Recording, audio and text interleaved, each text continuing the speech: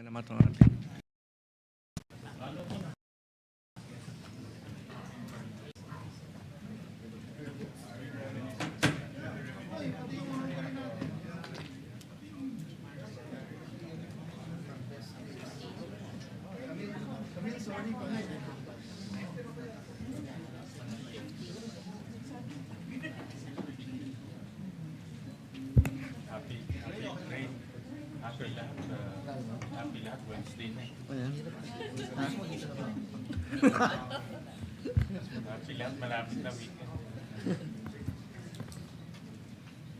The Sergeant at Arms is directed to make a proclamation.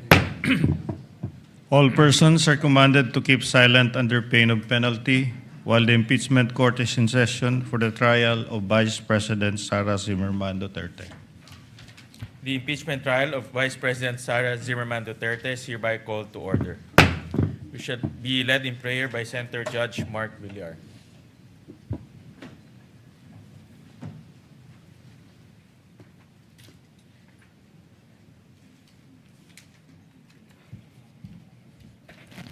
Let us put ourselves in the presence of God.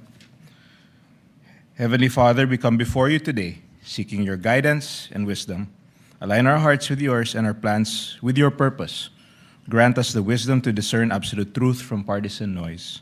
We ask for that generous wisdom, Lord, so we can make decisions that reflect your love and justice. Clear our minds so that we can make fair and righteous rulings in this impeachment trial.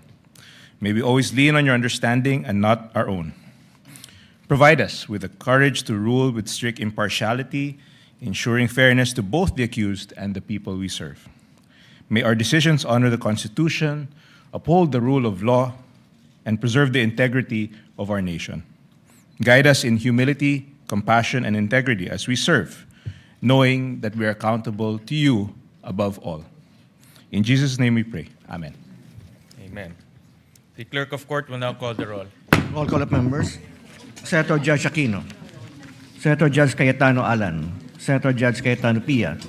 Senator Judge De La Rosa. Senator Judge Ejercito. Senator Judge Estrada. Senator Judge Go. Senator Judge Ontiveros. Senator Judge Lacson. Senator Judge Lapid. Senator Judge Legarda. Senator Judge Marcoleta. Senator Judge Marcos. Senator Judge Padilla. Senator Judge Pangilinan. Senator Judge Soto III. Senator Judge Tulfo Erwin. Senator Judge Tulfo Rafi, Senator Judge Villanueva, Senator Judge Villar Camille, Senator Judge Villar Mark, Senator Judge Zubiri, the presiding officer, Senator Judge Escudero, the Senate President, Senator Judge Gatchalian. With 17 center judges present, the chair declares the presence of a quorum. In accordance with the rules of procedure on impeachment trials, the chair now recognizes the duly elected presiding officer to preside over the proceedings of the impeachment court. Thank you, Mr. Senate President. If there are no objections, we shall dispense with the reading of the August 25, 2026 Journal of the Senate sitting as an impeachment court and shall consider the same as approved. The clerk of court will please call the case before the impeachment court. Kindly turn on the mic of the clerk of court. Case number 004-2026 in the matter of impeachment trial of Vice President Sara Zimmerman Duterte. Appearances of the for the parties. Same appearance for the prosecution, Your Honor. We are ready. Good morning, Honorable Chua. For the respondent. Same appearance for the respondent accused. Good morning, Your Honors. Good morning, Attorney Poa.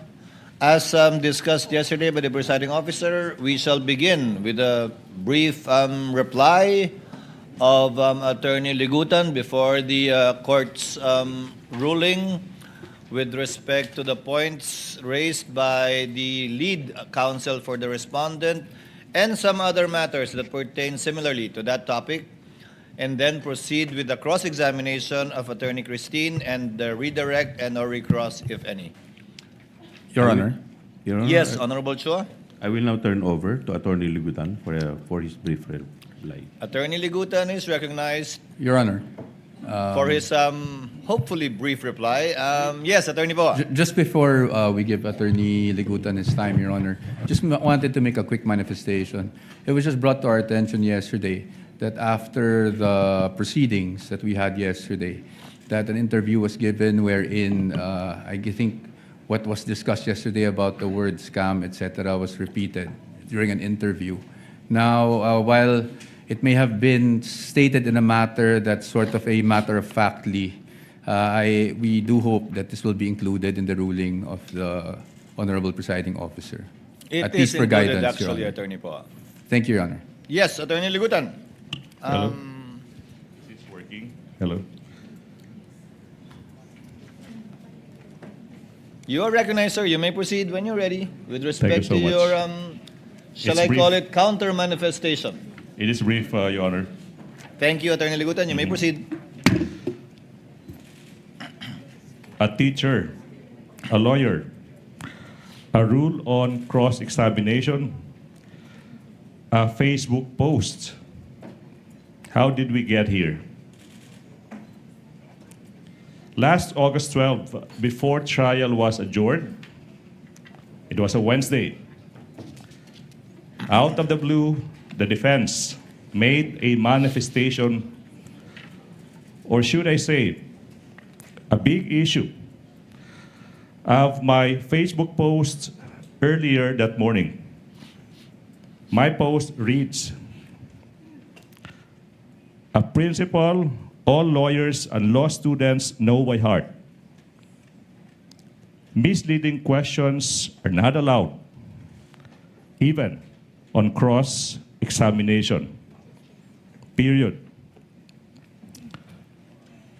The defense surmised it is a reaction to that viral exchange between the opposing counsel that morning. A lawyer for the defense said, in effect, that misleading questions are allowed. We all heard it. It immediately caused an uproar on social media, especially in the legal community, where it is a well-entrenched rule that misleading questions are not allowed, even on cross-examination. It is a truism as irrefutable as the sun rising in the east and setting in the west. It is a principle all lawyers and law students should know by heart. But why post it on Facebook? Your Honors, why not? Yes, I am a lawyer. But more than just a lawyer, first and foremost, I am a teacher. Isa po akong guro. Usa ko kang maestro, and I'm proud to be one. I have been a lawyer for almost 16 years, but I have been a teacher, an educator for almost 20. At alam ng ating mga magigiting na guro sa buong kapuluan na ang pagtuturo ay likas sa ating mga guro.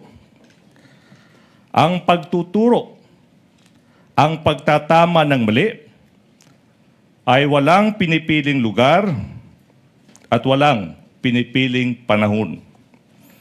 That's why I made that post. I was concerned that the statement made in open court that misleading questions are allowed will go unchecked.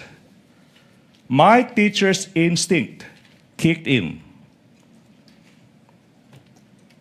I wanted the students I left in Cebu, especially in the University of San Jose Recoleto School of Law, where I have been teaching for the past 15 years, and recently in the University of Cebu School of Law, and in Diliman, my alma mater, the University of the Philippines College of Law, and all law students out there.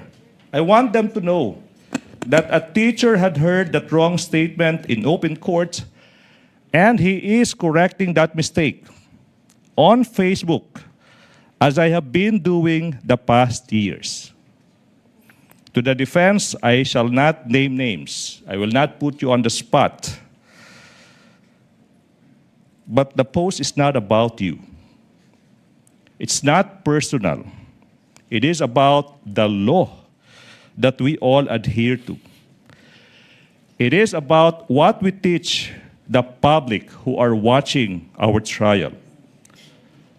Correcting a mistake is never wrong.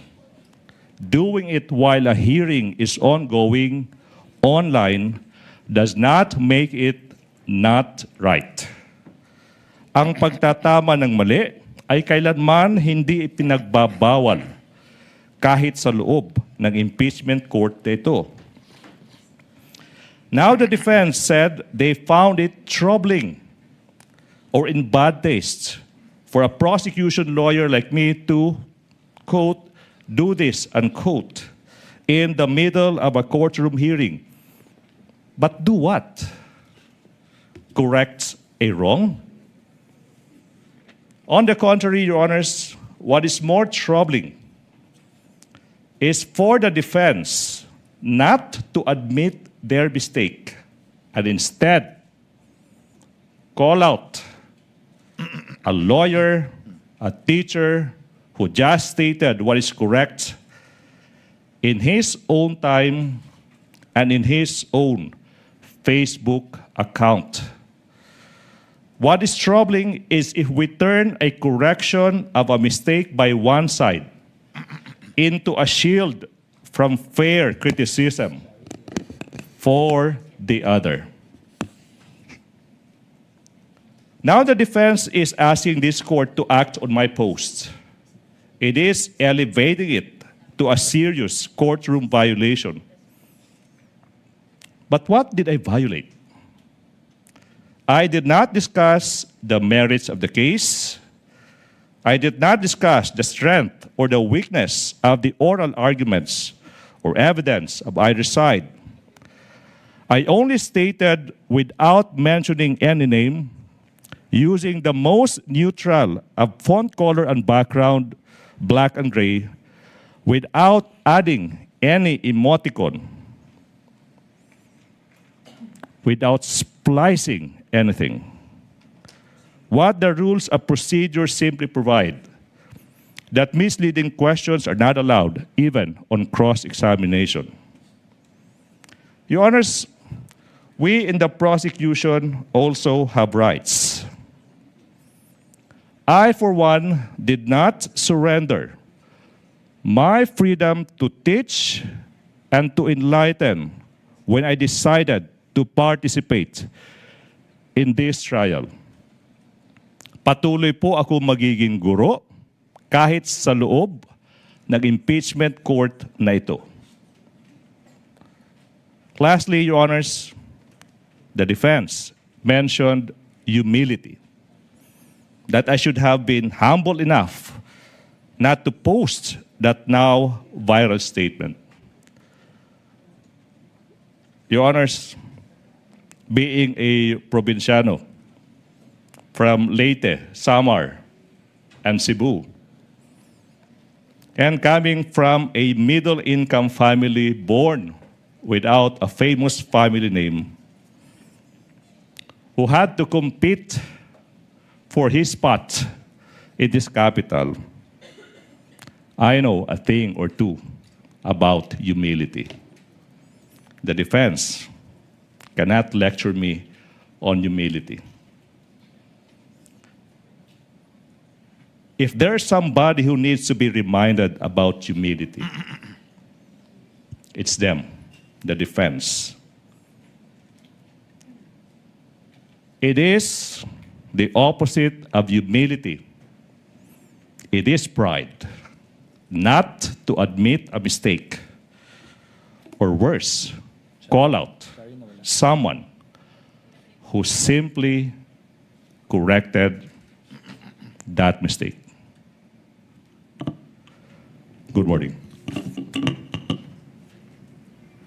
That does not fall under my definition of brief, counsel, but we will take it nevertheless. For the record, before the chair makes its ruling on these matters, the TSN says, Attorney Kapunan, leading, and then she corrected herself, misleading questions are not allowed on cross. Attorney Ferrer, she said they are allowed. Now, the TSN cannot possibly cover the overlapping voices, if at all. So most likely what happened, although we will check the video, would be Attorney Ferrer commenting on the earlier statement that was corrected later on by Attorney Gapunan and changed leading to misleading. Perhaps Attorney Ferrer was referring to leading questions and not misleading questions. But having said that, nevertheless, the court will include that as part of its ruling, with one caveat, Attorney Ligutan. While you do not remove your hat as a teacher wherever you go, the same is true with this representation. I had my fair share of teaching as well. Under the rules of the Senate, unfortunately, you have to unbundle it. You have to decouple it. Under the rules of the Senate, if you are counsel for the parties, you cannot comment on the merits outside of a fair and true report of what happened. In this case, based on the TSN, I am not sure of the accuracy, given that the statements made were pertain to both leading and misleading questions. Number two, it still does not take away, your being a teacher, does not take away your responsibility under the CIPRA to a fellow lawyer who you are jousting with or arguing with or competing against this impeachment court. The remarks of the good gentleman, the Attorney Ligutan, the counsel for the panel of prosecutors, is noted and it will be entered into records. Thank you, sir. Chair will now make its ruling with the permission of the body from the rostrum, because it's difficult to read while sitting down a long ruling. You may sit down, Attorney Chua, for a bit. This will take some time.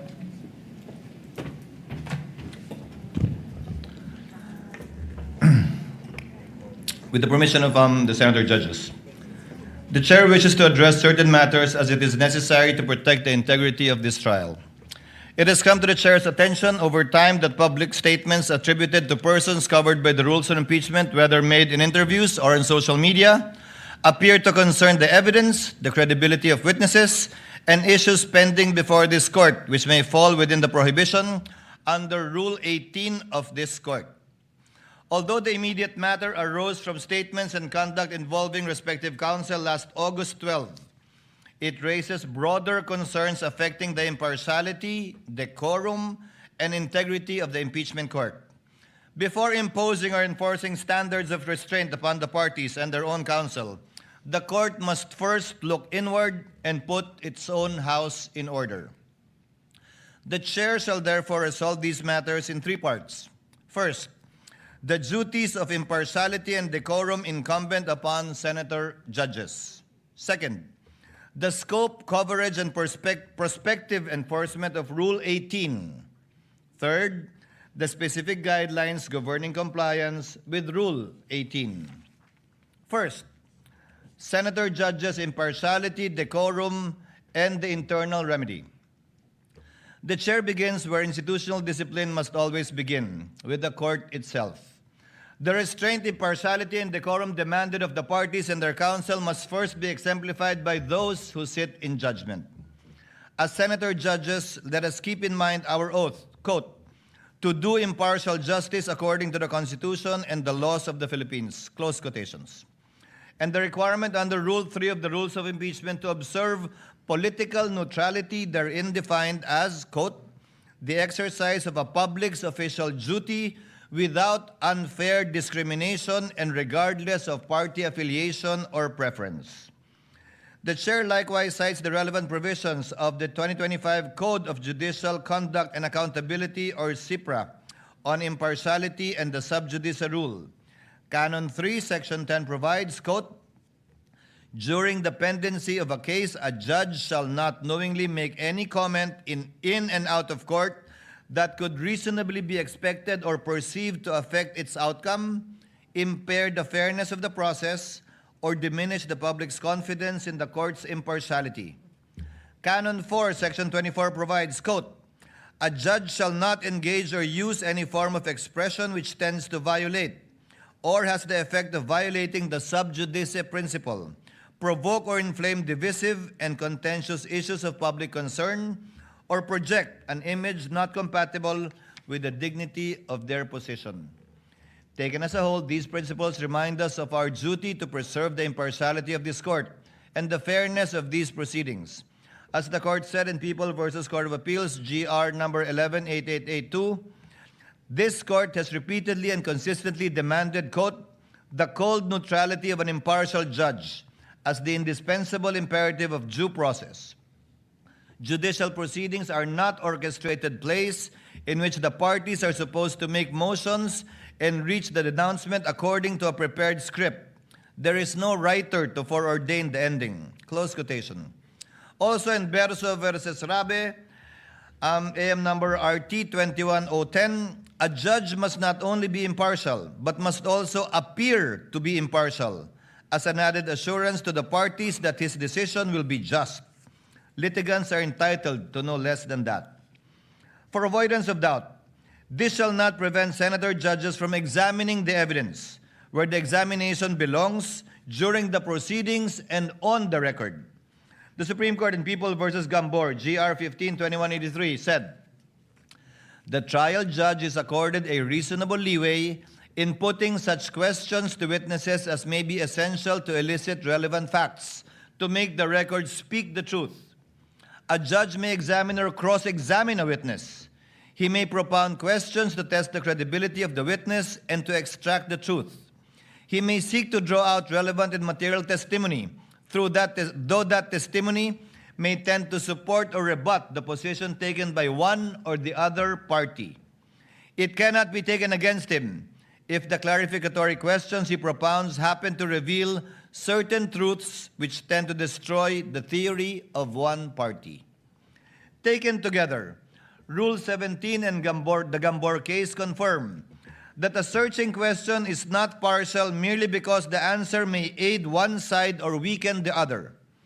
The prosecution and the respondent's counsel must be prepared to answer such questions. The inquiry must remain relevant, material, fair, and directed toward clarification of truth. It must not devolve into a speech, harassment, partisan advocacy, or an announcement of a conclusion already reached. The line is clear.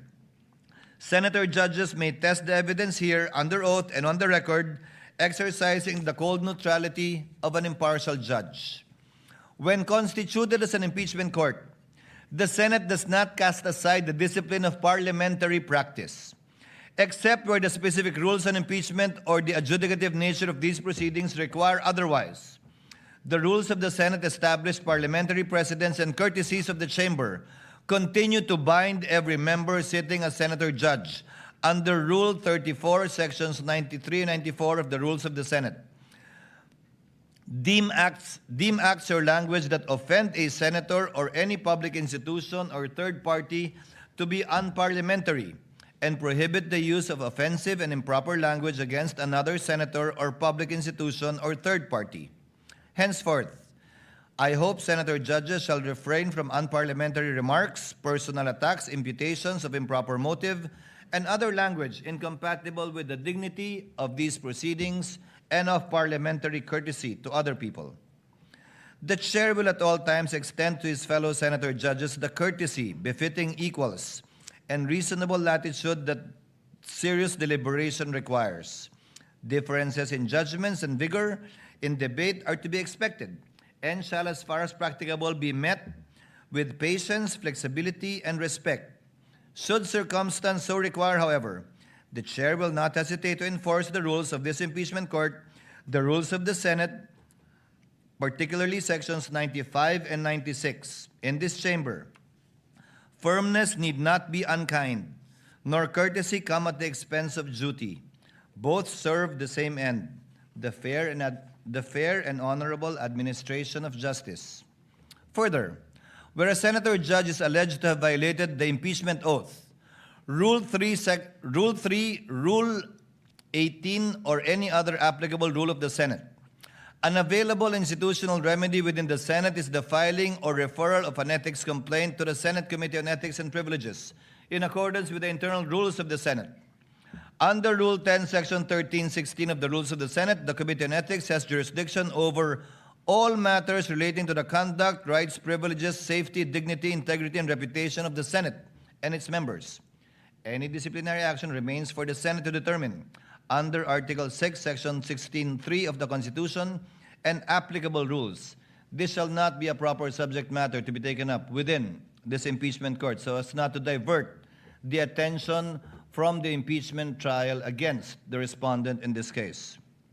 Accordingly, the chair reminds all senator judges, first, to observe the impartiality and political neutrality required by their oath and the rules. Second, to observe the parliamentary rules, precedents, and courtesies of the Senate and refrain from unparliamentary, offensive, or improper remarks. Third, to exercise their authority under Rule 17 to question witnesses, prosecutors, and counsels for the respondent and the prosecutor during the proceedings on the record instead of through commentaries in social media. Second ruling, Rule 18, scope, coverage, and prospective enforcement. Note on the statement, prospective enforcement. Having addressed the conduct expected of senator judges, the chair now turns to Rule 18 and the persons expressly covered by it. The chair makes this ruling not only in response to the manifestation and motion made by counsel for the respondent, Attorney Sheila Sison, on August 12, and after due consideration of Attorney Ligutan's explanation, but also on the basis of the chair's independent findings of seeming violations of Rule 18. These incidents come after the chair's earlier advice to both panels to designate the respective spokespersons so that the necessary and appropriate communications may be made within the limits prescribed by the rules. Since that advice has not been fully observed, the chair now finds it necessary to restate and strictly enforce those restrictions. Article 18 of the Rules on Impeachment provides, the presiding officer, the members of the Senate, shall refrain from making any comments and disclosures in public pertaining to the merits of a pending impeachment trial. The same shall likewise apply to the prosecutors, the person impeached, and their respective counsel and witnesses. This rule exists to balance the public's right to information on matters of public concern with the need to protect the integrity of the proceedings from public prejudgment. The rules of court apply only suppletorily to these proceedings. When the rules on impeachment expressly and specifically govern a matter, they control. Since Rule 18 directly governs public comments and disclosures pertaining to the merits of the pending impeachment trial, it is for this court, in the exercise of its authority and sound discretion, to determine whether a particular statement violates that rule. Henceforth, with respect to prior statements or conduct covered by Rule 18, the court shall extend grace, exercise liberality, and wipe the slate clean, tabula rasa, so to speak. From this point forward, however, Rule 18 shall be strictly enforced and be given full force and effect. Accordingly, the chair hereby strictly enjoins all persons covered by Rule 18. You know who you are, and based on the records, we know who you are. From making public statements or otherwise discussing, sharing, or endorsing comments pertaining to the merits of this pending impeachment trial, and from engaging in trial by publicity, as they directly threaten the independence of the court, degrade the dignity of the tribunal, and risk turning it into a circus, and weaponize the media to substitute public outrage or actual evidence. We are in receipt of the appearances of the parties. So, ang covered po ng Rule 18 would be all those who appeared, both from the panel of prosecutors and the counsel for the panel of prosecutors. Chair earlier reminded the parties, designate a specific spokesperson. Wala pong problema kung hindi naman siya kasama sa panel. Walang problema kung hindi siya kasama sa counsel for the panel of prosecutors.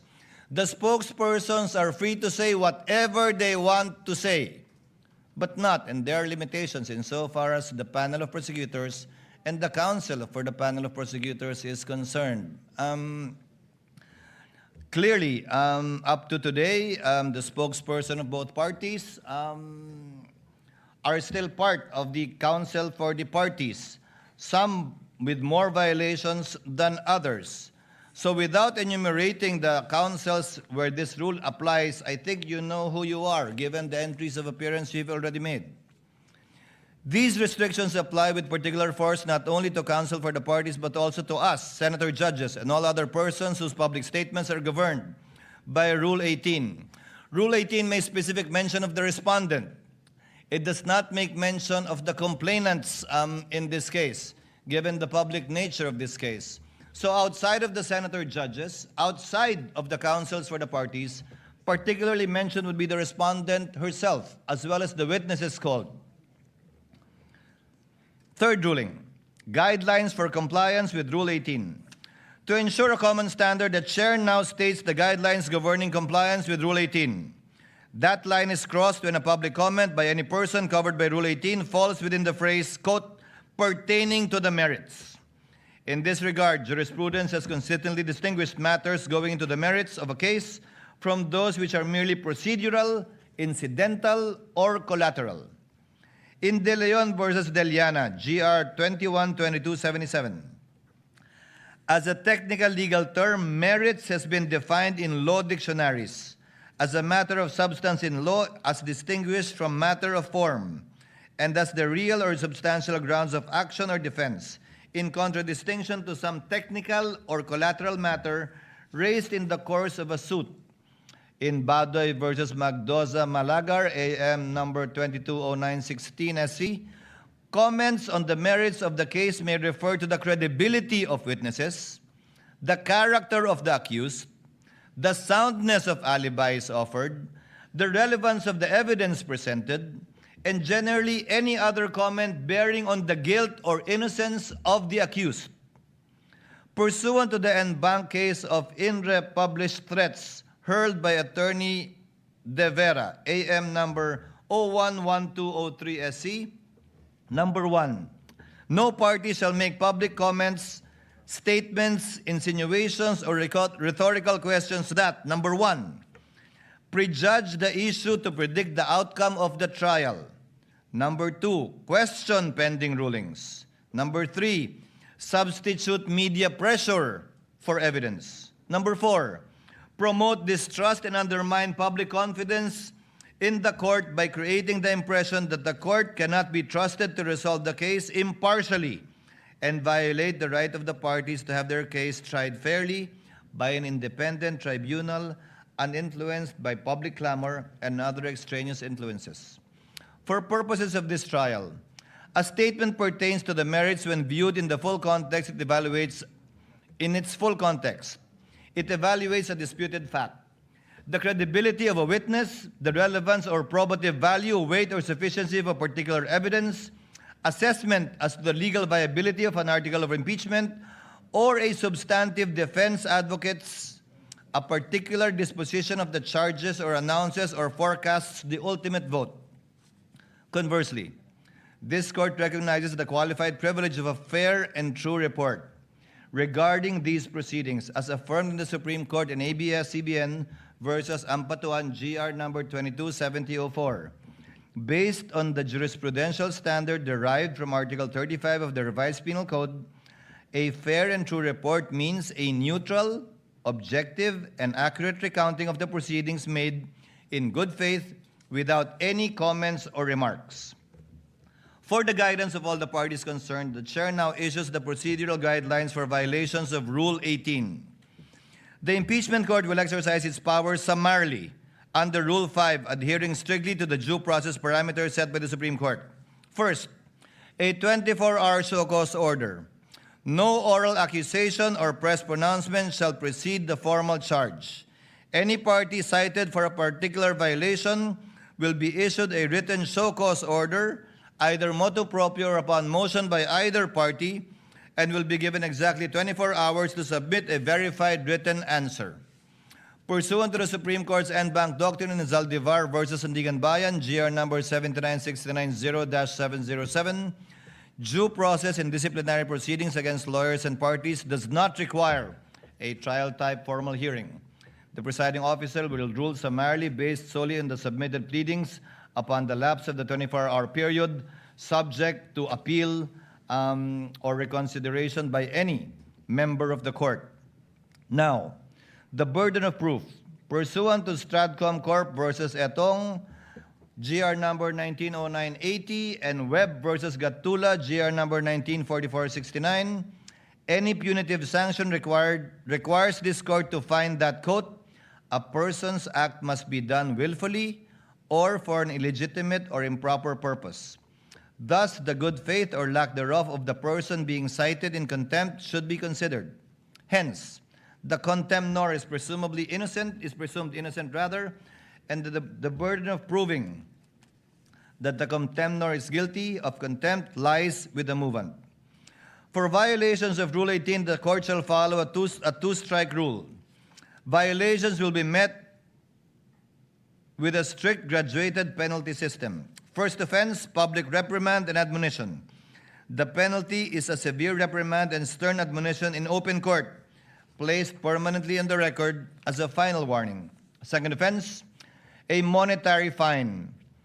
The penalty, pursuant to the prescribed ceiling under Rule 71, Section 7 of the court will impose a maximum statutory fine of 30,000 per violation, pesos that is.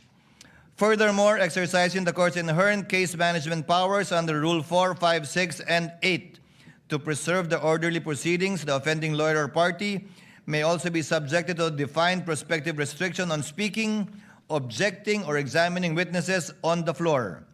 Each subsequent violation of Rule 18 shall be punished the same way as a second offense, third, fourth, so on, with a fine of 30,000 pesos. In all cases wherein a member of the bar is concerned, independently, pursuant to the case of Inre Almacen, the certified incident record will be transmitted and formal referral will be made to the office of the bar confidant, the Integrated Bar of the Philippines, and/or the Supreme Court for possible disciplinary sanction regarding the person's license to practice. The court also reminds respective counsels of the parties that CIPRA Canon 2, Section 19 prohibits lawyers to comment or publicize opinion pertaining to a pending proceeding in a manner that may cause prejudgment, sway public perception, influence the tribunal, or create a widespread perception of guilt or innocence. CIPRA likewise requires professional responsibility on the use of social media and prohibits the dissemination of false or unverified claims or disinformation. Rule 18 does not, by its terms, cover outside observers or spokespersons who are not counsels of record. Such persons, however, remain subject, when applicable, to the rules on indirect contempt, and if they are members of the bar, to the CIPRA. Counsel of record must litigate their respective causes before the court, not in the court of public opinion, through interviews, social media posts, or publicly generated, authorized, encouraged, or disseminated through surrogates. Counsel cannot have their cake and eat it too. They cannot invoke the authority of this court while simultaneously seeking to influence the proceedings through extrajudicial publicity. In fact, the chair has in its hands certain statements to cite as examples, without naming names, but you know who you are, who mentioned these quotes. Quote, hindi naman pinag-uusapan dito yung kontrata, pinag-uusapan dito yung banta. Yung banta, nakita nyo sa video, may nagbanta talaga at si Vice President yon, hindi ba? If this was stated by a spokesperson or any third-party observer, it would not have been a problem. But this was stated by a counsel of record. Actually, more specifically, one of the counsels for the private prosecutors. Quote, the country witnessed what I have been saying all along. The complaint is not supported by evidence. An impeachment proceeding should be grounded on credible evidence, not speculation, manufactured narratives, or unsupported allegations. The rule of law depends on facts, not fiction. Quote, meron ba talagang kinausap na mamamatay tao? Meron ba talagang mamamatay tao? Napakaliwanag na ho sa sagot dyan. Meron. Ano ho ang prueba natin? Yung tinatawag na admission against interest ng Vice President. Again, to reiterate, if this was stated by any other party or person, not a member of the panel of prosecutors, not counsel for prosecutors, not the counsel for respondents, it would have been perfectly okay. But since this was stated by one of those covered by Rule 18, it is covered by Rule 18. Quote, Since na-establish na namin yung hinahanap namin doon sa talagang testigo lamang, 3 testigo lamang, finorgo na namin yung ibang mga testigo, na-establish na namin ang gusto namin i-establish sa Article 4. Quote, itong mga bank records don't lie. Hindi na ho ito pwedeng maspin. Yan at sabihin gawa-gawa lang ng prosecution ng gobyerno. Itong mga usapin na ang explained wealth ng Vice President. Quote, it is clear that the Vice President had a direct hand on this. She signed off to it. No, not just the use, but the way it was liquidated. Quote, yun pong binabanggit ni Attorney Capona na scam. Yun pa rin ho yun. Pagtingin ho namin na inilantad ngayong araw po na ito, yung pagiging scam, iskandalo nitong confidential fund misuse. Quote, malinaw din na sinasabi niya na hindi kailangan sabihin pa na ginamit ito para sa personal na paggamit ng Vice President, itong confidential funds na ito. Dahil sabi nga niya, nakalagay na yan doon sa joint circular. Quote, siguro naman, it's plain for everybody to see yung conclusion, no? Yung conclusion na tama ba yung pinagamitan ng confidential fund? Hanggang kailan ba yung pagpipikit mata natin sa isang bagay na napakaklaro naman? Quote, to be fair, let's wait for their defense if they have any or their evidence. But so far as we are concerned, our position, you violated the public trust. Fraudulent liquidation, so you have violated the law. You already betrayed the people's trust. Quote, sa totoo lang po, yung testimonya ni Ms. Acosta na nagsasabing si Pangalawang Pangulo Duterte mismo ang nagbigay ng utos na ibigay ang 125 kay Colonel Lachica. Sapat na ho yun doon sa pagpapakita ng maling paggamit ng confidential fund. Quote, to us, it's a scam that was masterminded by the Vice President. Again, these are statements that may be said by any third party, but certainly not by any of the counsel for the parties. I would like to give credit where credit is due as well. There are some counsel for the parties who have been very circumspect with their statements. And you also know who you are. After hearing these examples, no person covered by Rule 18 may reasonably claim uncertainty as to where the line is drawn. The statements read into the record are illustrative, not exhaustive. They are cited not to punish past conduct, but to give clear and fair warning of the standard that shall govern henceforth. As the Chair stated in my opening statement, the discretion entrusted to this court will be exercised with a steady hand, liberal where justice permits, but exacting where fairness, due process, and the integrity of these proceedings demand. Consistent with that commitment, the court will strictly enforce the restraint required of counsel outside the courtroom, while ensuring that within the courtroom, counsel are afforded reasonable latitude to present their arguments, challenge rulings through proper channels, and advocate their respective causes fully and fairly. This discretion does not require counsel to remain silent within the impeachment court. The Supreme Court ruled in ABS-CBN Corporation versus Ampatuan, as earlier cited, that the court recognizes that lawyers may criticize the courts and their decisions, subject to the responsibilities they bear as officers of the court. Such criticism, however, must be legitimate, made in good faith, and directed toward the proper administration of justice. Rule 18 closes the avenue of litigating the merits through interviews, social media, and the court of public opinion. It does not close the courtroom to legitimate advocacy. If counsel believes that the ruling is erroneous, that the proceeding has become unfair, or that conduct affecting the trial requires correction, the proper course is to bring the matter before the court where it may be heard, answered, and resolved on the record.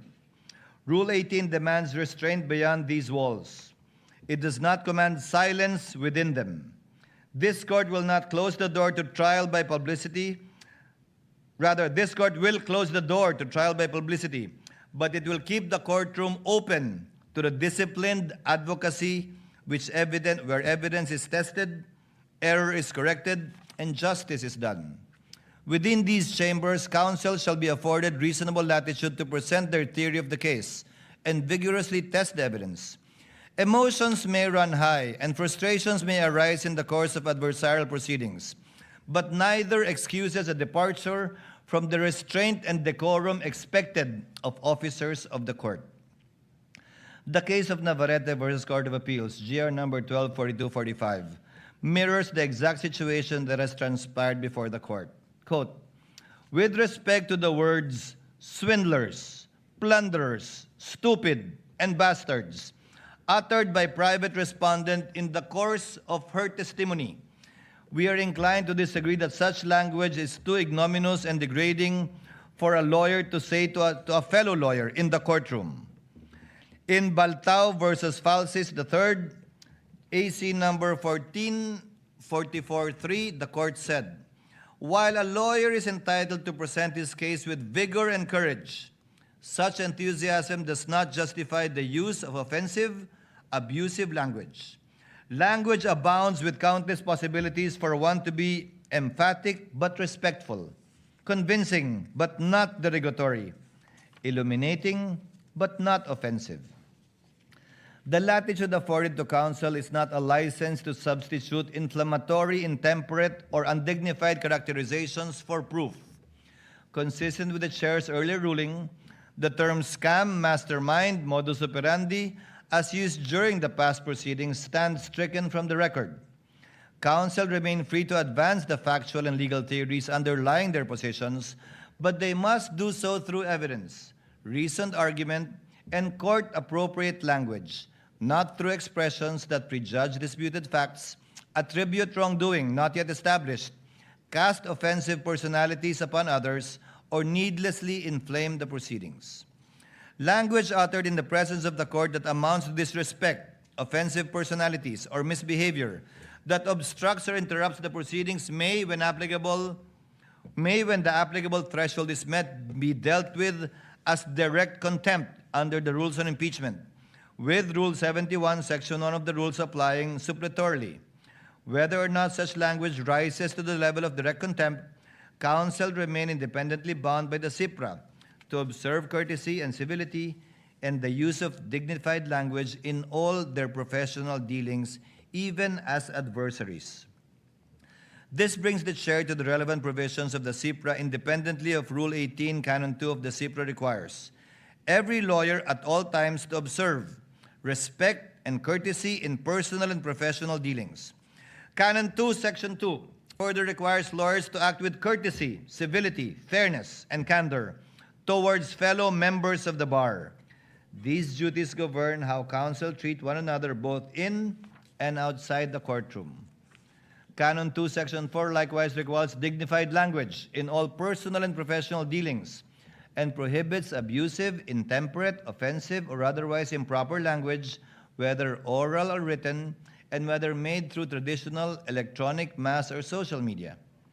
For the avoidance of doubt, Rule 18 applies only to the persons expressly covered therein: the presiding officer, the senator judges, the prosecutors, the person impeached, and their respective counsel and witnesses. With respect to counsel, Rule 18 applies specifically to those who have formally entered their appearance before the impeachment court. Separately, when a spokesperson is a member of the bar but has not entered his or her appearance, the relevant provisions on indirect contempt under Rule 71, Revised Rules of Court, and when warranted, the CIPRA shall nonetheless apply to said person.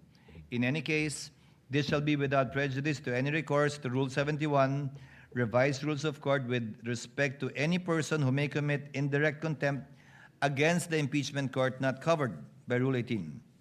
Accordingly, the chair hereby declares, number 1, directing all persons covered by Rule 18 to refrain from making, sharing, endorsing, or otherwise amplifying any public statement concerning the merits of the pending trial.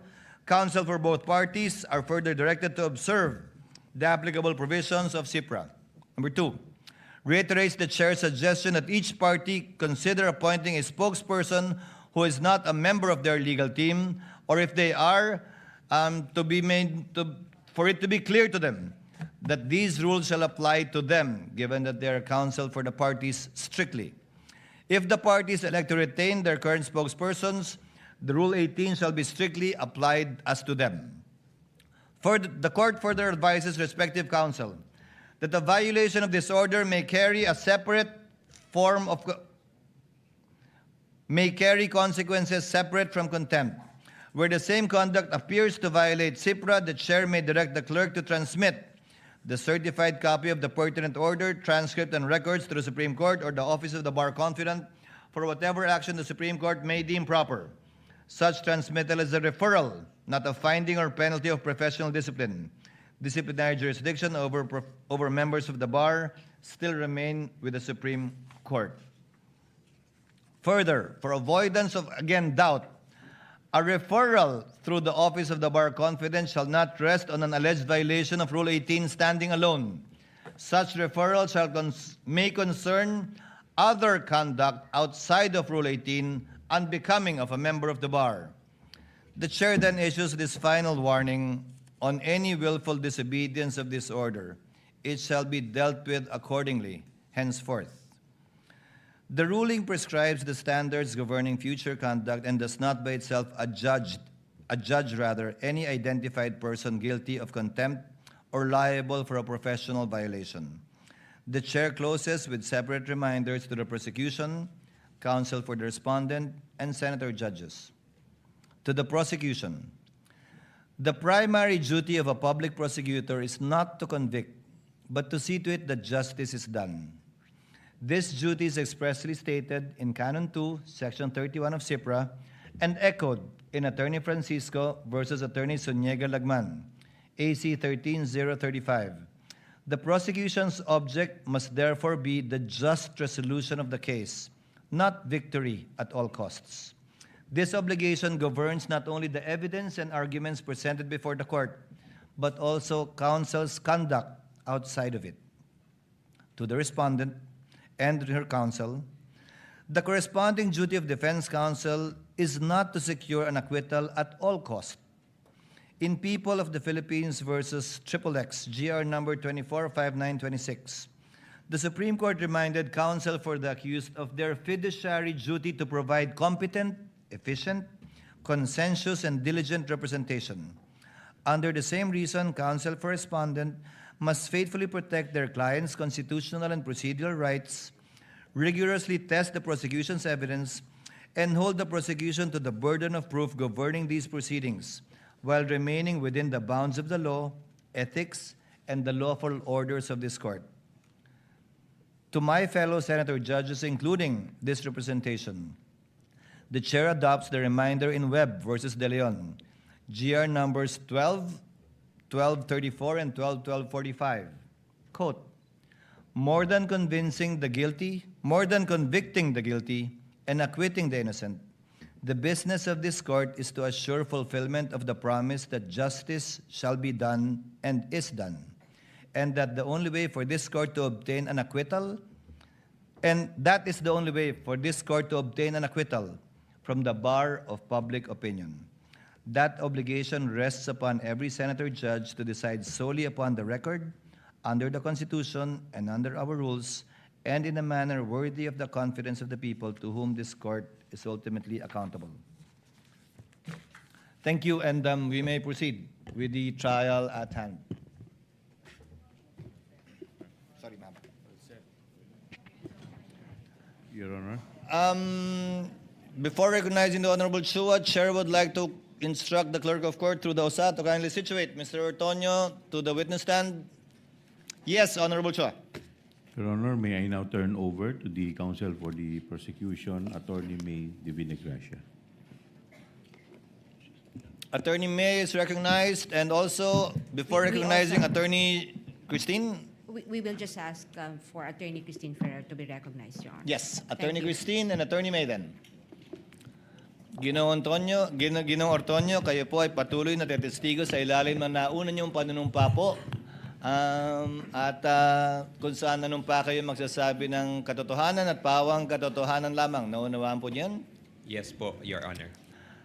We may proceed now with cross. Attorney Christine, you ready? Your Honor, if I may be recognized.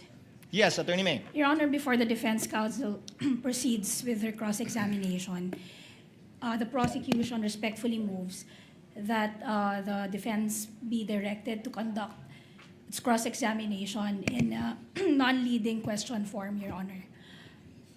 Yesterday, Your Honor, this honorable court declared Mr. Ortonio a hostile witness pursuant to Rule 132, Section 13 of the Rules of Court. And in so ruling, effectively, this honorable court also declared that the interest of this witness is aligned with the respondent. Now, Your Honor, the permission to conduct the permission to propound leading questions on cross-examination under Rule 132, Section 10A of the Rules of Court rests solely on the presumption that the interest of the witness to be cross-examined is hostile or is adverse to the cross-examiner, making it difficult for the cross-examiner to put into the mouth of the witness words that he expects to be elicited. Now, that presumption, Your Honor, has already been overcome by the declaration of this honorable court. So what we expect, Your Honor, is merely cross-examination in form but not in substance. Because in substance, Your Honor, the cross-examination would effectively be like the respondent herself cross-examining, the respondent cross-examining or direct examining, conducting a direct examination of her very own Assistant Chief of Staff. Last Monday, Your Honor, we witnessed how the defense, under the guise of cross-examination, supplying testimonies to the witness, Ms. Gina Acosta, and merely expecting her to supply yes to each and every question, Your Honor. And that is the very evil sought to be prevented by the rule against leading questions on direct examination. Your Honor, I understand before I'm lectured on the contents of the rules of court, I'm very much aware of what the rules of court provide. But I'm also very much aware, Your Honor, that under the rules of this honorable court, the rules of court is merely suppletory in application. And in fact, the presiding officer is granted leeway to rule on every matter of evidence. Comment, Attorney Christine.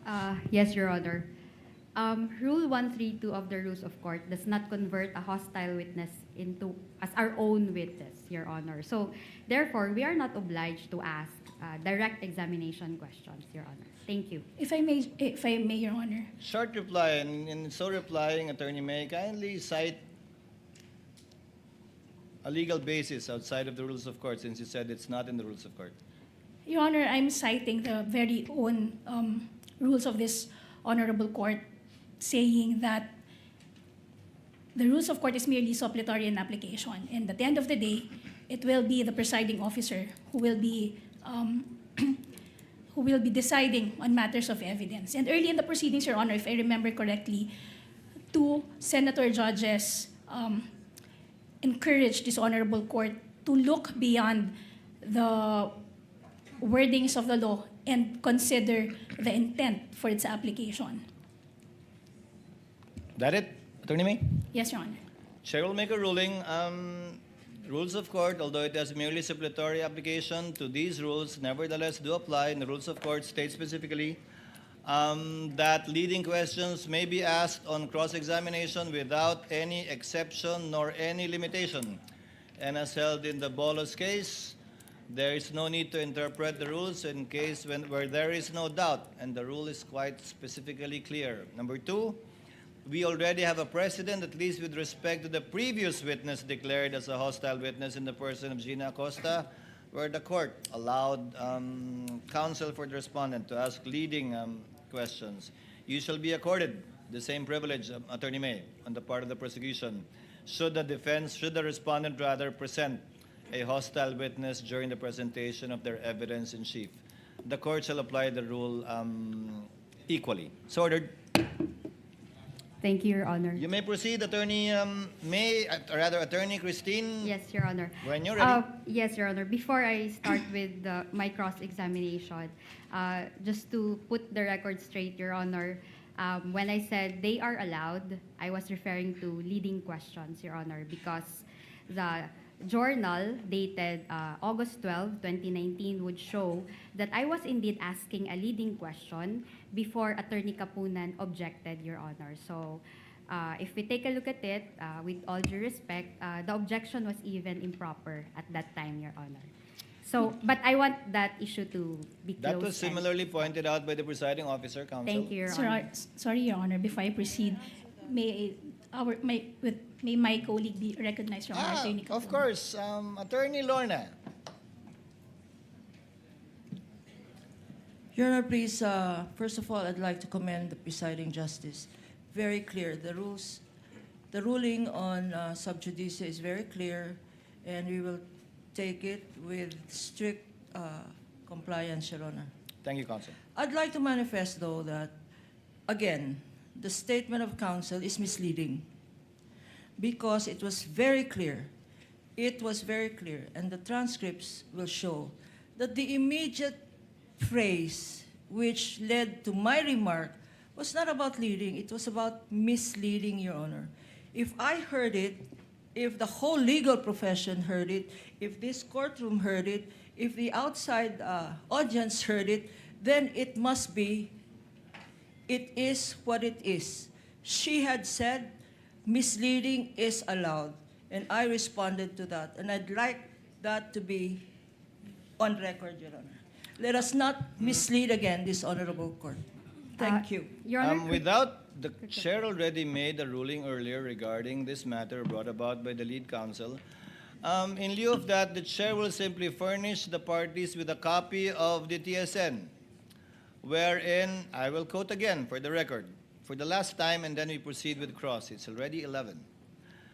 Attorney Kapunan, leading, misleading questions are not allowed on cross. Attorney Ferrer, they are allowed. This is what the transcript says, and it has no reference to Attorney Ferrer stating specifically that misleading questions are allowed. And perhaps the confusion arose with respect to the TSN, again, not being able to capture the perhaps overlapping statements made by both counsels, and we should leave it at that already, counsels, and move on. thank you, Your Honor. So, when you're ready, no more manifestations, Attorney Christine? None, Your Honor. We will Proceed to cross. Yes, proceed to cross. Attorney May, you shall be the counsel for the prosecution. Yes, Your Honor. Okay, you may proceed, ma'am, when you're ready. Good morning, Mr. Ortonio. Good morning, Ma'am Maing Buntag.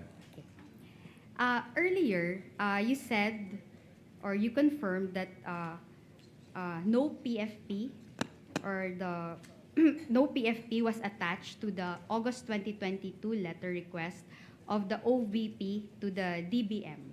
Do you remember that? Yes, ma'am. That's correct, ma'am. Okay. And the reason for this was because at that time, it is not being required by the joint circular to attach the PFP to that letter. Based on my understanding, ma'am, attaching the PFP is not required to the letter request, ma'am. Thank you. Nonetheless, when the DBM asked for documents in response to that request, you complied and submitted documents, correct? Yes, that's correct, ma'am. And you submitted those documents through your letter dated September 9, 2022. Yes, through our transmittal letter to the DBM. Thank you. And the DBM, in fact, accepted your subsequent transmittal. Yes, that's correct, ma'am. And the DBM did not say that those documents which you transmitted on September 9, 2022 were not compliant with the joint circular or with the law. We did not receive any comment, ma'am, regarding the submitted PFP. And the DBM, in fact, did not reject your submission. No, ma'am, we did not receive any comment from the DBM. And you will confirm also that the DBM even recommended the approval of your request to the Office of the President after your submission of those documents, correct? Yes, ma'am, that's correct, ma'am. And your request for additional budget was actually approved by the Office of the President. That's correct, ma'am. And in the process of approving your request for additional budget, no issue whatsoever was raised by either the DBM or the Office of the President regarding the documents that you submitted? We did not receive any comment regarding the submissions that we've made. Thank you. You were also asked yesterday regarding the good governance program that was mentioned in the PFP for the fourth quarter of 2022. Do you recall that? Yes, ma'am. And as someone who supervises the Administrative and Financial Management Office of the OVP, you confirmed that the confidential funds for the fourth quarter of 2022 was requested to ensure the safe implementation of the OVP's good governance program. That's correct, ma'am. And the confidential funds were not used to fund the good governance program in itself, but the implementation thereof. Yes, that's correct, ma'am. Now we go to the 2023 PFP, which I assume you also recall. The 2023 PFP indicated that the phrase socio-economic program delivery instead of good governance program. Do you recall that? Yes, ma'am.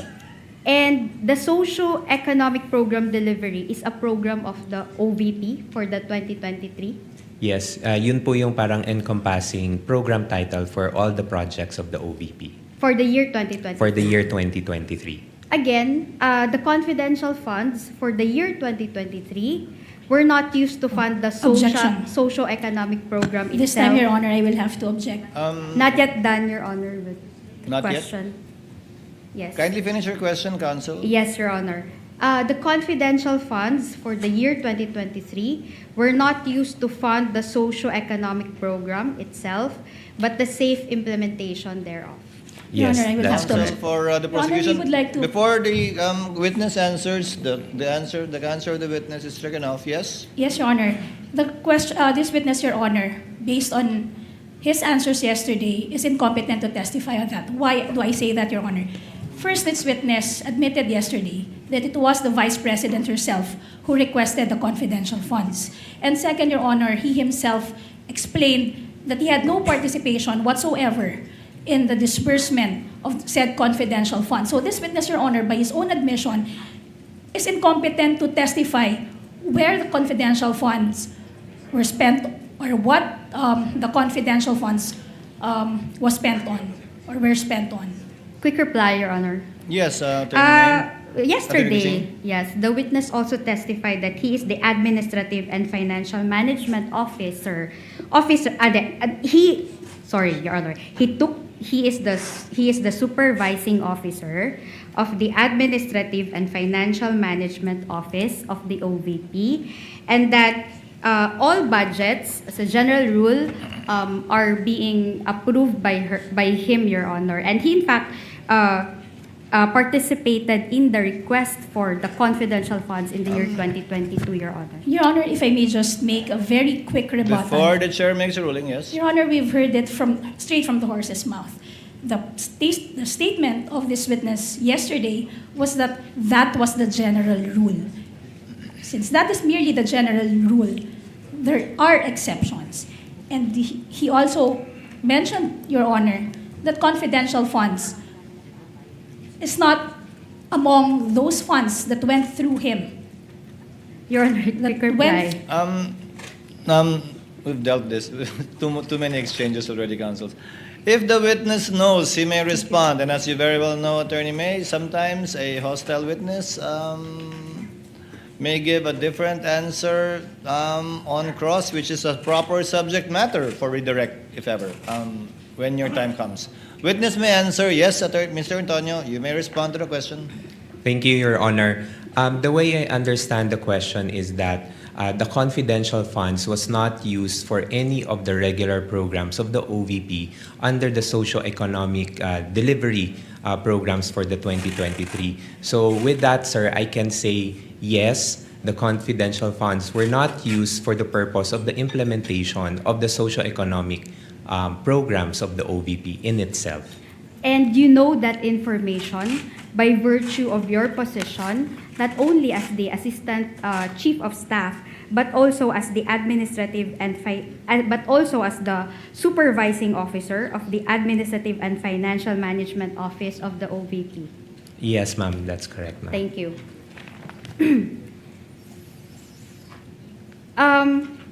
The socio-economic program can be found in the 2023 General Appropriations Act. Yes, You ma'am. confirm that? Yes, ma'am, that's correct, ma'am. Okay, and it's a line item, in fact, under the 2023 GAA. Yes, correct, ma'am. As the Assistant Chief of Staff of the OVP, were you made aware of the reason why the Good Governance Program was changed to Socio-Economic Program Delivery in the 2023 PFP, if you know?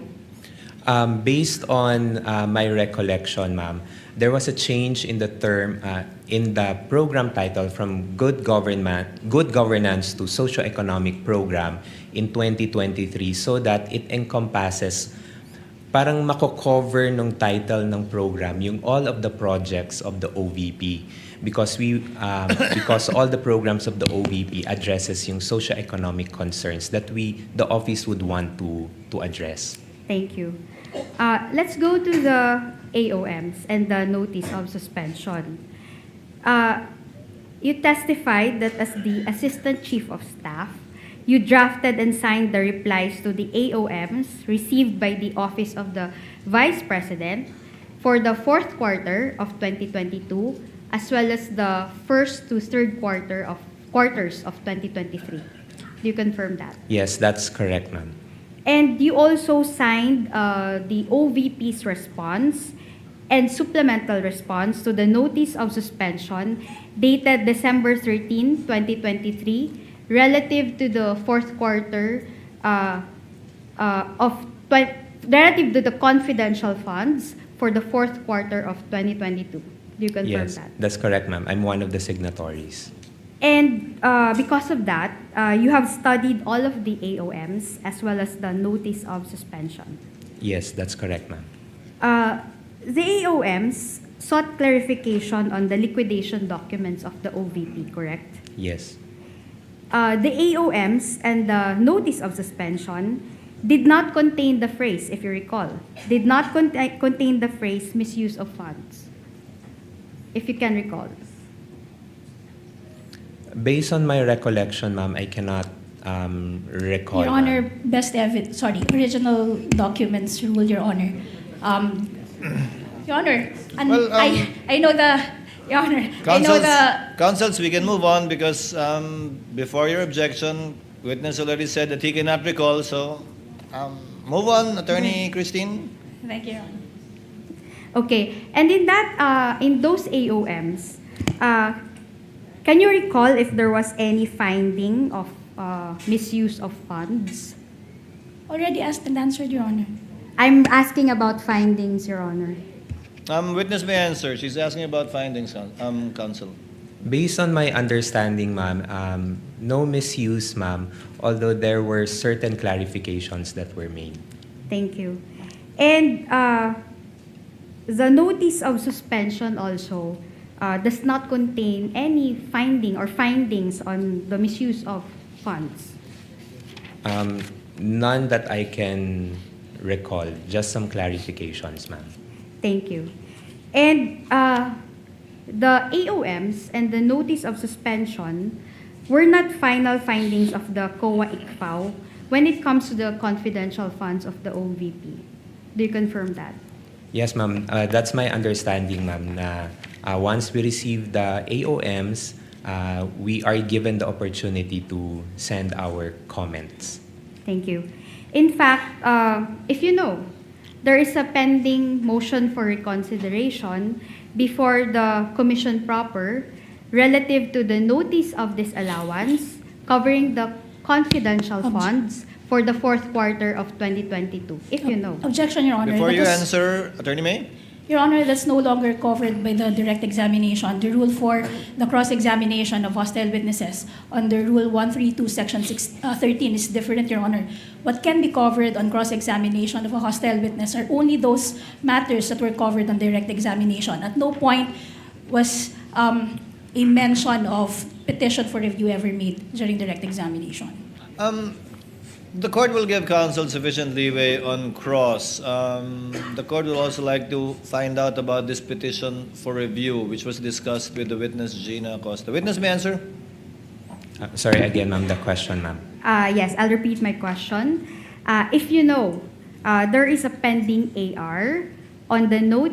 There is a pending motion for reconsideration of the notice of disallowance covering the confidential funds for the fourth quarter of 2022. Yes, Misleading, ma'am. Your Honor. Your Honor, move to strike, Your Honor, because I wasn't given enough opportunity, Your Honor. Would Enough the time. witness kindly wait just for a few seconds before answering?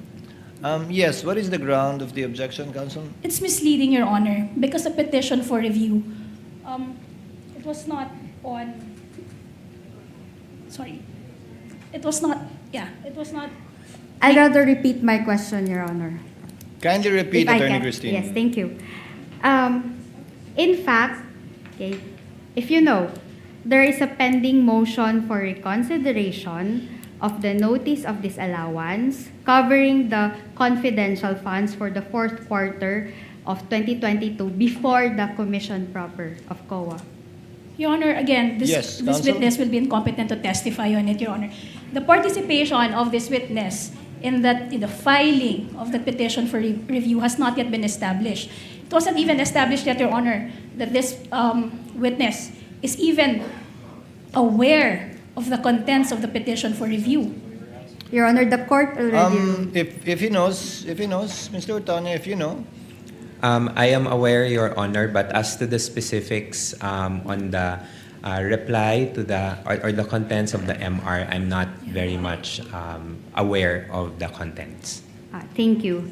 As to the first to third quarters of 2023, a notice of disallowance was issued by the COA dated March 31, 2026, if you know. Yes, that's correct, ma'am. In fact, you are the person who received the notice on April 8, 2026 on behalf of the Vice President. Again, Your Honor, with all due respect, that's already going beyond what was discussed on direct examination, which is prescribed under Section 13, Rule 132, Your Honor. At no point did we discuss the notice of disallowance for the last three AOMs. The discussion during direct examination were limited to the notice of suspension, up to only the notice of suspension.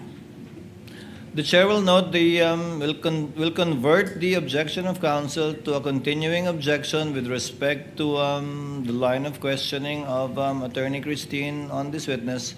But the court will allow it, but notes the continuing objection of counsel with respect to these notices of disallowance that were issued.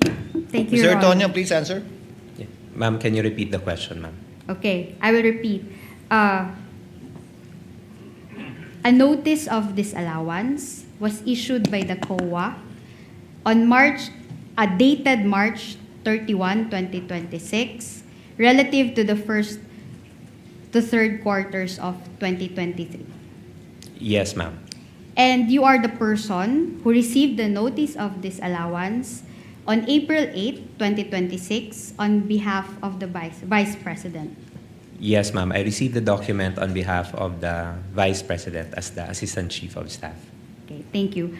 Under the COA rules, if you know, since you are the one who also responded to the AOMs, under the COA rules of procedure, the OVP has 6 months from its receipt of the ND or the notice of disallowance to file a petition for review with the Commission proper of the COA. Objection, Your Honor. This witness will be incompetent. Unlike the joint circular, Your Honor, which he specifically mentioned in his replies, Your Honor. There was no mention whatsoever of the COA rules in any of his replies. If he knows, Your Honor. Your Honor. Attorney Christine, move on to, we get your point. You can move on to your Okay, next Your point. Honor. I will continue. Now, your involvement when it comes to the OVP confidential funds were, kindly confirm each item. Number one, processing the request for the confidential funds for the fourth quarter of 2022. Misleading, Your Honor. There was no statement to that effect during the direct examination. Attorney Your Honor, Christine? she asked for the functions, Your Honor. She even presented the documents, Your Honor, pertaining to the But at no point, confidential funds of 2022, Your Honor, If I may, Your which Honor. the witness also processed. Thank Yes, you. Attorney May? if I know, there was no, again, that's misleading, Your Honor, because I never asked about the participation of this witness in that request. In fact, he himself explained, Your Honor, during direct examination, that the request was purely the Vice President's. He had no participation whatsoever in the request. He is only aware that a request was made because of that letter that he was confronted with. That's why throughout the direct examination, his answers would be limited to what is contained in the documents. Well, if he knows counsel, and again, this would be a ripe subject matter for your redirect if he all of a sudden regains, if all of a sudden he remembers, it is a proper subject matter of redirect. Witness may answer. Ma'am, Your Honor, yes, I will repeat my question. Your involvement when it comes to the OVP confidential funds were, number one, processing the request for the confidential funds for the fourth quarter of 2022 as evidenced by your letter dated September 9, 2022 to the DBM. ma'am, just a quick clarification, ma'am. When you say processing, ma'am, in terms of Handling the request. yes, ma'am. Through my office, ma'am, we transmitted the request to the DBM. Okay. Signing of vouchers. That's correct, ma'am. Signing of vouchers. Signing of checks. Yes. Signing of responses to the AOMs and the notice of disallowance. Yes, ma'am. And acting as liaison when it comes to the submission of the liquidation documents to the ICFAO. Yes, ma'am. Okay, thank you. You were not involved in the drafting of the quarterly liquidation reports of the confidential funds, correct? No, ma'am. That work belongs to Ms. Gina Acosta, right? As of my understanding, ma'am, yes, ma'am. You were not involved in the disbursement of confidential funds, is that right? No, ma'am. And also the recording of confidential expenses. No, ma'am. The recording of confidential expenses is being done by Ms. Gina Acosta. As of my understanding, ma'am, yes, she is. And you were not also involved in the confidential operations of the OVP. No, ma'am. And you have not met any of the confidential informants of the OVP. No, ma'am. Neither did Ms. Gina Acosta meet any of them, if you know. That I would have no not personal knowledge, ma'am. Okay, thank you. As far as you know, the confidential informants only liaise with Colonel La Chica, if you know. That is of my understanding, ma'am. And the reason being is that the information as to the identity of the informants is classified and sensitive under the joint circular, specifically item 3.28. Objection, Your Honor. This witness has already repeatedly testified that he had no participation in the disbursement of the confidential funds, Your Honor. And yet, defense counsel, with all due respect to her, keeps on propounding questions related to the disbursement. And this answer, counsel, will always be in the negative because he has been consistent in regard to not having any participation with the disbursement. I think that has been established, Attorney Christine, that he has no participation in the disbursement. Actually, Your Honor, my question was not about the disbursement, Your Honor. If I can repeat it, Your Kindly Honor. repeat the question, Yes, thank Attorney you. You answered earlier that as far as you know, the confidential informants only liaise with Colonel La Chica. That was your answer earlier. And the reason being okay, if you know, is that the information as to the identity of the informants is classified It's and the same sensitive banana, Your Honor. under the JC. Can I just finish my question, Your Honor? Finish the question, Counsel. Yes. And I will repeat, Your Honor. The reason being is that the information as to the identity of the informants is sensitive under the joint circular. Your Honor, I raised the same objection, Your Honor. This witness already testified that he has no participation in the disbursement and implementation of the confidential funds. Now, defense counsel is asking the reason why the informants did not directly. Your Honor, please. Chair will make a ruling. Chair will sustain the objection, but not on that ground, but on the ground it is misleading because the witness did not say that it is of a sensitive nature, but that, if I remember correctly, it was confidential. That was the statement made by Attorney Latchika to him. Na Yes, hindi niya sasabihin because it was confidential. Yes, in Your nature. Honor. We will no longer push the question. Thank you. Move on to your next point, Attorney Christine. I'm already done, Your Honor. Thank you. Are you ready for your redirect, Counsel? Your Honor, may I just have 10 minutes, Your Honor, to organize my redirect, Your Honor, given the number of questions that were propounded on cross-examination. With the permission of the senator judges, so as to save on time, while we're giving Attorney May some time, you will have the similar amount of time, Attorney Christine, if you so desire for your recross. I will, in the meantime, allow senator judges to interject in the interregnum to save on the court's time.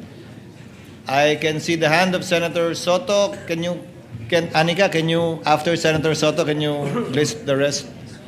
Chair recognizes Senator Judge Soto for his interjection. You may proceed, sir. You have 2 minutes. Thank you, Mr. Presiding Officer. It's actually just one question to Mr. Ortonio. And this is out of my curiosity. Earlier, you confirmed that all admin and finance matters dumadaan sa'yo. That's correct po, Your Correct. Honor. Also, you said that you were the head of HR in Davao, the LGU.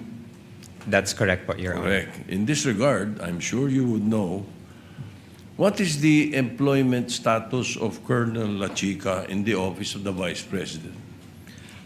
Colonel Lachica po is the group commander of the VP-SPG, and he is not an employee of the OVP, but he has an order coming from the AFP designating him as the group commander for the Vice Presidential Security and Protection Group. Therefore, designation. There You're is an saying he is not employed. He does not have any employment status in the office of the Vice President. Yes po, Your Honor. Well, that's all I wanted to know, Mr. President. Thank you. Point well taken, Senator Judge Soto. Next to interject is Senator Erwin Tulfo. You may proceed, sir. You have 2 minutes. Thank you, Mr. Presiding Officer. Ginoong Testigo, nabasa niyo po ba na mabuti at naintindihan ang nilalaman ng Joint Memorandum Circular, sir? Good morning, sir. Yes, Your Honor, I was able to read it, and based on my understanding, I was able to understand the contents of the JMC. Nung kayo po ay pinadalahan na ng Notice of Disallowance ng COA, nabasa niyo rin po ba kung bakit kayo po pinadalhan ng Notice of Disallowance? Kailangan niyo pong sagutin yung kanilang AOM. Yes po, for the 2022 and 2023. 2022. So naintindihan po ninyo na sinasabi doon ng COA na while confidential funds allow for the payment of rewards to civilian information, yung COA po has ruled that this cannot be structured as broad distribution of medicines, food, grocery packs, or household goods. And that kung ito po ay reward, dapat po specific targeted financial payouts lamang po at hindi po pwedeng ibili ng mga gamot o ng mga upuan bilang reward. Naintindihan niyo po ba yun? Sir, based on my understanding, sir, that is the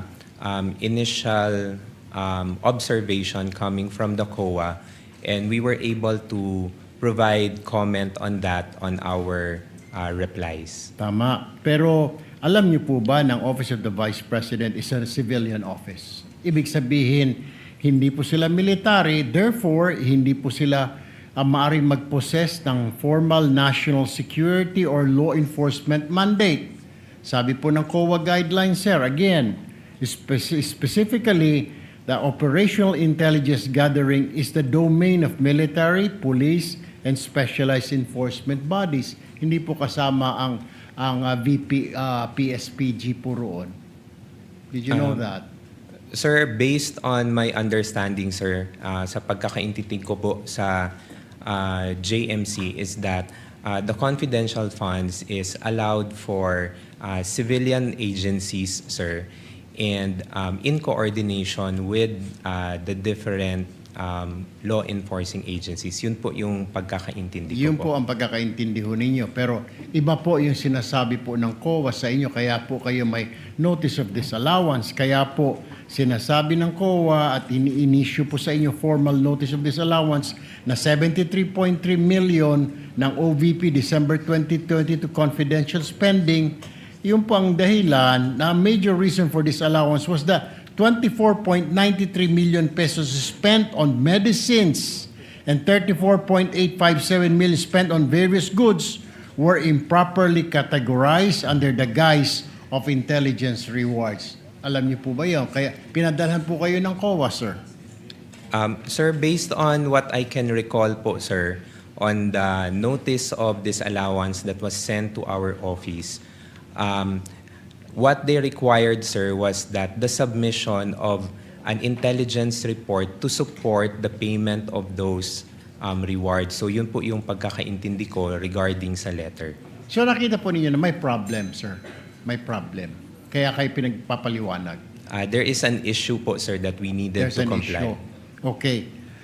Panghuli na lamang, Mr. Presiding Officer, one last question. So, sino po You may mga proceed. nag-imbento at saan galing yung mga alias po na yun? Is that only Colonel La Chica o sa grupo ninyo, sila Chippy McDonald, sila Pusa, Aso, etc. May sila Pagong. Who invented those? Sir, I do not know, sir. Number one, sir, I cannot answer, sir, if invented, sir. But as to the AR, sir, I cannot provide information, sir, because I do not have any participation in the implementation of the confidential activities. Thank you, Mr. Witness. Presiding Officer, thank you, sir. Thank you very much, Senator Judge Erwin Tulfo. Senator Judge Pangilinan is recognized. You have 2 minutes, sir. You may proceed when you're ready. Maraming salamat. Magandang umaga, Ginoong Ortonio. Good morning, sir. Yes. Pwede nyo bang ipaliwanag yung naging proseso, no? Dahil base sa testimonya ni Acosta, ni Ginang Acosta at sa inyo, yung testimonya nyo, from December 2022 to September 2023, a total of 122 million pesos in cash was distributed to perhaps hundreds of informants after doing surveillance work, was given rewards, and they purchased medicines. Tama po? Based on the information that was shared to me by the security officer, That's sir. correct. Yun yung nangyari. Based on the information, sir. Bakit gamot? Would you know? Sir, I would not know, sir, but although based on the information that was shared to me by the security officer, those were parang yun po yung representation or yun daw po yung inilapit ng mga informants or agents that they needed at the time. Bilang reward. Yes, as a Pero form pera of- ang binigay, sabi ninyo, no? Yes, sir. Pero Based- hindi nyo alam kung talagang gamot ang binili. I would Dahil- have no idea, sir, on the implementation, sir. Dahil walang resibo. Acknowledgement receipt meron. Acknowledgement receipt, sir.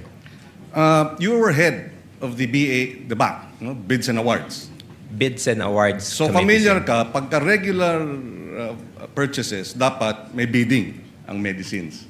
Correct, sir. Di ba? Yes, sir. So, kung yun ang pinaliwanag sa'yo, sa loob ng 9 na buwan, hindi mo ba tinanong o hindi mo ba sinita na dapat pagka-medicines, dapat bidding. Kasi ako ang head ng Bids and Awards. Alam ko yan eh. Sir, I was only made aware of the concern regarding the medicines and food supplies, sir, when the when we received the AOM, which was around October of 2023, sir. So that was parang almost 9 months after the 2022 na implementation for the confidential funds. Okay. So, hindi mo alam kung bakit gamot, no? Sinabi lang sa'yo, no? Pero bilang in charge ng financial services, yun na nga, hindi mo rin talaga alam kung yung 122 million ay gamot ang binili. For that purpose, sir, I would have no personal knowledge, sir. At sa usapin naman ng supplies, sabi, purchase of supplies. Anong supplies yun? Would you know? I do not know of, I'm not familiar, sir, kung ano po yung mga supplies na ni-request. So hindi mo rin po, sir. alam na yung 112 million pesos worth of goods. Anong goods yun? Again, sir, I would have no personal knowledge, sir, on the specifics of the supplies, sir. You know, you have 2 master's degrees. You're a graduate of Ateneo. Would you consider this usual? As far as sa pagkaka... I mean, now that you know, di ba sabi nga nila, hindsight, 2020. Vision is always 2020 in hindsight. So ganitong para sa surveillance, binigyan ng gamot na 122 million, yung mga informant, sila na lang daw ang bibili ng gamot. Is this usual? In terms of using government funds? And you being a BAC head? Based on my understanding po, sir, at saka sa pagkakaintindi ko po, sir, it went through the the process that is allowable by law. So it's usual for you? It's usual? That's just my question. Do you find this usual? And you say yes or no. So you find this process na medicines ang binibigay bilang reward sa mga informant, pero hindi medicines, pera, sila bibili ng medicines, 122 million in a period of 9 months, for you that's usual? Kung sa pagkakaintindi ko po, sir, and based po sa understanding ko po sa JMC, sir, I would say so, sir. Okay. No further questions at this time, Sir. Thank you. With the permission of the next in line is Senator Judge Tulfo, but with your permission, Honorable Tulfo, thereafter, Senator Villanueva, the Senate President, Senator Ontiveros, Senator Lacson. The 10 minutes of Attorney May is up. Attorney May, can you now proceed with your redirect? Again, without prejudice, to Attorney Christine asking for a similar time for her recross, should she require it? Good morning. Attorney May, you may proceed when you're ready. Good morning, Mr. Antonio. Good morning, ma'am. Okay. Kanina, on cross-examination, sinabi mo na sa pagkakaalam mo, hindi required na i-attach ang PFP sa request for confidential funds. Tama ba? Yes po. Okay. Now, may we confront you with Section 3.24 of the Joint Circular 2015-01. Can you kindly read it for may the approach record? and show the witness the JC 2015-01, the relevant provision thereof.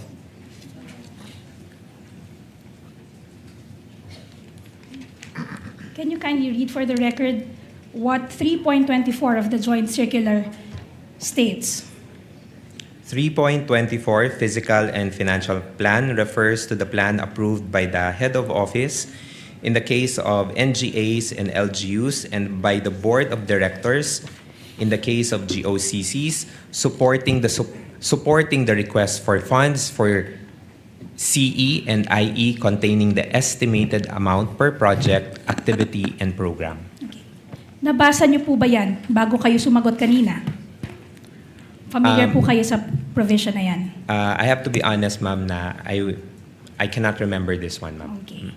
Ngayon, hindi rin ikaw ang nagpadala or nag-prepare ng October 22, 2022 letter. Tama ba? Sorry, ma'am. Hindi rin ikaw ang nagpadala Ng, August 22, 2022 letter. Tama ba? it is through our Yes. usual na routing process, ma'am. And also, sabi mo kahapon, it was the decision of the Vice President to request the confidential funds. Tama ba? Yes, as the head of agency, ma'am, I would understand that she has the authority to request for the said funds, ma'am. And siya rin yung nag-sign off dun sa August 22, 2022 letter. Tama ba? Yes, ma'am. Siya yung pumirma. Tama ba? Yes, ma'am. Okay. So hindi mo alam kung paano ininterpret ng Vice Presidente yung provision na iyong binasa. Tama ba? You cannot say with certainty how the Vice President interpreted that provision. Before you answer, Mr. Otonyo, yes, Attorney Christine? Witness is incompetent to read the state of mind of the Vice President. That's Your Honor. precisely the point, Your Honor. That's precisely what I'm asking the witness to confirm, that he cannot say with certainty the frame of mind of the Vice President if she was also thinking that the PFP is not required for the request. Applying the rules equally, if he knows, witness may answer. Thank you, Your Honor.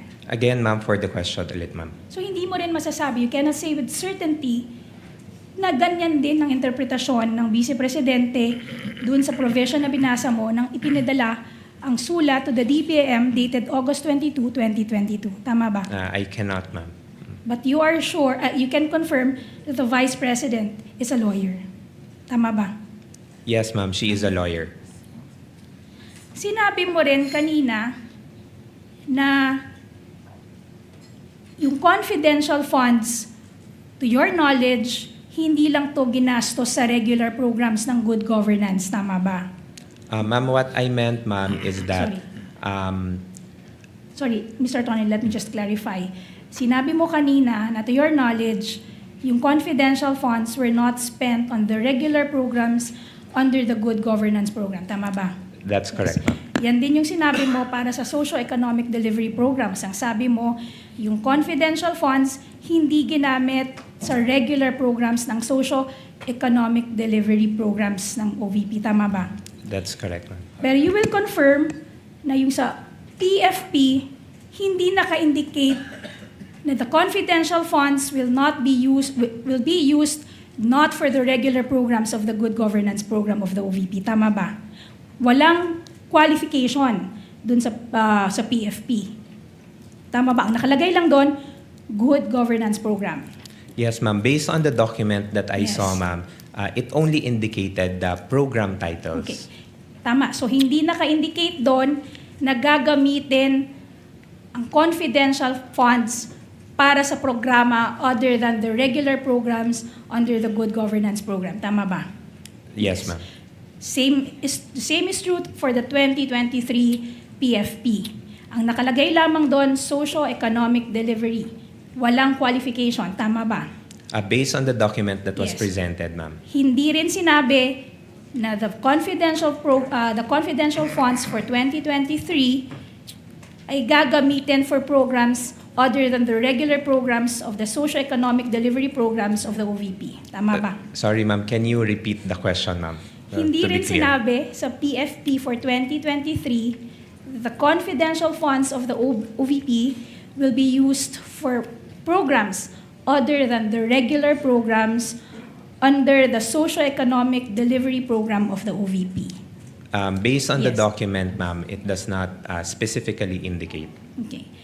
And you would confirm that the seeming confusion would have been avoided had the Office of the Vice President only indicated the specific programs under both the good governance programs and the socio-economic delivery programs in the PFP. Tama Objection. ba? Objection.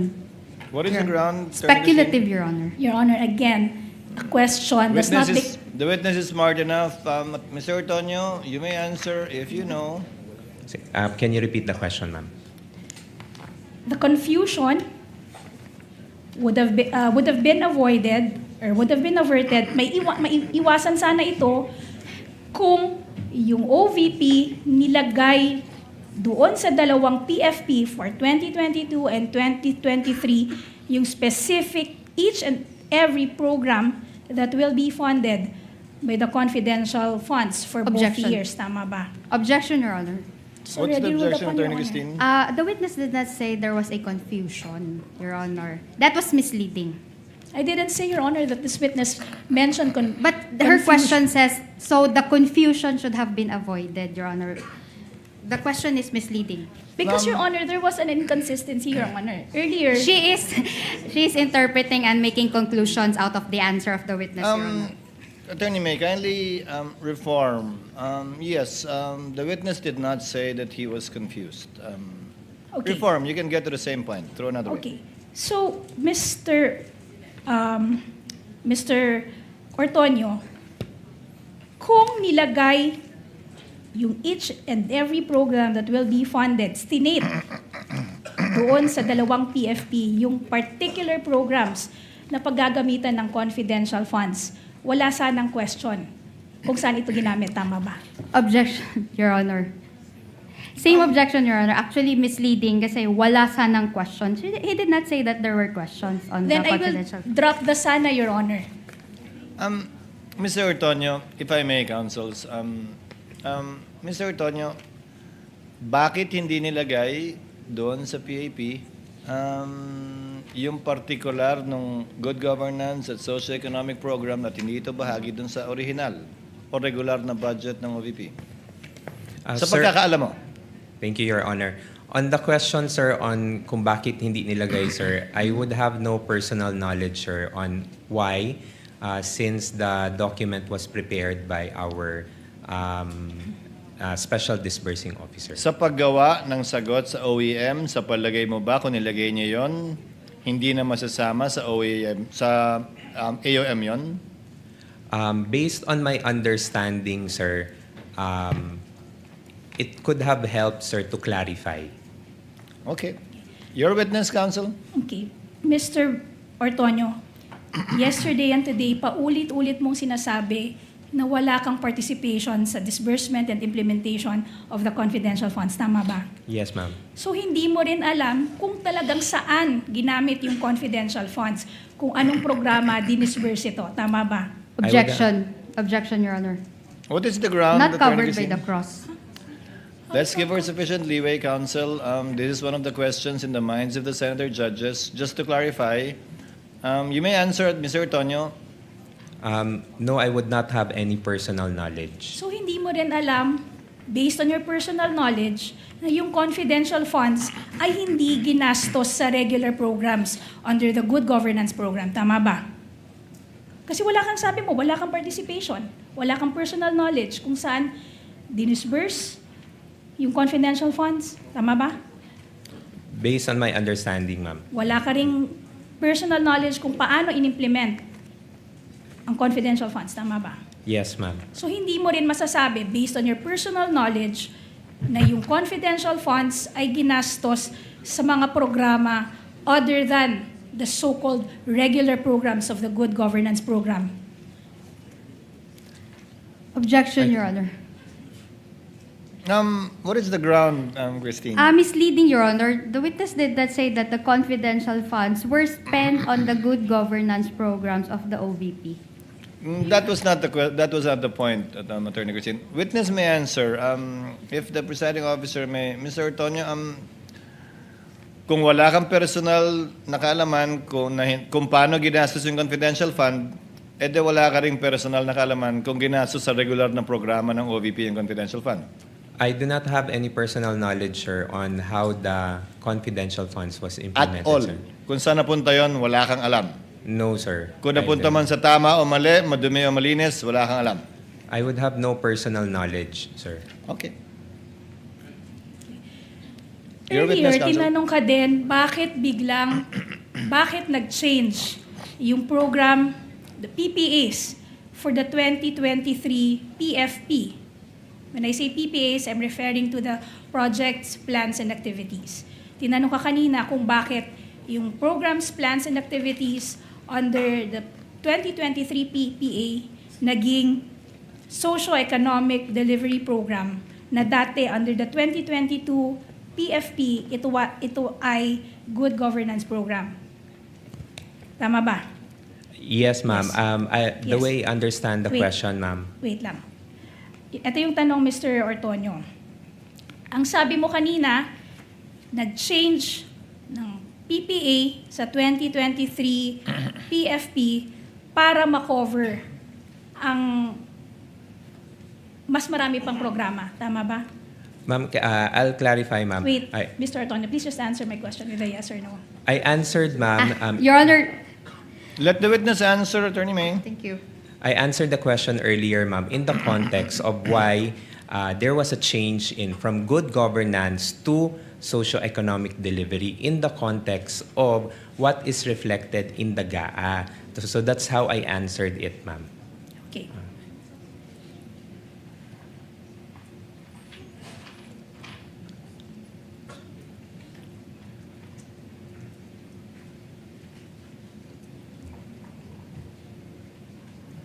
Pero you will confirm na wala ka ring participation dun sa pag-identify, sa pag-prepare ng PFP. Meron ka bang participation? For the PFP, ma'am, no. Okay. Kanina tinanong ka rin tungkol sa petition for review na final ng OVP sa COA. Tama ba? Yes, ma'am. And you will confirm that this petition for review was denied by the COA. Tama ba? And yes, ma'am, and Yes. subject for motion for reconsideration. Ibig sabihin, nang dininay ito ng COA, yung COA, it stood pat with its earlier decision, with its earlier findings. Tama ba? Your Honor, If he knows, counsel. Yes, ma'am, but then again, Yes. subject for the filing of motion for reconsideration. Yes. Sinabi mo din kanina na wala kang participation sa drafting ng liquidation. Wala kang participation sa drafting ng request. Wala kang participation sa drafting ng liquidation documents. Wala kang participation sa disbursement. Wala kang participation sa recording kasi ang may gawa nito ay si Ginang Acosta, di ba? Yes, ma'am, Naalala mo that's yun? correct. You will confirm na ikaw, ang Chief of Staff at ang Vice President, ang 3 top officers ng OVP, tama ba? As Assistant Chief of Staff, ma'am. Yes. So, kayong tatlo, kayo yung top 3 officers ng OVP. Assistant Chief of Staff, and the Vice President herself. Tama ba? Yes, ma'am. Okay. Sinabi mo na wala kang alam tungkol din sa mga bagay na yon. At sinasabi rin ng Chief of Staff na wala rin siyang alam tungkol sa mga bagay na ito. So, tama bang sabihin na among Your the Honor, three of please. you, si Vice President lang ang nakakaalam? Let her finish the question. Witness will not answer the question until the objection is ruled upon by the chair. Finish your question, Attorney May. Done, Your Honor. Attorney Christine, what's your objection? misleading, Your Honor, and vague. First of all, the Chief of Staff has not yet testified with regard to the confidential funds.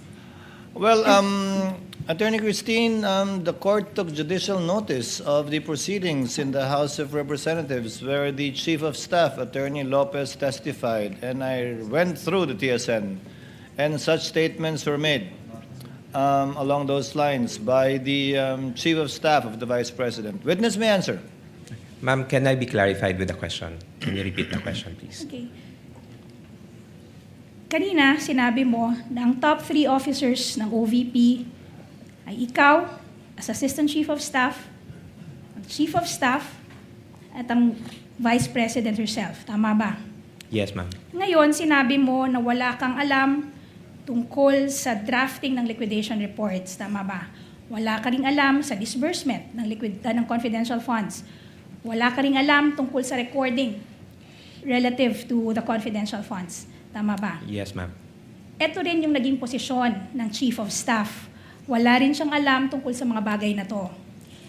Ngayon, tama bang sabihin na dahil kayong tatlo, ang top 3 na officers or officials ng Vice ng Office of the Vice President, si Vice President lamang ang may alam tungkol dito sa mga bagay na to.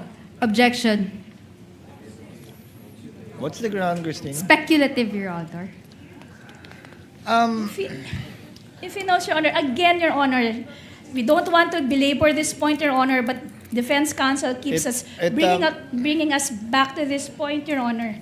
The question does not become speculative simply because it's couched in a what-if question, Your Honor. And besides, Your Honor, this honorable court has already ruled and has already directed the witness to Your Honor, to answer, Your Honor. The counsel would want the witness to speculate on the state of mind of the Vice President. No, Your Honor. Let me answer it in 2 points, Your Honor. Please, counsel, briefly. Yes. It's not speculative, Your Honor, because there was already an admission that they are the top 3 officials of the OVP. Now, the answer would be based on that admission, so it's not speculative. The question would only be speculative. It's completely conjectural, Your Honor. And second, Your Honor, the only reason I repeated the answer because the witness himself requested me to repeat, but prior to me repeating the question, the Honorable Presiding Officer has already made a ruling. Your Honor, we will be squandering away time if every time I would repeat a question, the Defense Counsel would all of a sudden invoke another ground for objection. We're about to break for lunch, so let's end it on a good note. Yes, but finally, Attorney Christine. I will revise my objection, Your Honor. Incompetent. Allow me, counsels. Base sa testimonya mo, Ginoong Tonyo, wala kang alam sa paggastos, pag-liquidate, pag-disburse ng confidential fund. Tama? Yes, that's correct, Your Honor. Sabi ni Gina Acosta, wala rin siyang alam. Tama? Alam mo ba yan? Na wala rin siyang alam sa paggastos ng confidential fund at kung paano ito niliquidate. Would you know that? Based on what I have read Na testimonya niya? Yes, sir. Base sa pagkakaalam mo, alam ba ng Vice President kung paano ito ginastos? The way I understand it, sir, as the head of agency, I would understand that she knows the implementation, sir. Yes. So si Colonel Lachica, alam din siyempre. Yes, sir. As the security officer, I would So assume sa loob ng opisina ng OVP, si VP Sara, head of agency, lang ang nakakaalam. Ikaw bilang Assistant Chief of Staff, yung Chief of Staff mismo, walang alam. At si Colonel Lachica, na ayon sa katanungan ni Senator Judge Soto kanina lang, na hindi naman bahagi ng opisina ng OVP. Yes, Your Honor. Okay. That would be all for redirect, Your Honor. Do you have a short recross, Attorney Christine, or a long one? Do we pause for lunch, or do you want to finish your cross before lunch? We don't have to call lunch at 12 o'clock. We can do it at 12 past 12. After lunch, Your Honor. You prefer after lunch? Thank you. Yes, Your Honor. Then, since it's only 11:57, we have time for one more, Senator Judge. If you want to avail of it. Yes, I see Senator Judge Tulfo, the next one to interject, raising his hand. The sequence would be Senator Judge Rafi Tulfo, Senator Judge Villanueva, the Senate President, Senator Judge Ontiveros, Senator Judge Lacson, Senator Judge Padilla, and I just saw Senator Judge Bam. So we have time for one or two more Senator Judges before breaking for lunch.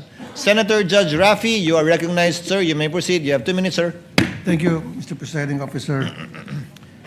Kayo po ay nag-reply sa AOM from COA for the check number 244027 dated 20 December 2022. Ano po yung proseso na ginagawa nyo once kayo po ay nakatanggap ng AOM or disallowance? Good morning, Your Honor. When we receive AOMs within the office, once we receive it, we inform of course, the Chief of Staff and, of course, also the head of agency of the AOM. We send them a copy for their information. Do you investigate? Once meron na pong instruction to kung sino po yung magko-conduct ng review, then that's the time po that we conduct a necessary review for Do you ask the reply. questions? Yes, sir, to the concerned na mga To the concerned. concerned na mga divisions. What questions do you ask, for example? Usually, sir, we ask point per point on what is Point per point, okay. point per point what is indicated in the AOM, so Yes. that we can also address the concerns point by point. Very good. Now, isa sa mga AOM ay observation ng COA, kulang sa mga dokumento, halimbawa, itong sinabi rito, 170,000, at marami to by the millions. 170,000 for the payment of reward, open and closed medicines. Did you not ask, ano ba talaga to? Anong klaseng medicine ang binili? Kasi ang pagkakalam ko, meron kayong pera from confidential funds, binigyan nyo doon sa informant para siya nang bumili ng medisina. Yes, sir. Yun Did po you yung- ask kung anong medisina binili nung, para sa medisina bibili nung informant, yung pera? When the time na nag-consult po ako with the security officer, sir, I did not ask anymore on the specifics, but I asked on paano po yung naging process nila in terms of noong pag-release ng funds for the informants or for the agents. Sir, you are a very highly educated person from prestigious schools. Come on, it doesn't make sense. It defies logic. Tatanungin mo dapat, to protect Sarah, kasi very close ka kay Sarah, teka muna, anong klaseng mga medisina binili? Nasaan yung reseta? Kasi mali mo, baka namin hindi binili ng medisina, baka binili ng drugs, whatever, baka may nagbulsa ng pera. Dapat, yun kasi yung kailangan ng, COA, di ba? Resibo. At the time po, sir, when I consulted with the security officer, sir, I was not able to ask anymore on Why the not? details, sir. It's part of your job. In fact, pumirma ka doon sa pag-reply mo sa AOM. I asked, sir, So kung ano pumirma yung ka process. nakapikit. Yes, sir. No, sir, hindi naman po na nakapikit, sir, because nagtanong naman po ako sa security officer namin, sir, on how it was released or implemented on the ground. So, kung ano po yung nabigay na information, sir, yun po yung nailagay ko sa pag-draft po ng reply to the AOM. Hindi mo rin tinanong bakit pare-pareho yung signature sa different names ayon sa NBI, forensic, tapos pare-pareho yung handwriting sa different names, parang isang tao lang nag-fill up, meron pa nga walang signature at nag-receive ng by the hundreds of thousands each. Sir, You didn't ask, bakit mo tinanong, hindi mo tinanong, bakit pusa, bakit ito si Bagong, pinagtatawanan tayo ng tao, etc. Why? Did you not ask? Sir, at the time, sir, hindi ko po nakita yung mga acknowledgement receipts, sir. I was only made aware of the acknowledgement receipts, sir, when it was already shown during the HOR na mga hearings, sir. Hindi kasi pag nagtanong ng attachment, then di ba sabi mo you ask questions point by point, you investigate, then kinuha mo sa mga dokumento and then pinakita sa iyo and then nagtanong ka point by point like you said. And then you're a very educated person, you should have asked a lot of questions to satisfy dun sa request ng COA. Sir, I Kasi did not- tulad yan, pusa, Bagong. Imposible hindi mo nakita yan. Tapos pare-pare yung pirma sa isang same handwritings para sa napakaraming pangalan at saka iisang pirma sa napakaraming pangalan according to the NBA forensic. You didn't ask? Sir, at the time po, sir, I did not see the acknowledgement receipts. Come po, on, sir. Like I said, napakatalino mong tao sa credentials mo. Dating professor, Ateneo, UP, di ba? And then, now, parang, sorry sir, parang nagmaang-maangang ka. Again, is it blind loyalty? Thank you po.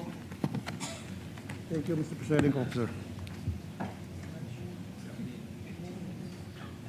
Are you going for lunch or the rostrum, Attorney? Senator Judge Joel. Okay. I thought you were headed towards lunch already. Senator Judge Villanueva, as the last Senator Judge to interject before we break for lunch. You have 2 minutes, sir. You may proceed.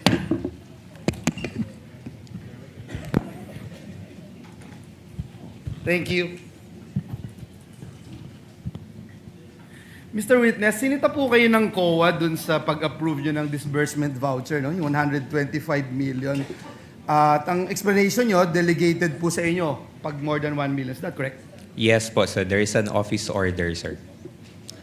Ano yung extent of your authority? Ministerial approval or may responsibility din kayo na determine if this is lawful, properly supported, and authorized expenditure bago kayo pumirma? There is also a level of checking, sir, if documentary attachments have been complied, sir, prior to the affixing my signature, sir. Like? Kung sa mga disbursement vouchers, sir, dapat merong mga supporting documents on the reasons for the request po, sir. Like? One of which, sir, say for example, there is an activity design, sir, which indicates kung ano yung mga activities to be done and the expenses for those activities. Okay, nung winidraw po yung salapi, 125 million, sabi po ni Ms. Acosta, you accompanied her. Alam niyo po na after nung winidraw yung salapi, diretso po pinlace ito sa custody ni Colonel Lachica. Alam niyo po yan? At the time, sir, I did not know, sir, kung ano yung arrangement nila ni Miss Gina Acosta, sir. I just accompanied her to the bank, sir, per her request. So you have no knowledge? I have no knowledge po, sir. You're the disbursement officer. You don't have any knowledge, so wala ding written authority, no? Anyway, dun po sa testimony ni Ms. Acosta, sabi po niya, si Colonel Lachica was not bonded, yet the confidential funds were released to him because he was supposedly na siya yung mag-implement ng activities on the ground. As Assistant Chief of Staff, as disbursement voucher signatory, officially approving the DVs. Aware po ba kayo dito sa ganitong arrangement? I had no personal knowledge po, sir, on that arrangement, sir. Kasi kung ganun, parang sinasabi nyo na parang ministerial duty lang po yung sa inyo. Although kanina sabi nyo, hindi po. Kasi why would you allow that, no? Then next question, Asek, kayo po mismo yung pumipirma dun sa November 30, 2023 OVP response to COA stating that all transactions involving the 125 million pesos were valid, proper, and regular, and explaining that the 40 million medical and food aid was given to persons conducting nationwide surveillance operations. Bago po ninyo ginawa, may factual representation po ba kayo sa COA? Ano po yung inyong ginawa, yung personal po ninyo na verify bago niyo po ito ginawa? Sorry, sir. The question again, sir. Just to be clarified lang, sir. Ulitin ko po yung question. Nung nag-respond po kayo dun sa COA that all transactions involving the 125 million were valid, proper, and regular, in-explain nyo din po yung 40 million medical and food aid was given to persons conducting nationwide surveillance operations. Bago po ninyo ito ginawa, yung factual representation po na iyon sa Commission on Audit, ano po yung inyong personal na ginawa to verify all of this? I consulted po yung our security officer on how the implementation was done on the field, sir. And what was relayed to me, sir, yun po yung nilagay ko sa draft for the reply, Ano sir. po yung hiningi nyo? Information, sir, on how it was implemented, sir. So I asked if I can remember it right, sir, because it was quite a long time ago, sir. I asked kung paano yung manner of release of the funds on the ground, sir, and especially yung sa medical and food aid, sir. And what was relayed to me, sir, was that the funds were released to the informants or the agents through cash, and then based on their representation that they would need these funds for the purchase of medicines and supplies. Binanggit nyo po dun sa AOM na lumabas na notice of suspension, wala pong nakalagay na misuse of funds. Right? So, ano po yung ginawa po ninyo after po lumabas ito Despite the fact na wala ho kasi yung nakalagay na misuse of funds, pero nakalagay po doon yung lacking of documentary records to support yung ginawa po ninyo. Ano po yung inyong ginawa para makorek? From example, from AOM to before ma-issue yung notice of suspension, before ma-issue yung notice of disallowance. Ano po yung inyong ginawa to suffice yung hinahanap po ng Commission on Audit? Based doon po sa mga points that were raised in the AOM, we provided answers for But you those. also, before you answer, Presiding Officer, you agree na yung binanggit niyo po, no, there's no such word misuse of funds doon sa mga AOM, NS, Yes, sir. ND? Yes, sir. Okay, sige po. So we provided the documents that were required of us, sir, in support on the issues or concerns raised by the Commission on Audit.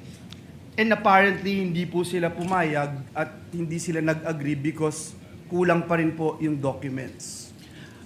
Based po sa NS, sir, ND, sir, meron pa pong mga hinihingi ang COA, sir. And that's why, as a response to the ND, sir, we also supply those information. Yeah. Salamat po, salamat po. Gusto ko lang hong sabihin that indeed yung confidentiality may limit what can be disclosed to the public, but it cannot erase yung accountability within the government. Salamat po, Mr. Witness.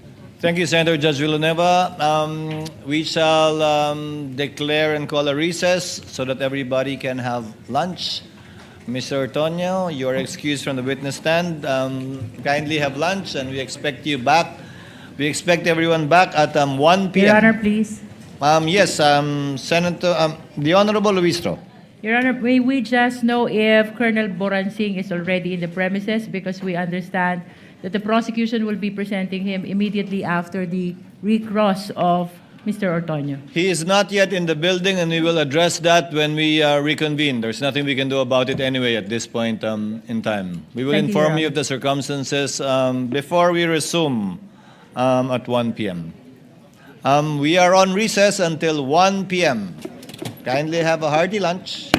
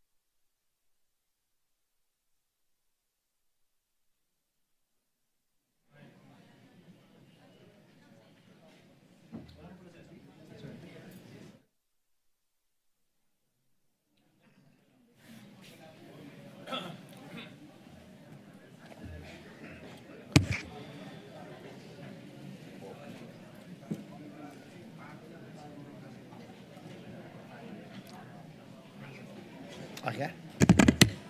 The trial is resumed.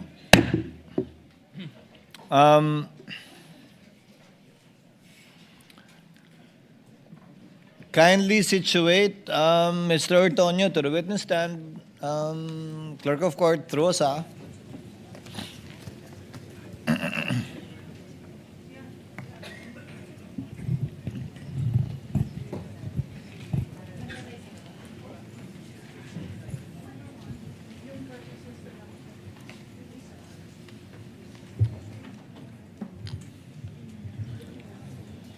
Thank you, sir. You are under the same oath, Mr. Ortonio. Do you understand that, sir? Yes, sir. Thank you. Attorney Christine, your witness for your recross. Yes, Your Honor. Good afternoon, Mr. Ortonio. Good afternoon, ma'am. Maayong hapon. Earlier, you were asked to confirm that the PFPs for the fourth quarter of 2022 and the first to third quarters of 2023 did not reflect that the confidential funds were used for the safe implementation of the OVP's Good Governance Program for 2022 and social economic delivery for 2023. Can you Misleading, recall Your that? Honor. Yes, Misleading, Your Honor. Move to strike, Your Honor. Why is it misleading, Attorney May? Because, Your Honor, during the redirect examination, I never mentioned safe implementation. Reform Council, I don't recall the word safe as well. But it was somewhere along those lines, I believe. Yes, Your Honor. But actually, that was what registered to me. But can I continue, Your Honor? You may continue, Attorney Christine. But, Your Honor, Okay. we move to strike the answer of the witness. So stricken off, reform your question, Attorney Thank you, Your Christine.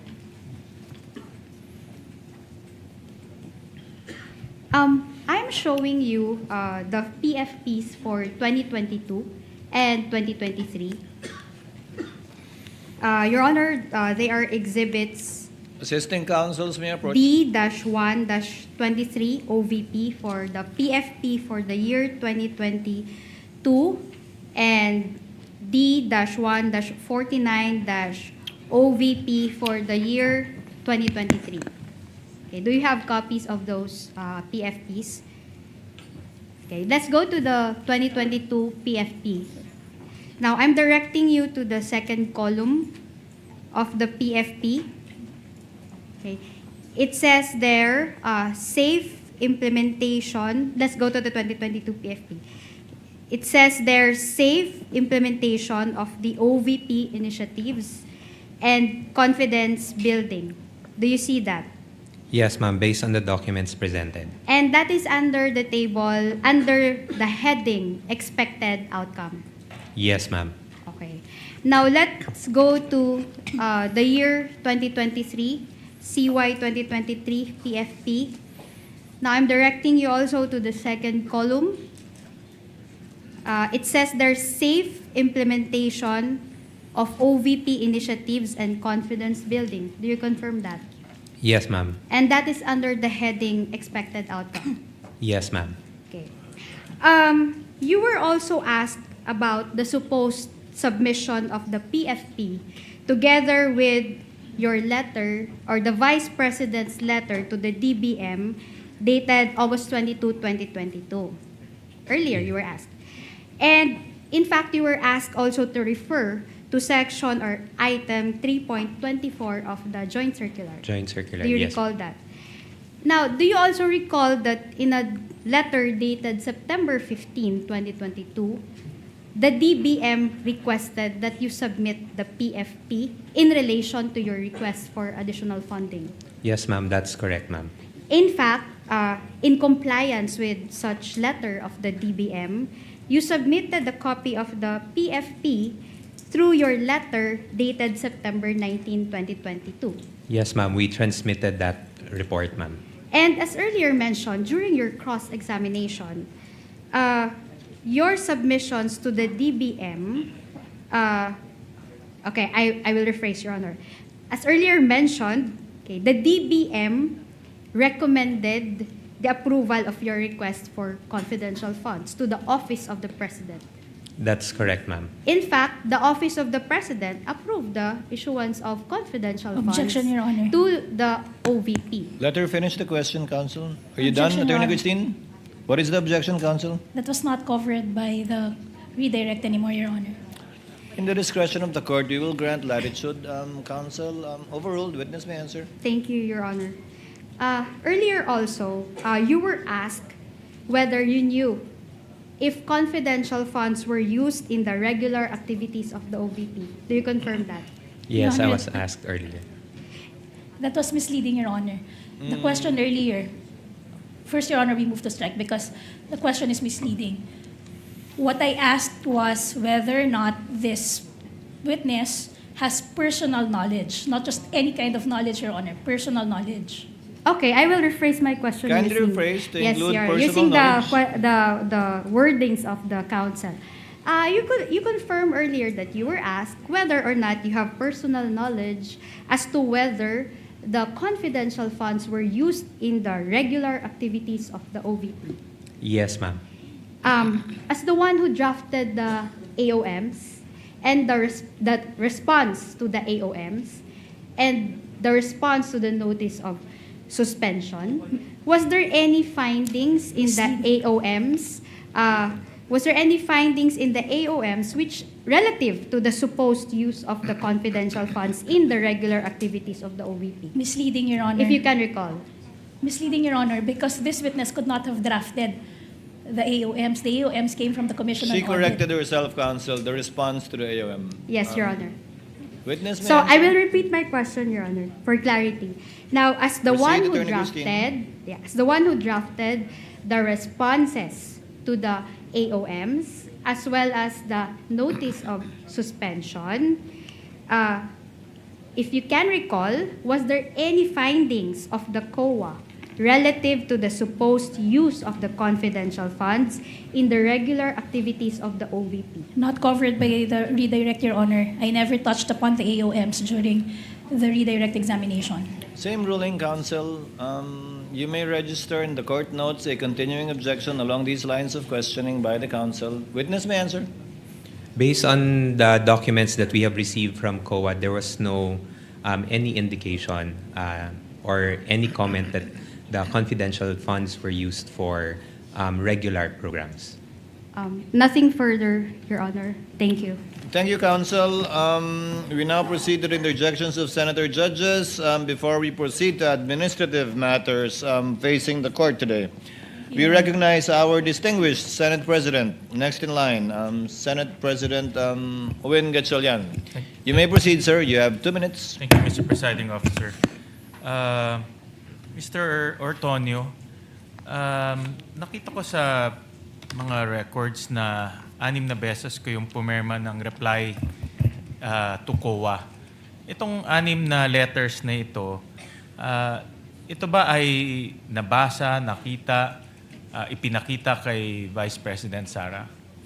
All the replies, sir, that were drafted were also sent to our Vice President for her information, for her reference and review. So alam niya itong mga replies to COA? Yes, sir. Okay.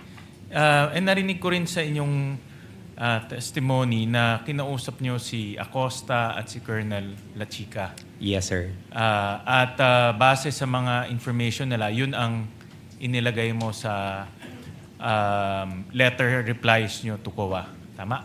Yes, sir. That's correct, Your Honor. Paki-narrate nga sa amin, ilang beses niyo pala na-meet si Colonel Lachica? Sir, sa mga replies po, sir, I cannot exactly remember how many times, sir. But I can say more than once or twice, sir, I was able to meet Colonel Lachica to ensure na I get the information from him, sir, and that I'll be able to draft properly the replies to the AOMs. So mga once or twice? Or Around once or twice, sir. The exact number, sir, I cannot remember anymore, sir, because maraming beses, maraming documents po yung na-review, sir. Pakikwento nga sa amin kung ano exactly yung kanyang sinabi sa inyo para ma-draft niyo itong reply. For the AOMs, sir, I'll try to recall, sir, some of the issues that were raised on the AOM. So say, for example, sir, on the AOM comment regarding the use of the confidential funds for medical and food supply, sir. So tinanong ko po siya kung paano po in-implement on ground yung pagbigay ng medical and food supplies to the informants and the agents. So from there po, sir, na-mention niya, sir, na the funds were released to the informants and agents based on the representation that those funds will be used for the purchase of medical and food supplies. Kwento mo dyan sa iyo na siya mismo ang nagbigay sa mga informants? Sir, wala na, hindi ko na po ma-recall, sir, if he mentioned specifically if siya po yung ang nag-distribute personally, sir, doon sa on the ground, sir, or implemented the release on ground. Pero ang kwento niya sa iyo, cash ang ibinigay sa informants, hindi medical supplies or other supplies. That's correct po, Your Honor. Kwento niya ba sa iyo na mayroon ba siyang kasamang iba sa pagbibigay nitong cash? Kasi libo-libo yung acknowledgement receipts. Hindi niya po nakwento specifically, sir. Although if I can recall, sir, based on my recollection, meron po siyang na-mention na meron po siyang mga, hindi ko alam kung ano yung term niya, sir, but meron siyang mga people who go directly on the ground, sir. Pero kinonfirm niya na kinonfirm niya sa iyo na kinuha niya yung 500 million pesos. 500 million, sir? Yes, in four different tranches. For the different funds, sir. It is of my assumption, sir, na siya po yung napagbigyan ng funds, sir. In 4 different tranches. 4 different tranches, sir. Okay. Nasabi niyo ba sa kanya na tinanong niyo ba sa kanya na yung mga ibang acknowledgement receipts ay questionable yung mga apelido? Sir, at that time po, sir, I was not able to see the acknowledgement receipt, sir, because in the AOM, sir, the AOM indicated that we submit the DEPs or the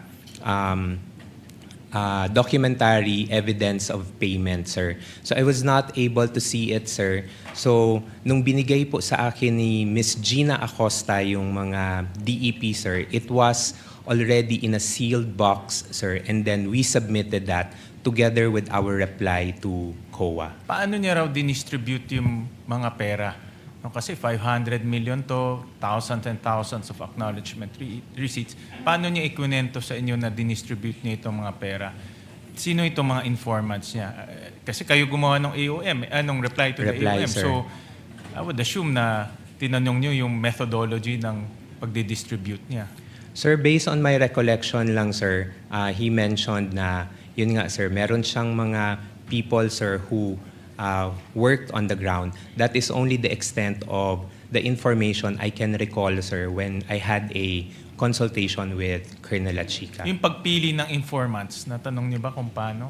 At yung relevance ng informants dito sa inyong confidential operation? Sir, I did not ask anymore, sir, because it was not the subject of the AOM, sir. So I was not able to check on him on that matter, sir. Pero yung DEP, yung documentary evidence of payment, subject yan ng AOM, tama?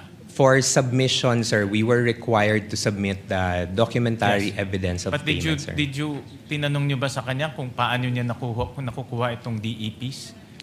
Sir, I did not ask anymore, sir. I just requested for the copies for the DEPs, sir, so that I can already submit it, sir, doon sa COA as an attachment to the AOM reply. Paano kung yung DEPs peke?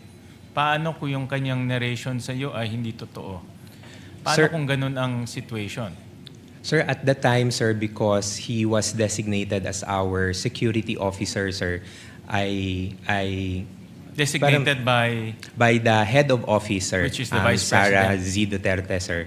So I it is sa tingin ko po, sir, na maayos naman po yung pagkakatrabaho ni Colonel Achika doon sa pag-dispense niya ng duty as the security officer. Last question, Mr. Presiding Officer. Bakit parang nagkukuha ko buo yung tiwala ninyo sa kanya at kinuha niyo lahat ng information at yun ang ginamit niyo sa inyong reply to the COA? Bakit buo yung tiwala? Hindi kayo nag-probe na mga additional questions considering na kayo ang nag-justify nito sa COA at kayo pumirma, no, dito sa COA. So bakit parang kung anong sinabi niya, yun na lang ang linagay niyo sa inyong reply? Well, first, sir, is because he's the security officer, sir.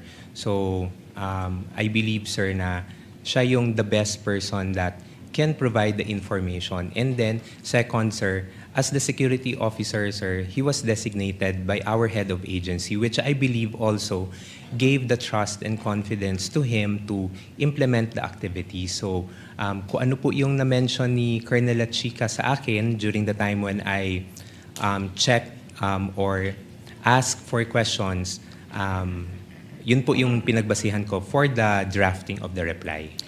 Thank you very much, Mr. Presiding Officer. Thank you, Mr. Senate President. Senator Judge Ontiveros is recognized for her interjections. You have 2 minutes, ma'am. You may proceed when you're ready.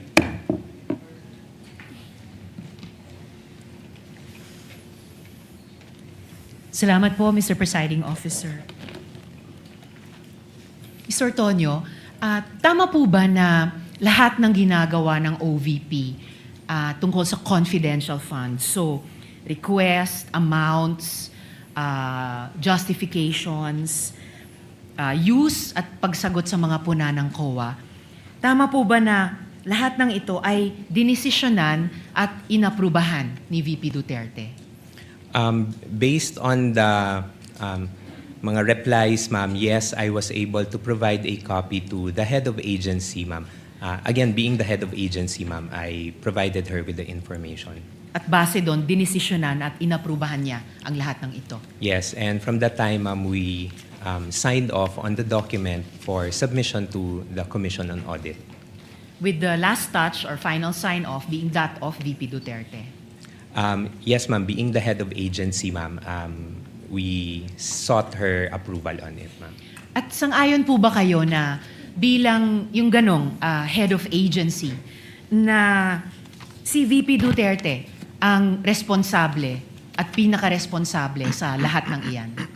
Well, being the head of agency, ma'am, I believe that kailangan niyang malaman lahat ng mga nangyayari. And I know, ma'am, na si Ma'am Inday really wants to know details, no, especially on implementation of the different activities that we do in the office. So it is really meron talagang involvement in terms of ensuring that things are properly implemented within the office. And based on that knowing, batay sa kaalamang iyon, siya ang pinaka-responsable sa kabuang iyan?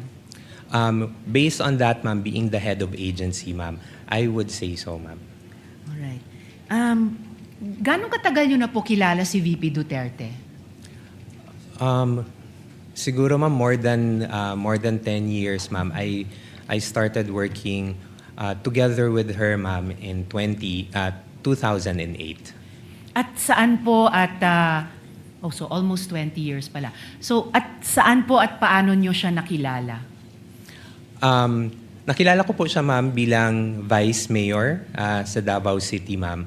And then, at the time, ma'am, when they were looking for several staff members for the office of the Vice Mayor, I submitted an application, ma'am. At magkakilala rin po ba kayo ni Ms. Gina Acosta kahit bago po kayo nakipagtrabaho sa isa't isa sa OVP? I knew of Ms. Gina Acosta, ma'am, during my employment, ma'am, with Sangguniang Panlungsod during the time ni Ma'am Inday as the Vice President, ma'am, and Vice Mayor as the Vice Mayor. So prior sa OVP, magkakilala at magkatrabaho na po kayo? Kilala ko Sa po Davao. si Miss Gina, nakikita ko po siya sa Sangguniang Panlungsod. Panlungsod. And then, what about po si Colonel La Chica? Magkakilala na rin po ba kayo at magkatrabaho bago kayo magkatrabaho sa OVP? I first knew of Colonel La Chica, ma'am, when I was already with the Office of the Vice President, ma'am. So, would you say po na nasa circle of trust kayo ni VP Duterte? Kayo ni na Miss Gina Acosta, Colonel La Chica at kayo nga po? Well, ma'am, I can only answer for myself, ma'am. In terms of working relationship, ma'am, I would say that I have the trust and confidence of the VP in terms of doing duties that are assigned to me.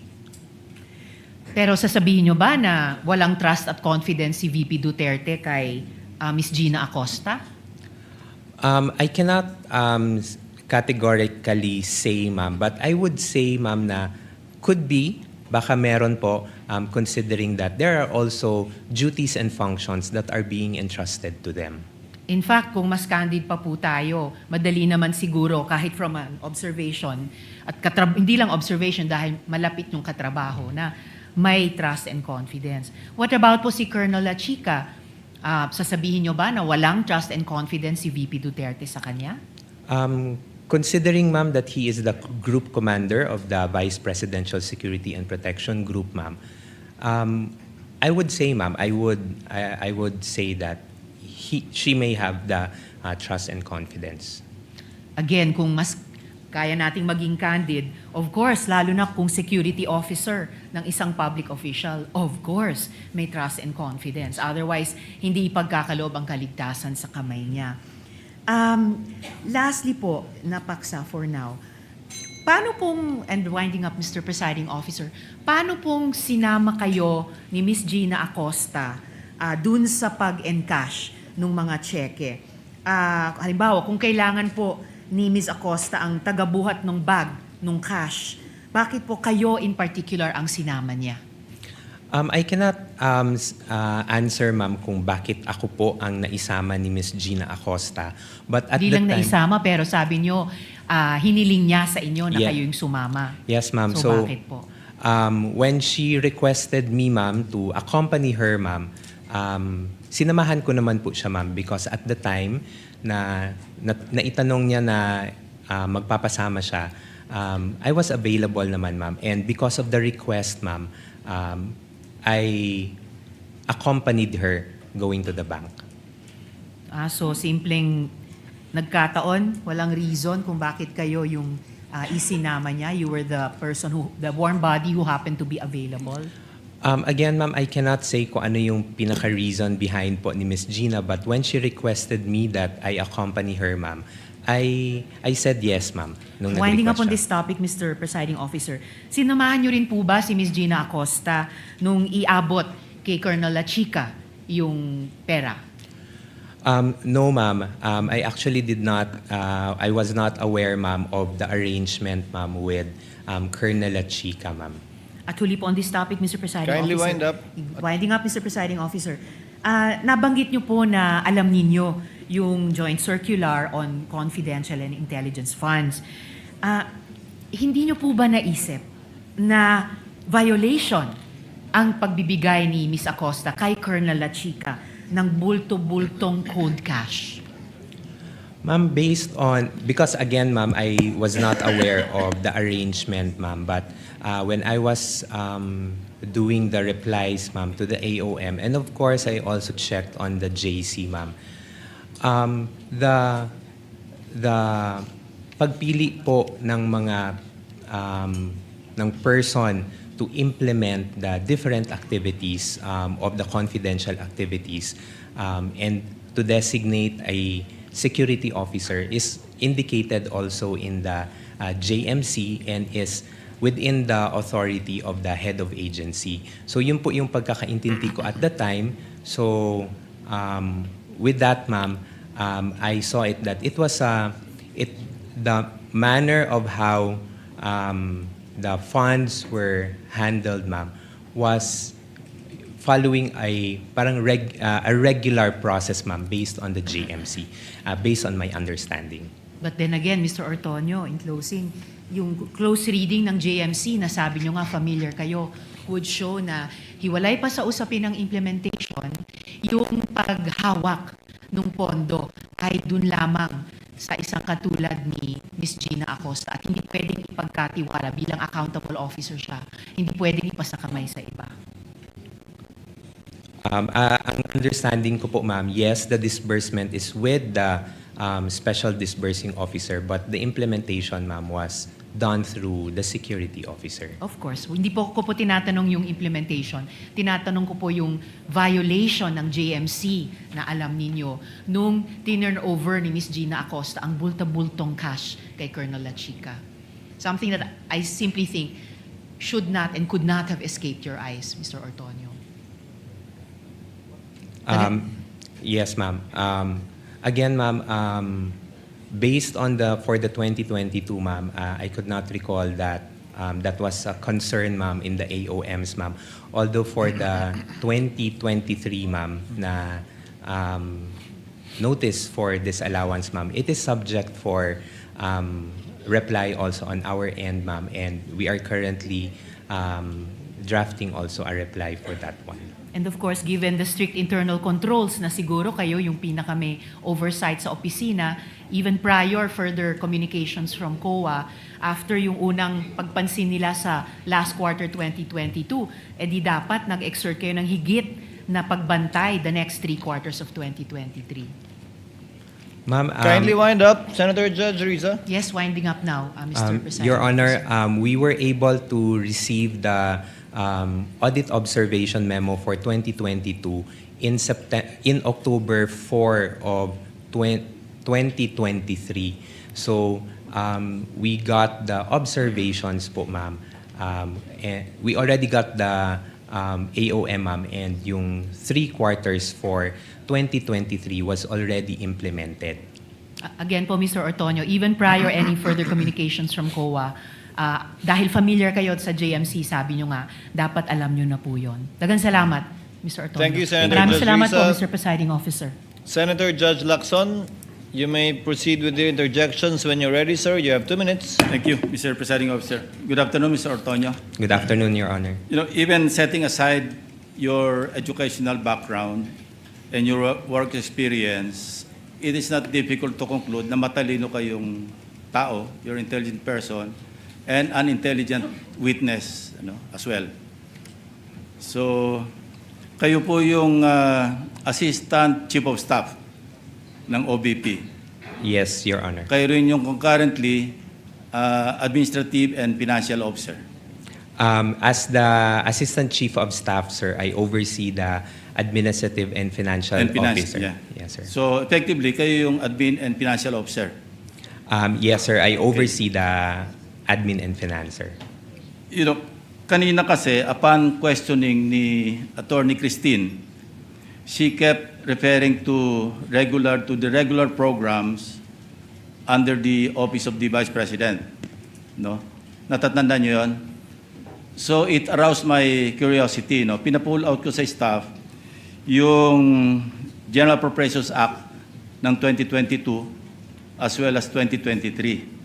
So we found out, papabasa ko sa inyo para hindi ma-charge sa oras ko. No?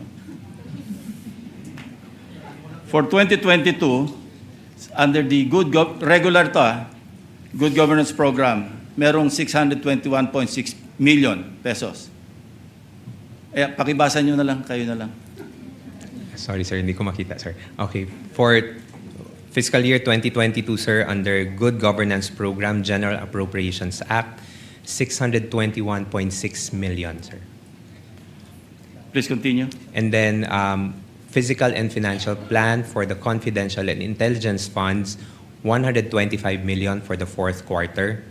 And then for fiscal year 2020... No, under the same program, Good Governance Program. Good Governance under Program. Under the PFP. Under the PFP, Okay, please sir. continue. And then for fiscal year 2023, Socio-Economic Program Delivery, 2.21 billion Billion under General Appropriations Act, and then 500 million for 125 million first quarter, 125 million second quarter, 125 million third quarter, and 125 million fourth quarter. Okay. For a total of 500 million more. 500 million. Okay. Next slide. I-juxtapose ko naman yung... Next slide, wag na yan. I-juxtapose ko yung 2022 at saka 2023 OBP Physical and Financial Plans, confidential intelligence, dalawang budget years. Pakibasa yung last quarter, physical target.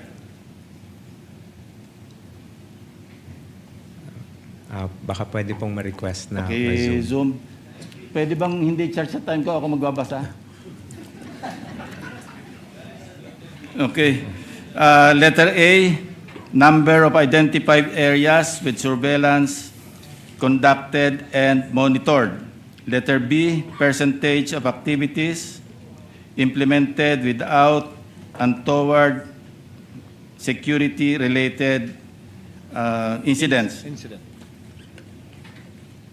Paulit-ulit po ito, no? So, sabi ko kanina, kayo naman ay mukhang matalinong tao at matalinong witness. Ano pong analysis nyo dyan? On the... Very simply, paano nyong i-analyze yung ganitong klaseng mga descriptions? These are the activities that will be done, sir. I know. Pero Yes, kung sir. i-analyze nyo, ano ibig sabihin nito? Hindi ba ito insulto sa common sense? Hindi man lang nyo binago ng konti, at least si Colonel Achika siguro ito. No? Unang-una, regular program, sana man lang, pagdating sa PFP, binago nyo yung nomenclature. Tapos, under the physical target, yung column, sana man lang, binago nyo yung activities. Copy-paste eh. Again, ulitin ko, tingin ko sa inyo, matalinong tao, matalinong witness, anong tingin nyo rito? Kung i-describe nyo in one word. Sir, I cannot... Ako na mag-describe. I think it's stupid. Sana man lang, binago-bago niya ng konti. Maraming salamat, Mr. Presiding Officer.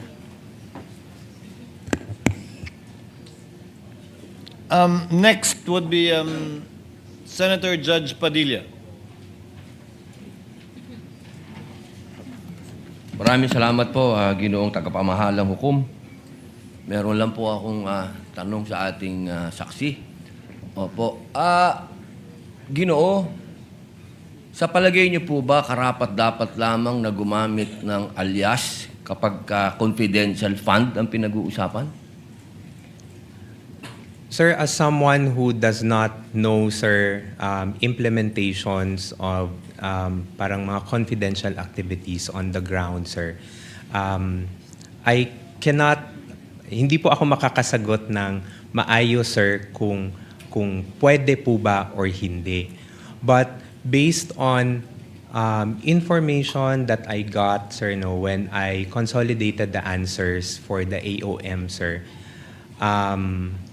hindi naman po siya na-mention sa akin po ni Colonel Achika. But I know, sir, that activities, confidential activities are considered to be sensitive. And there might be individuals or groups that need to be somehow protected, sir, because of the information that you would be getting from those people, sir. So, yun po yung tingin ko, sir. Hindi ko categorically masasabi na pwede po yung alias or hindi. But going back to the JMC also, sir, sa Joint Memorandum Circular, there is no specific provision, sir, that indicates kung paano po yung paglagay ng mga pangalan sa documentary evidence of payments. Okay. Maraming salamat po. Meron po akong tanong sa prosecution.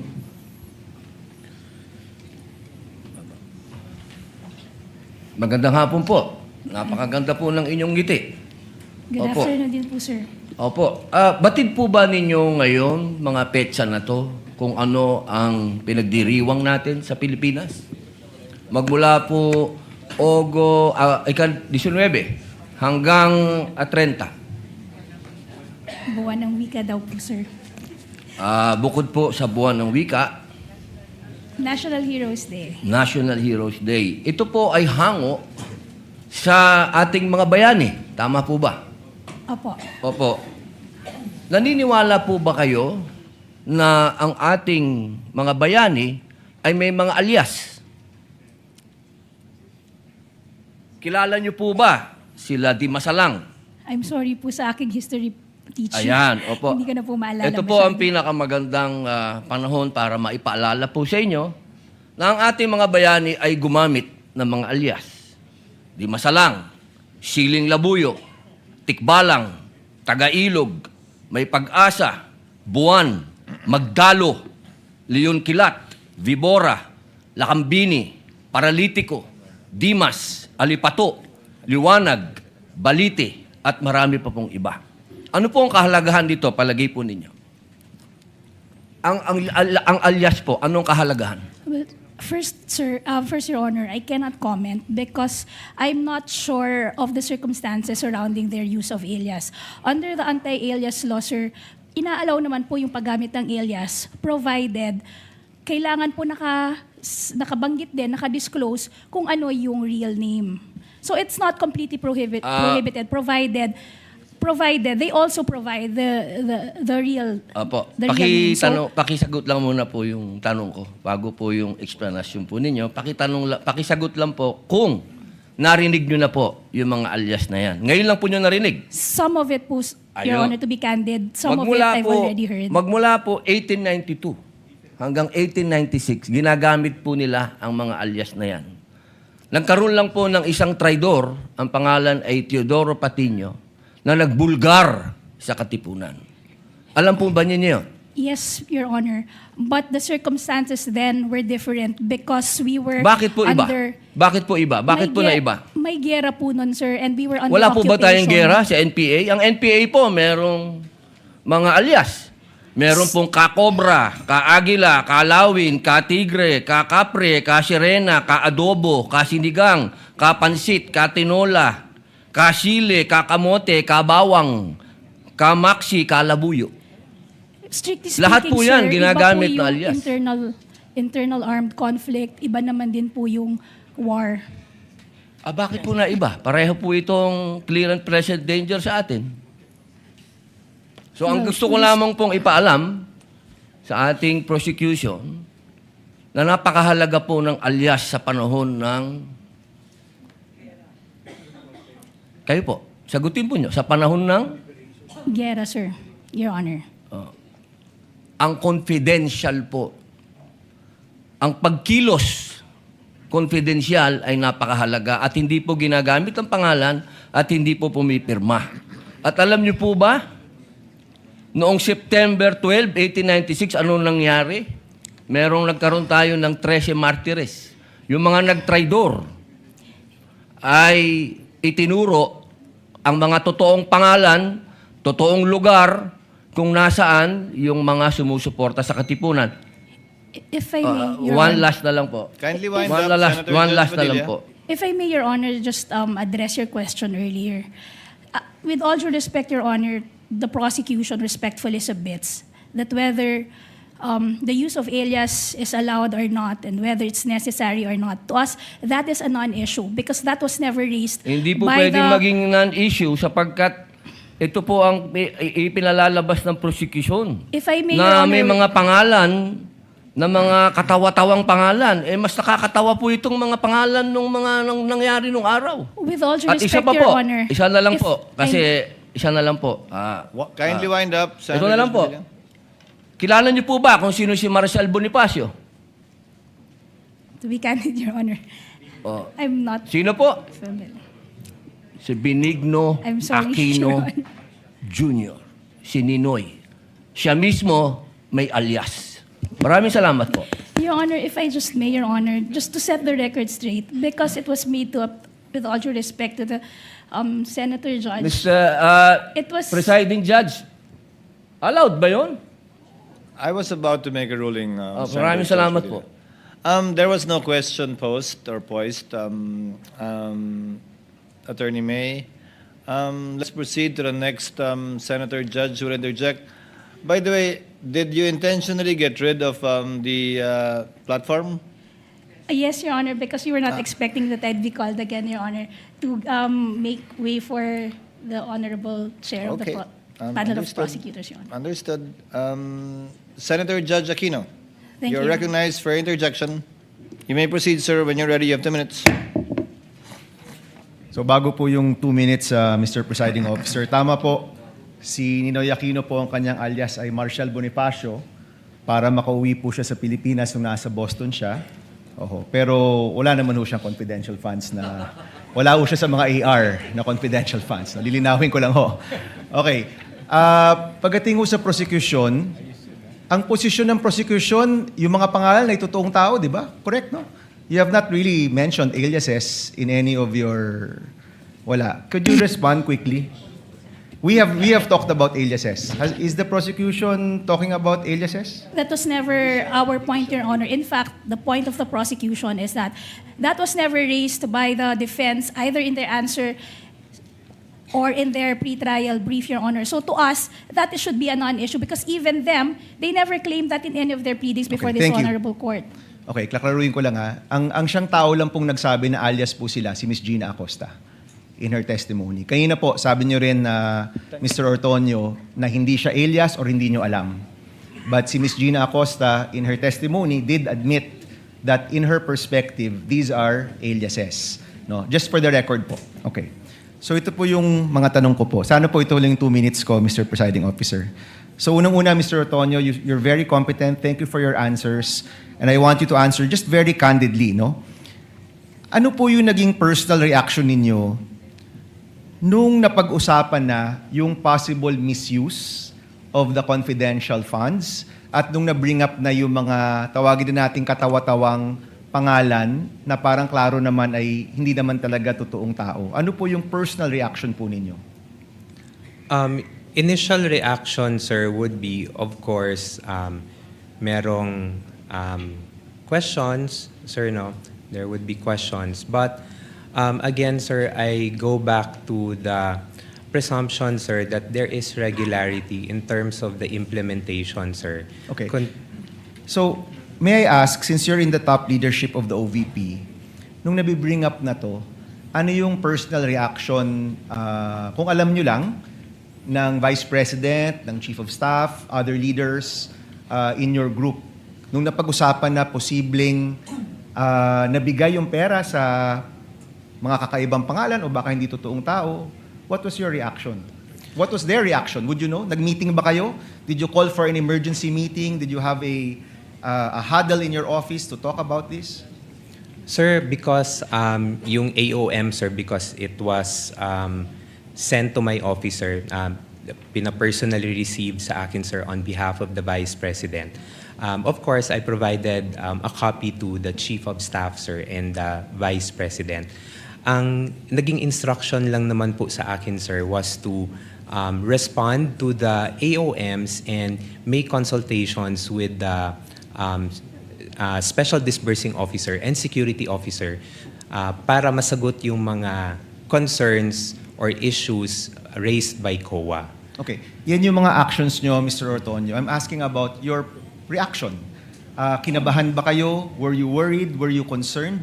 Was there any concern shown by the Vice President, by the Chief of Staff, by people in your office na posible itong perang ito ay hindi nagamit sa tama? On the matter of concern, sir, I think there is a concern considering that there is already an immediate instruction, sir, to reply to the AOM. That's the sir. AOM. Let's go to the bringing up of these names in Congress. Nung lumabas na yung Piatos, Pusa, Bagong, mga ganyan, were you concerned na yung pera ng bayan posibleng hindi nagamit sa tama at ito'y pinirmahan mo at ito'y nakapangalan sa inyong opisina, for example? Were you concerned? Sir, Honestly. parang immediate reaction, sir, yes, sir, but nung as the hearings went on, sir, parang binabalikan ko yung AOM, sir. Hindi kasi po siya na-raise doon sa AOMs. So parang nabawasan po yung concern ko, personal concerns ko with those acknowledgement receipts. Did you call for an internal investigation after na-reveal yung mga pangalan na kakaiba? Nagpatawag ba kayo ng investigasyon sa inyong opisina? I personally did not, sir, hindi na po ako nagpatawag. Sir. Did your office call for an internal investigation? On that matter, sir, I do not know, sir, if there is an instruction coming from the head of agency, sir. But personally to me, sir, none, sir. Okay. So, ito kasi, Mr. Ortonio, no, sa aking opisina, more than 10 years ago, meron kaming nahanap na isang staff na ibang resibo yung ginamit sa liquidation. Wala pa atang 5,000 pesos to sa totoo lang. Hindi nga niya binulse. No? Meron siyang dapat hotel receipt na wala niya, gumamit siya ng hotel receipt ng ibang tao. That already elicited an internal investigation on our part. In the end, pinaalis namin yung staff na yon na kilala namin, kaibigan namin. 5,000 lang yun. So the common response we are looking for is that kapag pera to ng bayan, action ka agad at hanapin nyo talaga kung saan nagamit tong pera to. Kaya I'm really wondering what were the actions and reactions of people. So ito yung tanong ko rin, no? Mahalaga ba sa inyo, mahalaga ba sa iyo, sir, na yung perang ito ay nagamit sa tama, na hindi ito nagamit sa mali o nabulsa lang? Yes, sir. It is important to me, sir, because in the years na nakasama ko rin po si Vice President Sara Z. Duterte, sir, she also would want na money is spent properly for what it is intended to be used for. Okay, last question, Mr. Presiding Officer. During all of this time, pinatawag mo ba si Colonel La Chica o pinatawag ba siya ni Chief of Staff Lopez or ni Vice President? Would you know? Kinausap mo ba? Tinanong mo ba? Colonel, itong mga pangalang ito, sino ba talaga to? Totoo ba to? Bakit nakalagay medicine pero cash talaga yung binigay? Kasi sa totoo lang, sir, yung nakalagay doon gamot pero cash ang binigay na pambili ng gamot, cash pa rin yun. Diba? So in short, yung 500 million, parang puro cash yun. Wala man talagang supplies or tables and chairs because that presupposes na ang binili nyo yung tables and chairs or supplies. You actually gave cash na 500 million. Pinatawag nyo po ba si Colonel La Chica at tinanong, as public officers, we have to exercise the diligence of a good father of a family. No? That's in our oath. So pinatawag niyo po ba ng inyong opisina at pina-explain kung nasaan ba itong peran to? Sir, I was only able to request na makausap si Colonel La Chica in relation only to the response to the AOM, sir. So hindi niyo po natanong itong mga specific questions na ito dun sa mga specificong mga pangalan, mga AR, mga ganyan? At that time, sir, when I was drafting the AOM, sir, no, sir, because I had no knowledge, sir, of the AR, sir. Salamat, Mr. Presiding Officer. Thank you, Senator Judge Aquino. Senator Judge Erwin Tulfo is recognized.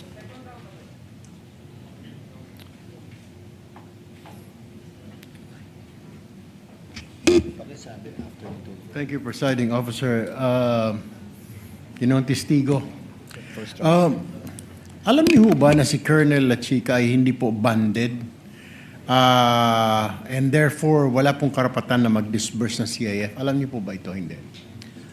I know that si Colonel La Chica po is not bonded and as far as I know po, ang special disbursing officer po is si Ms. Gina Acosta. Pero sa pagkaalam po ninyo, pwede po siyang humawak ng ganyang kalaking pera at ayaw mo ninyong sabihin na disburse, kundi implementation na may kahit na hindi po siya banded, pwede siya mag-disburse or mag-implement ng ganong kalaking pera.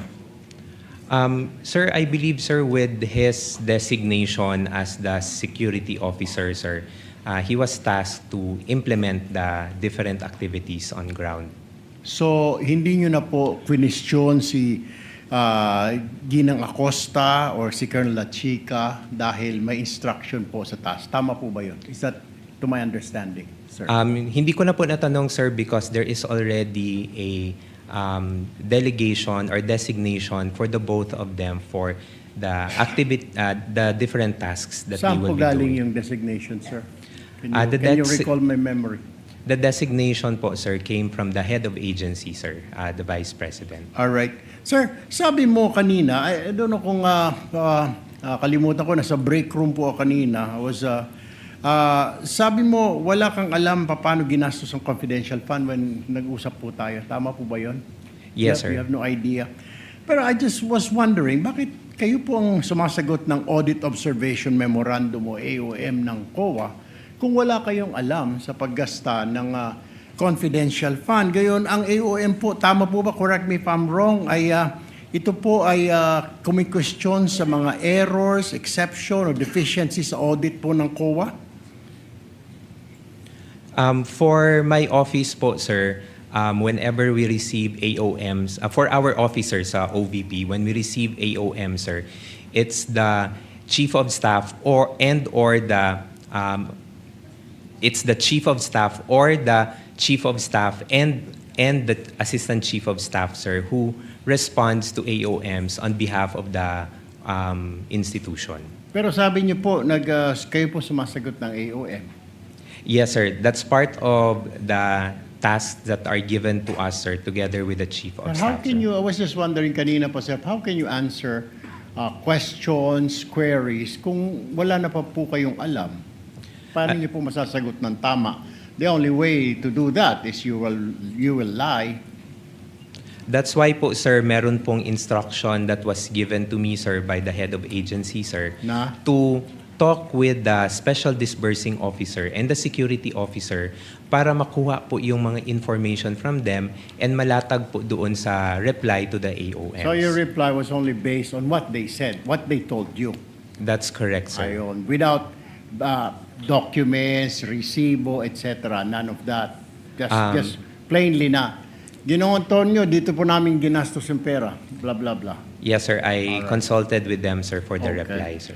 Hindi ka ba, kahit na katiting man lang na duda, sir, na medyo mali yata ang paggasta ng confidential fund ng OVP ni Colonel Chica, wala, hindi mo lang sumagi sa'yo na medyo may duda ka na something is wrong here. Wala man lang, none at all. At the time, sir, may yung mga issues naman, sir, and when I consulted with the security officer, he was able to provide a reply naman, sir. So, although yes, initially, parang you would question, sir, no? But with the replies that I got from the security officer, sir, we were able to respond to them already to COA. The reason why I asked you that, ginong witness, was that nandiyan po kayo, syempre po yung tiwala ng VP po sa inyo. Di mo lang ninyo naisip na, teka mali ito, baka sumabit si VP Sara, sumabit ang OVP. Baka hindi naman talaga nagastos ni Colonel Chica, baka hindi talaga napupunta sa kungkan. Di ho lang ninyo naisip. Or didn't you tell the Vice President, ma'am, ano ho kaya? Pwede bang tanungin ninyo ito or pwede ba silipin? None at all, hindi mo lang nakausap si VP. Hinayaan nyo lang hinayaan na tumuloy-tuloy for several months, several quarters yung ganitong klaseng expenditure. Nobody informed the Vice President. Sir, hindi naman po na hinayaan, sir, because all the replies naman po, sir, are also given to the Vice President for her review and final approval before it is being signed and to be sent to the Commission and Audit. So, when you sign the report, sir, alam na po ni VP. Is that what you're saying? Nakita niya na po na pinambili ng ganito, ng information, ng gamot, ng mga lamesa, na alam na ng VP before you signed it. Before I signed it, sir. So, dumaan na sa table ni VP. Yes, sir. Kindly wind up, Thank Senator you Judge po, Erwin. Ginong Testigo. Mr. Presiding Officer, thank you. Thank you, Senator Judge Erwin. To avail of the first round, Senator Judge Marcos, you are recognized, ma'am. You may proceed when you're ready. You have 2 minutes.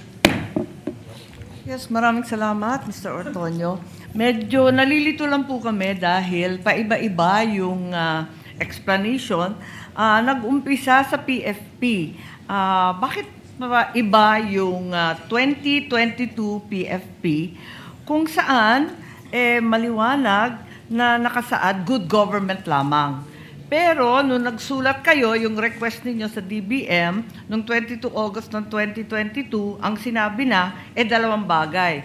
Good governance plus conduct of official engagements and functional representation in international and domestic events. Bakit nagbago na siya samantalang dapat yung request talagang parehong-pareho dun sa PFP? Ma'am, I cannot specifically answer, ma'am, on kung bakit po good governance lang po yung nailagay doon because, again, ma'am, I was not hindi po ako part ng pag-craft nung physical nung PFP po, Hindi ka pa ma'am. kasali noon sa PFP, ganun ba yon? Yes, ma'am, I'm not part of the drafting of the PFP, Pero hindi ma'am. kayo nasabihan na hindi ito matching dun sa PFP, yung request na sinulat.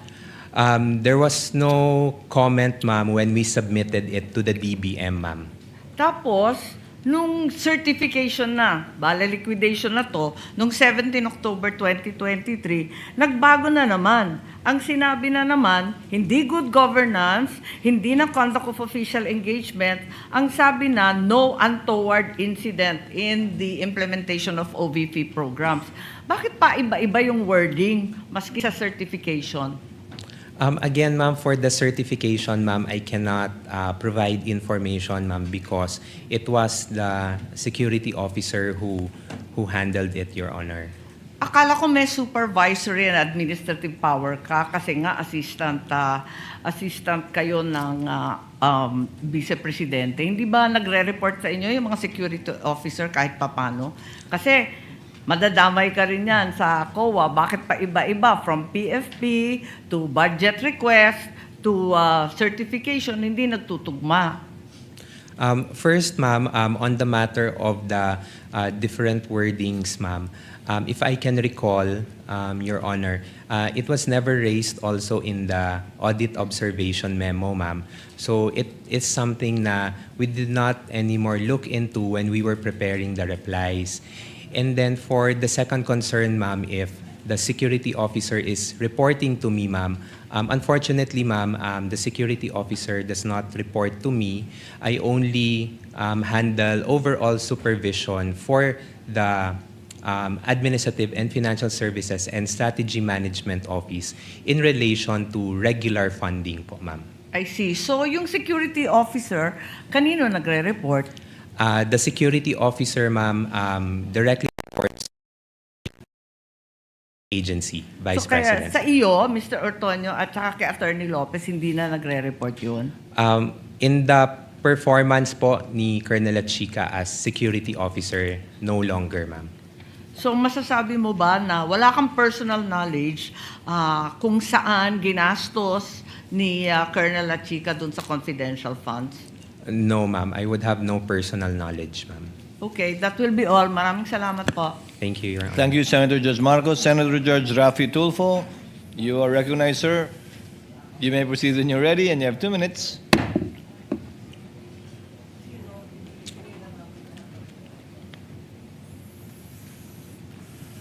Mr. Witness, sakitin ba ang marami sa inyong mga informants? May mga malalang sakit ba sila? Sir, that I would have no personal knowledge po, sir. You should. Kasi ito, ang dami. 170,000, 50,000, 200,000 each informant. So para mabigyan nyo ng napakalaking halaga bawat isang informant pambili ng gamot, dapat magtataka ka. Anong gamot kayong bibili nito? Bilang isang intelihenteng tao, I know you're very intelligent, you're very smart. Did you not try to ask? O at least nagtaka? Baka may rheuma, arthritis, nagpapakimo. You should have asked. At kung mga bata nga, inquisitive yung mga bata, anong gamot ang bibilhin mo? Paghingan mo pera ng bata, kunyari, Toy, pahingin pera, bili akong gamot. Anong gamot bibilhin mo, kuya? Bata yun ha, grade 1. Ikaw pa kaya? Why? At the time po, sir, I did not ask anymore kay Colonel Chica, sir. Why not? Because, sir, I already gave I trusted what the security officer mentioned to me, sir. But it is your responsibility to know. Kasi ikaw ang pumipirma doon sa AOM. Sir, in terms of the responsibility to know, sir, I'm not sure, sir, if I'm the one who's responsible to know, sir. But the So task you're to not me, sure. That means, ayoko nang gumamit ng pangsalita, it's unbelievable. It defies logic talaga, really, sir.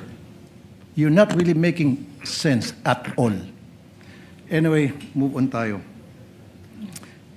Yung, alam mo naman sa DOH, nagbibigay ng libreng gamot. Meron Yes, kayong sir. mga medical assistance program. yes, sir. Oh, ba't di nila kayo humingi sa DOH? In fact, by the hundreds of millions and billions, nag-expire lang dyan sa bodega ng DOH, natatapon lang. Sayang. So dapat humingi na lang kayo sa DOH. Bigyan nyo lahat ng informant nyo ng kung anong klaseng gamot. Libre pa. Nakalibre kayo.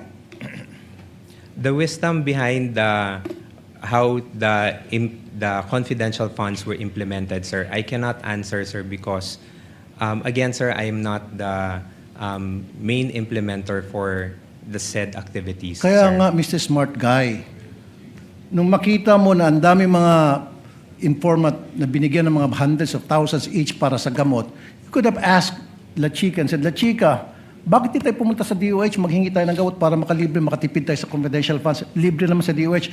Pag Office of the President maghingi, may budget, meron kayo allocation doon, I'm sure. In fact, sa Davao, ginagawa nyo na yun eh. Sir, that I cannot answer, sir. So again, it defies logic. Hindi po kapani-paniwala ang mga pinagsasabi mo. Sir, for me, it really defies logic. Sayang po yung pagkatalino mo rito. Nasira po yung pagiging isang matalino mong tao. Nakakahiya po dun sa mga eskwelahan na kung saan ka nag-aral at nag-graduate. Because ngayon, pinakita mo na nagsasalita ka na para kang, sorry sir, nagtatanga-tangahan. Salamat po sir. Pasensya na sir. Your Honor, with all due respect, Your Honor, I personally take offense of that comment, sir. I actually just did my duty, sir. At the time, sir, I believe na yun po yung kailangan kong gawin bilang isang empleyado po, sir. And I did my work, sir, based on what was tasked of me, sir, including the limitations that I can do to the duty that I will be doing, sir. So you're talking about limitation. Ikaw ang Deputy COS, and then malapit ka kay VP Sara, and then pirma mo ang nakasaad doon sa AOM. So karapatan mo po magtanong. Okay? Now, you're talking about taking offense. Paano naman po yung mga taong bayan? They're being offended sa paglulustay nyo ng pera. Lumilito na parang nilulustay ang pera dito eh. Pera ng taong bayan po ito ang pinag-uusapan natin. If you're taking offense, mas lalo pong offended ang napakaraming Pilipino ngayon. Kasi hindi mo pa naibibigay ang tamang sagot. Pero kung naibigay mo ng magandang sagot, logical na sagot, then mawawala po yung sama ng loob ng taong bayan sa inyo. Sir, with all due respect, sir, I believe, sir, this matter of the confidential fund, sir, is still pending the final decision, sir. We are currently still submitting our motion for reconsideration on this one, sir, and we still have not received any final reply on this one. What So, I'm talking about, sir, is yung mga sagot niyo po, it defies logic para sa isang matalinong tao. Kasi kung ako, sir, pinesenta sa akin yung mga ganong klaseng dokumento at nagtanong ako at hindi nasagot ng maayos, I will resign. Kaysa naman makulong ako. Kaysa naman maipit ako ngayon tulad nangyari sa'yo at saka mga previous witnesses. Di ba? Dalawa lang yun eh. Patuloy kang magbubulag-bulagan, pirma ka lang ng pirma dyan, nakapikit. Pero, ang consequence yan, maaari kang makulong, maaari kang makasuhan. Anything can happen. Or, mag-resign ka na lang. Kung ako, I will resign. Mapapahama ako dyan, ba't ako pipirma dyan? Bakit ako pipirma sa mga nakalagay Bagong, Piatos, Pikit, etc., kung ano pa mga kengkoy na mga pangalan? I would not consent to that. Outright sabihin ko, pag hindi niyo ipaliwanag sa akin, I will resign. Period. Thank you po. That was not a question, Mr. Orton, you need to answer. With the permission of Senator Judge Tulfo, may the chair replace the word nagtatanga-tangahan with feigning ignorance on the record? I see Senator Judge Tulfo nodding. So let the records so reflect the statement, feigning ignorance in lieu of the Tagalog word mentioned earlier. Yes, Senator Judge Pangilinan is recognized. You have 2 minutes, sir. You may proceed when you're ready. Yes, thank you. Before my time begins to run, can we have a request for the uploading of third quarter to, no? Yeah, okay. Again, good afternoon, Mr. Ortonio. This is the accomplishment report for the third quarter of 2023, July 14 to September 30. Now, it appears here wala na yung 40 million pesos worth of medicines. Correct? That's correct, sir. Okay. Meron siya nung last quarter, meron siya nung first quarter, meron siya nung second quarter. Pero nung third quarter, wala na. Sabi mo kanina dahil yun ang hinihingi nung mga informant. So, nung third quarter, wala nang hiningi. Ano yun? Gumaling na silang lahat? That I cannot, again, sir, I cannot answer, sir. Yes. At hindi ba you received the AOM on October? Sometime in October? October 4, 2023, Okay. sir. Ito, October 9. So doon sa October 4, when you receive the AOM, nandun na yung findings na dinidisallow or pinapa-submit ang additional documents. Tama? For medicines, etc. That's correct, sir. Okay. So, mukhang hindi gumaling lahat nung binibigyan ng gamot. Ang nangyari, mukhang dahil nakita ninyo yung AOM, Sir, binago ninyo. Tama po ba yun? Sir, again, sir, I cannot answer kung binago yung accomplishment report, sir, because it's something that I personally did not prepare also, Okay. sir. Now, I move on to another point. Sabi nyo, nung natanggap nyo yung AOM, you went point by point sa mga issues, tama? Yes, sir. Ang tanong, bakit di nyo binuksan yung sealed envelope dun sa ARs? Kasi andun lahat ng mga acknowledgement receipt. Bawal ba? Sir, I did not open, sir, because at the time, sir, the AOM indicated that we are requested to submit the documentary evidence of payments. And that is the acknowledgement receipts. That is Acknowledgement what you are being required to submit. To submit, sir. So Yes, should sir. you not have gone through the acknowledgement receipts to check because you're being asked to submit the documentary evidence of payment and to check if the ARs are actually documentary evidence acceptable? Sir, yun na po yung nabigay sa akin ng Special Disbursing Officer, sir. So, No, okay. The question is, why didn't you open the envelope? Sir, I did not open anymore, sir, because at the time, sir, I also have a designation as Were you instructed not to open it? Sir, as liaison officer kasi, sir, I am not in the position, sir, to open yung sealed na But you were DEP, instructed sir. to submit documentary evidence of payment. So you, in other words, you complied without going through the documentary evidence of payment? How can you now tell if it was documentary evidence of payment that you were submitting when you did not open the envelope? What were you submitting? I personally did not open it anymore, That's sir. why, but you were being required by COA to submit, to comply. So Yes, sir. So would you say that was substantial compliance?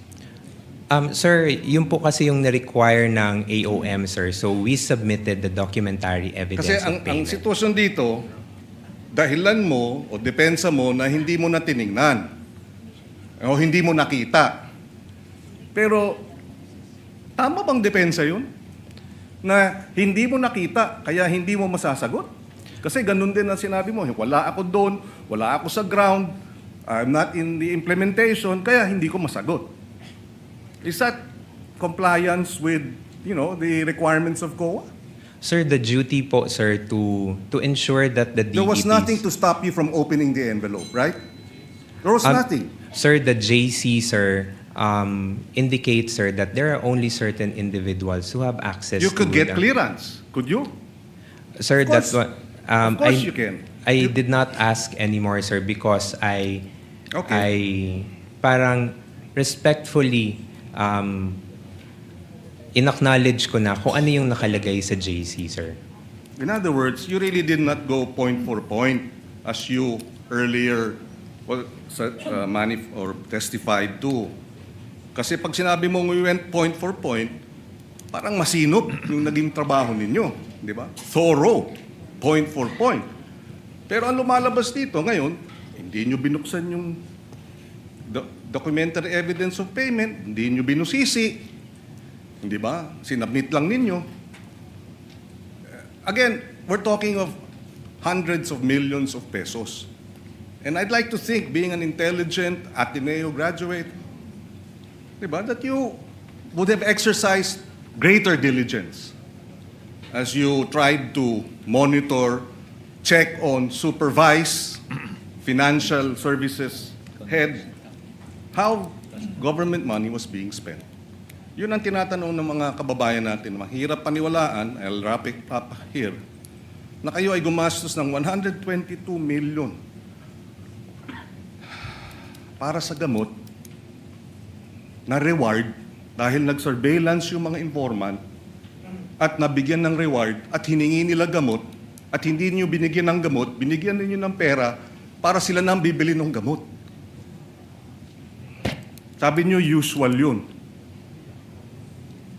Kindly wrap up, Senator Judge Pangilinan. No further questions, Mr. President. Thank you, Senator Judge Pangilinan. Finally, Senate President Gatchalian. Thank you. And then Senator Judge Padilla. Thank you, Mr. Presiding Officer. To wrap it up. Merong binabasa ko itong reply ninyo, Mr. Ortonio, to COA, dated November 30, 2023. At nakasulat dito, I'll flash it on the screen. Paki-flash na lang.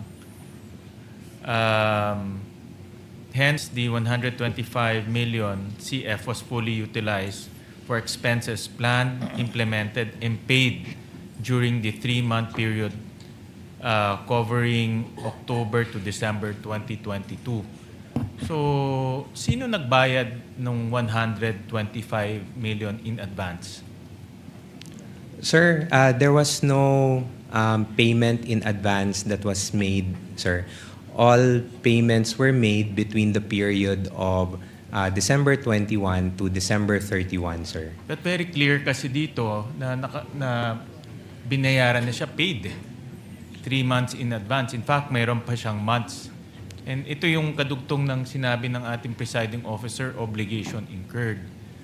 So, ang basa ko dito, nabayaran na siya. Kaya reimburse na lang ng 125 CF. Sir, if I may be allowed, sir, to clarify, Your Honor, yung parang explanation from yesterday, sir. For the period of October to December 2022, sir, based on the information that was shared by the security officer, once we have already submitted yung PFP sometime in September, the security team, sir, meaning si Colonel Chica, sir, already made coordination with informants or agents on the ground. As to the extent of the coordination that they did, sir, I am not privy to that anymore. However, when we received the SARO in December 13, 2022, which already indicates that we already have the funding for the confidential funds, that's the time that they were able to make definitive agreements with the informants on the ground. And once the payment, once the check has been encashed already, that's the time that payments were made between the period of December 21 to 31. Mas realistic pa kasi kung in advance tapos reimburse kaysa 125 million gagastusin in 11 days. So mas realistic pa nga itong explanation ninyo kaysa doon sa 11 days na gagastusin. And we're talking about 840 45 acknowledgement receipts scattered all over the country.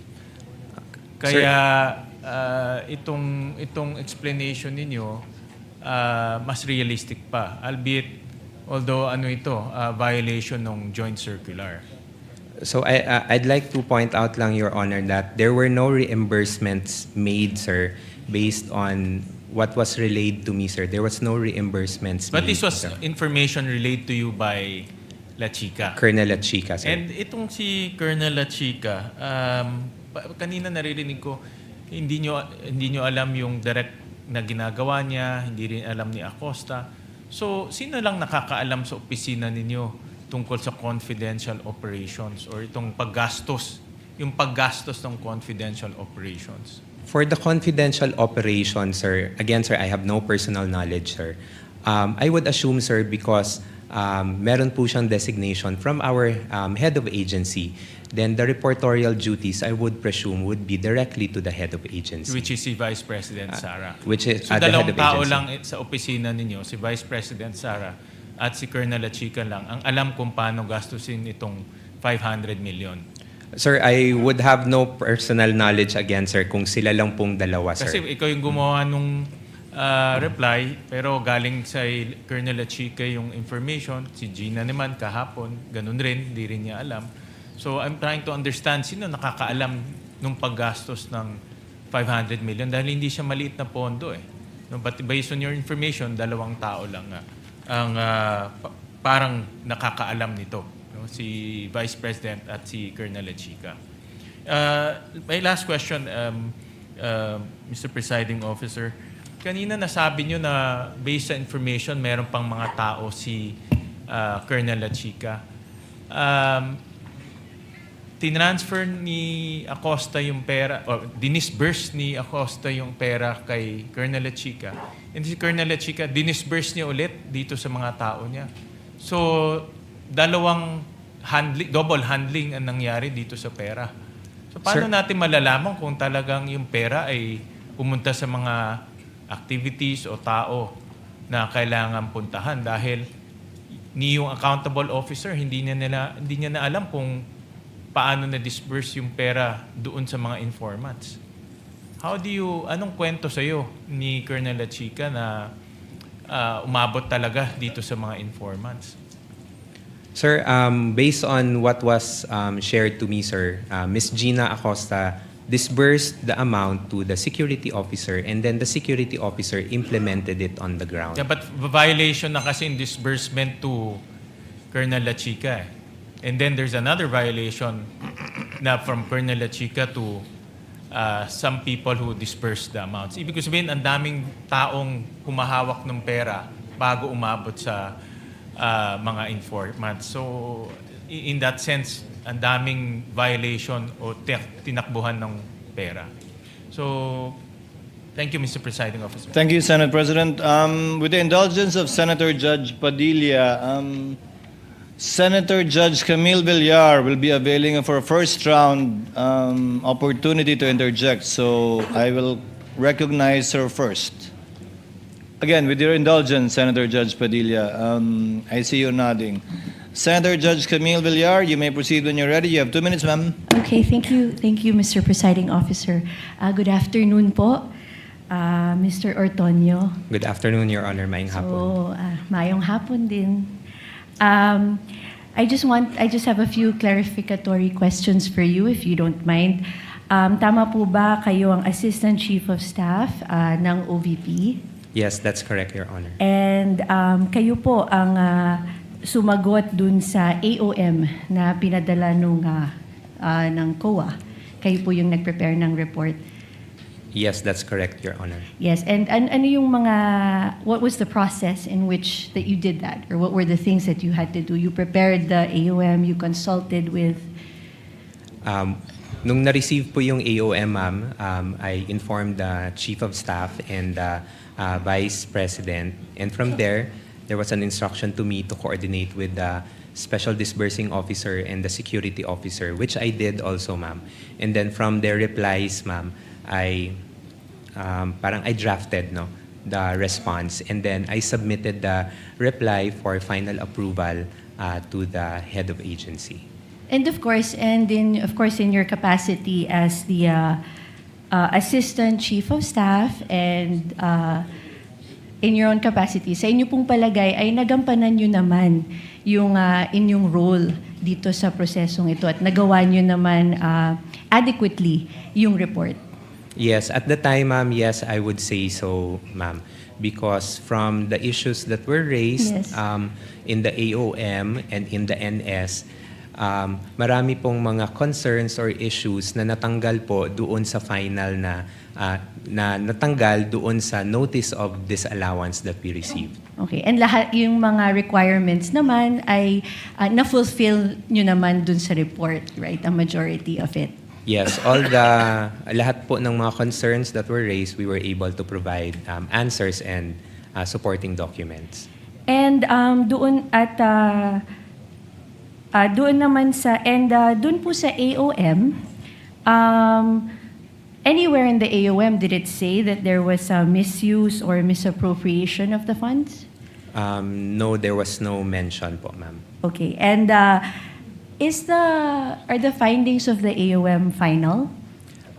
No, ma'am. It is subject for comments, ma'am. And right now, for motion for reconsideration. Okay. Yun lamang po. Maraming salamat. Daghang salamat po. Thank you. Thank you, you, Your Senator Honor. Thank you, Judge Mr. Camille Orton. Villar. Thank you, Mr. Presiding Officer. Senator Judge Padilla, you Maraming may salamat proceed po. with your interjection, sir. You have 2 minutes. Maraming salamat po, Ginoong tagapamahalang hukom. Tuloy ko lang po yung ating tanungan. Opo. Pagkatapos po niyong sumagot, pwede pong pati na rin sa depensa. Meron din po akong tanong. Kanina po, nahinto tayo kay Before Marshal you continue, Bonifacio. Senator Judge Padilla, next time, Attorney Christine, do you need a platform similar to it was Senator Attorney Lorna first asked for it, but I noticed the prosecution has one. Would you wish one to be provided for you at a future time, Attorney Christine, or the Yes, Your Honor. side of the respondents? Yes, Your Honor, I would appreciate having that platform too. Okay. Thank you. In the next hearing, Attorney Christine. Yes, Senator Judge Padilla, you may Opo. proceed. Balikan ko po, naputol po tayo kanina. Opo. Naniniwala po ba kayo na ang confidential fund para yaan po ay makakuha tayo ng informasyon para makasave ng buhay, para makakaroon tayo ng law and order? If used properly, yes, Your Honor. Okay. Opo. Kayo po, sa defense, naniniwala po ba kayo? Yes, Your Honor. Opo. Kung sa palagay niyo po, nung panahon na si Marshal Bonifacio ay may confidential fund at nalaman niya na merong magtatangka sa kanyang buhay, sa palagay niyo po ba buhay pa si Senator Benigno Aquino ngayon? Well, assuming, Your Honor, that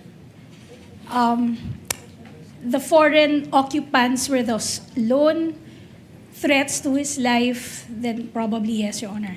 Salamat po. Kayo po? Actually, Your Honor,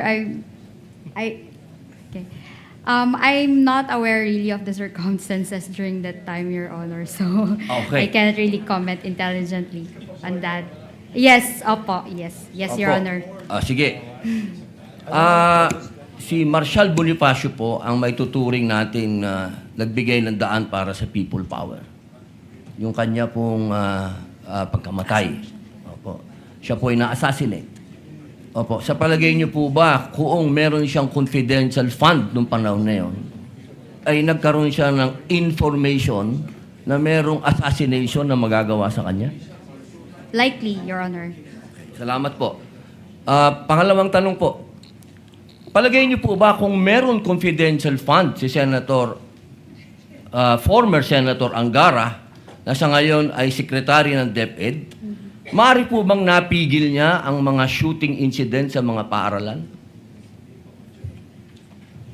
I cannot speculate.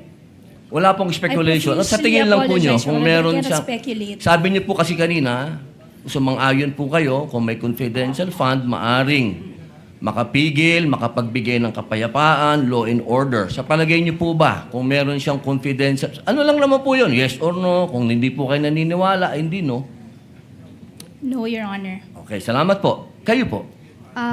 It can, Your Honor, if the purpose of the confidential fund is to conduct surveillance, Your Honor, on the threats. So, kinda. Yes. Tama ba yung aking diksyon? Kinda. Salamat po. Salamat po sa inyong dalawa. Sa isang tanong na lang po sa ating saksi. Naniniwala po ba kayo na hindi pa naman talaga natapos ang investigasyon ng COA dito patungkol sa sinasabing akusasyon sa ating Vice President? Yes, sir.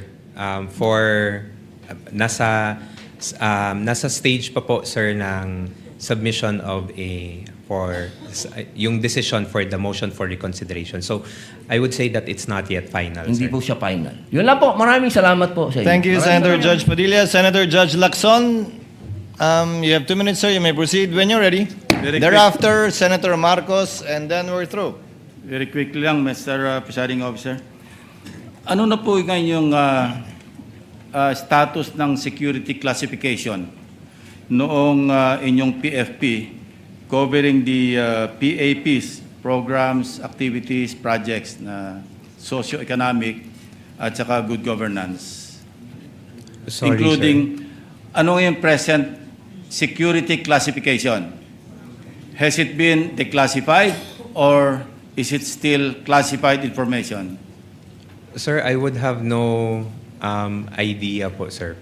Teka muna, terminated na po ba yung PFP? Terminated na? Tapos na? If in terms of the Activities. activities, sir, I would assume, sir, na tapos na po siya, Therefore, sir. kung tapos na, declassified na. As to the terminology, sir, unfortunately, Declassified meaning hindi na ito classified information. You know, I'm trying to drive at this scenario, no? Kasi ang dami sa amin nagtataka talaga. Totoo ba talaga yung mga aliases? Totoo ba nakatanggap sila ng reward, ng informants money, para lang matapos na yung aming panghuhula? Baka pwedeng maipresenta all the documents relative to the PAPs, relative to the PFP, relative to the expected outcome, para lang makapag-desisyon kami. Kasi sa ngayon, nanguhula kami, saan ba napunta yung pera? Possible po ba yun? I'm also addressing that to the presiding officer. Is it possible for the court to issue subpoena ducis tecum just to settle this issue once and for all, para makita natin saan ba talaga napunta yung pera? So we can have informed decision at the proper time. Ngayon, hula kami ng hula eh. Alam niyo, Mr. Ortonio, no? Misuse sa akin, yung misuse, maski masama yung connotation legally, na misuse mo pero hindi mo binulsa, probably pwedeng patawarin siguro ng mga kababayan natin, di ba? Naawa ka doon sa mga pulis, sa mga sundalo, na misuse mo kasi hindi intended doon sa item sa GAA, pero tinulungan mo kasi marami nagkakasakit, naulanan, naarawan. Sa akin, medyo maunawaan pa ng publiko. Although, I'm not saying na hindi violation ng law kasi may technical malversation. But in the eyes of the public, pagka na-misuse pero hindi naman ibinulsa, medyo subdued ng konti yung galit. Thank you, Mr. Presiding Officer.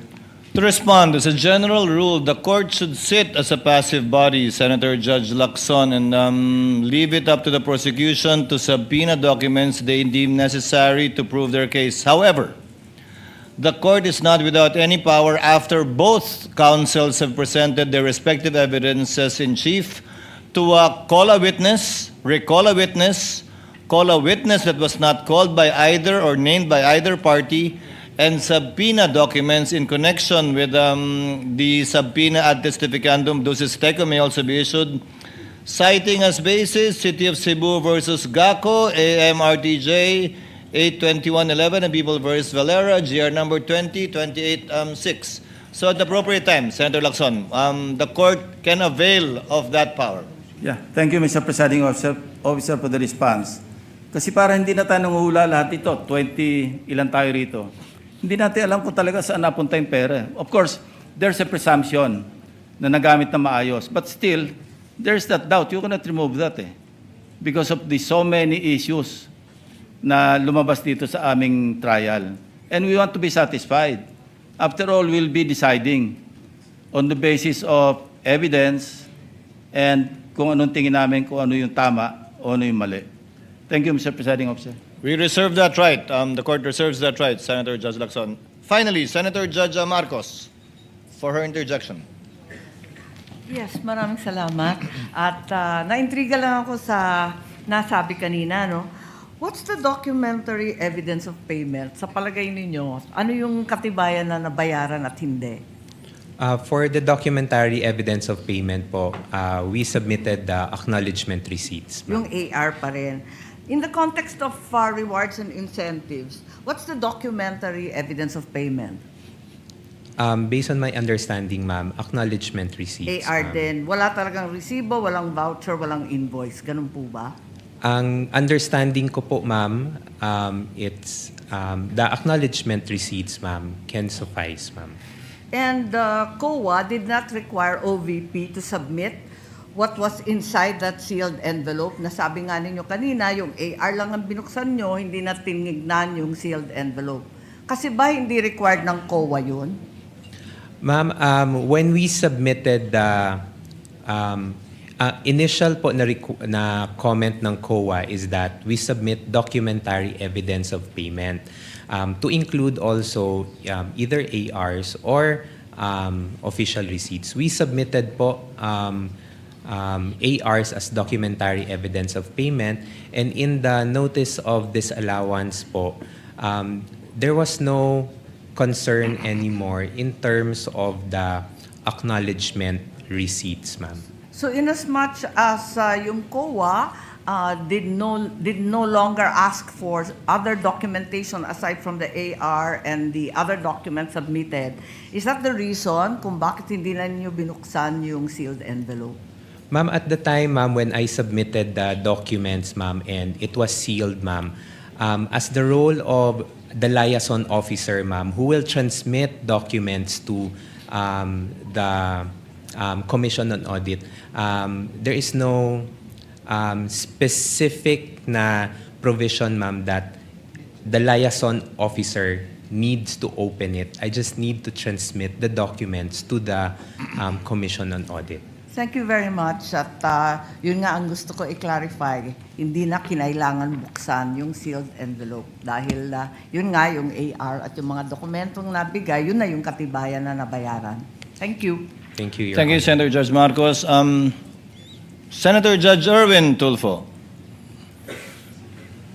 I know, Mr. Presiding Officer, we're in a hurry now, pero just a quick manifestation, Mr. Presiding Yes, Officer. you may proceed, Sir, Senator Judge may I Tulfo. once again encourage both counsels, the prosecution and the defense, to consider presenting the individual who appears to be the missing link in the testimonies we have heard so far. Ilang araw na po ito, Colonel La Chica,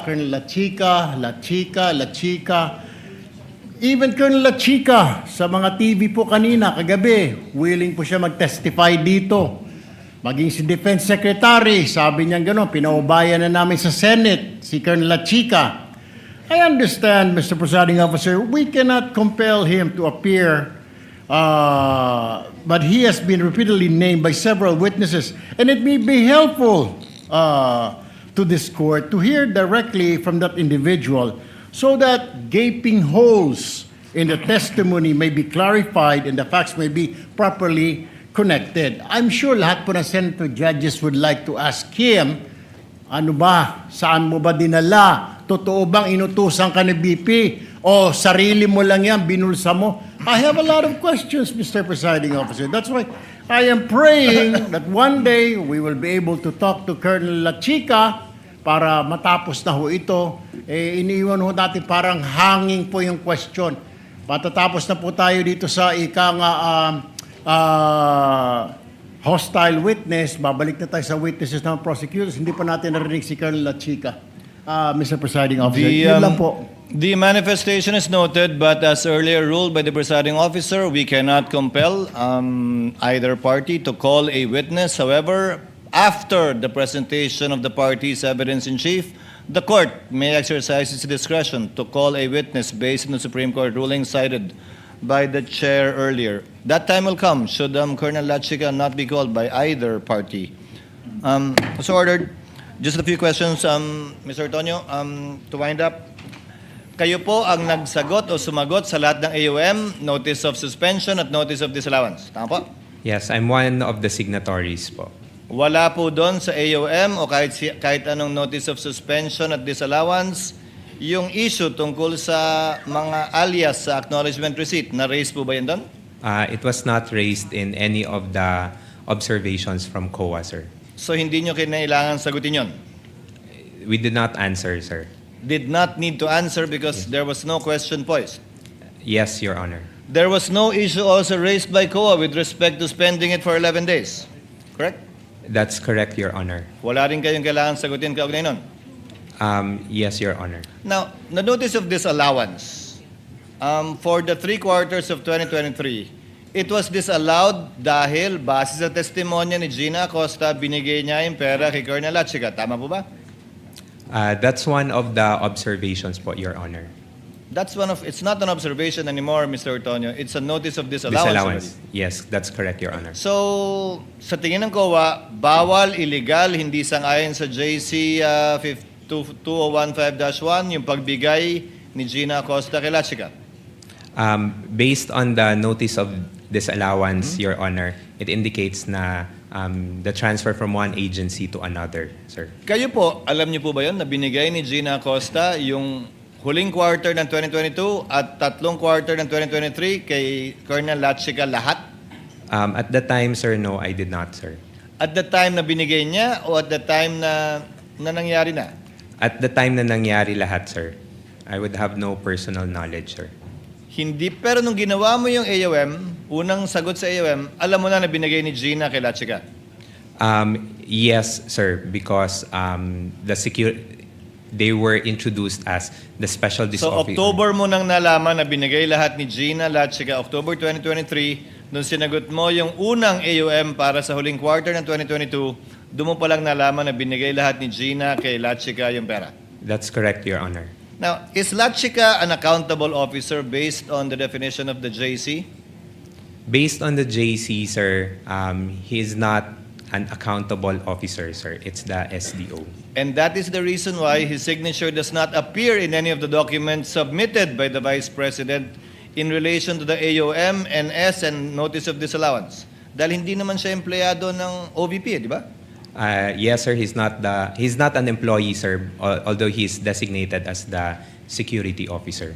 Is that allowed, designating someone as a security officer who's not an employee of the office and being given that much money to disburse?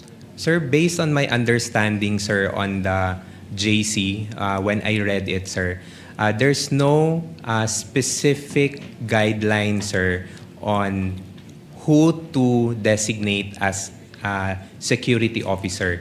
But there is a provision po, sir, that the head of agency may designate a security officer to implement different programs and activities. Now, you keep on mentioning that Lachica implemented and that Acosta disbursed. Ano pong definition nyo ng implement? Implement, sir, would be to perform the different activities on the ground, sir. Which entails what? How will he perform the different activities on the ground? In relation to confidential funds?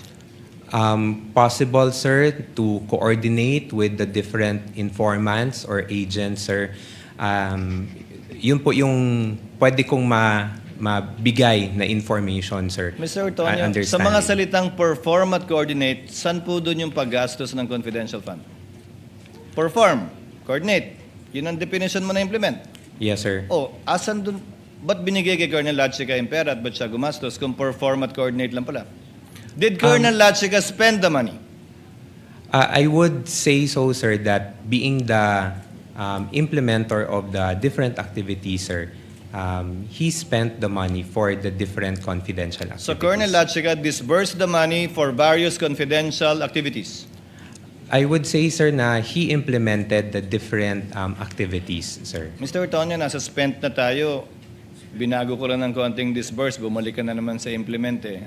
Again, spent, disbursed. It means the same thing. Ang Sir- gumastos na ng pera na binigay ni Gina, si Colonel Lachica o mga tauhan niya. Sir, based on my understanding, sir, it's Miss Gina Acosta who disbursed the fund, sir.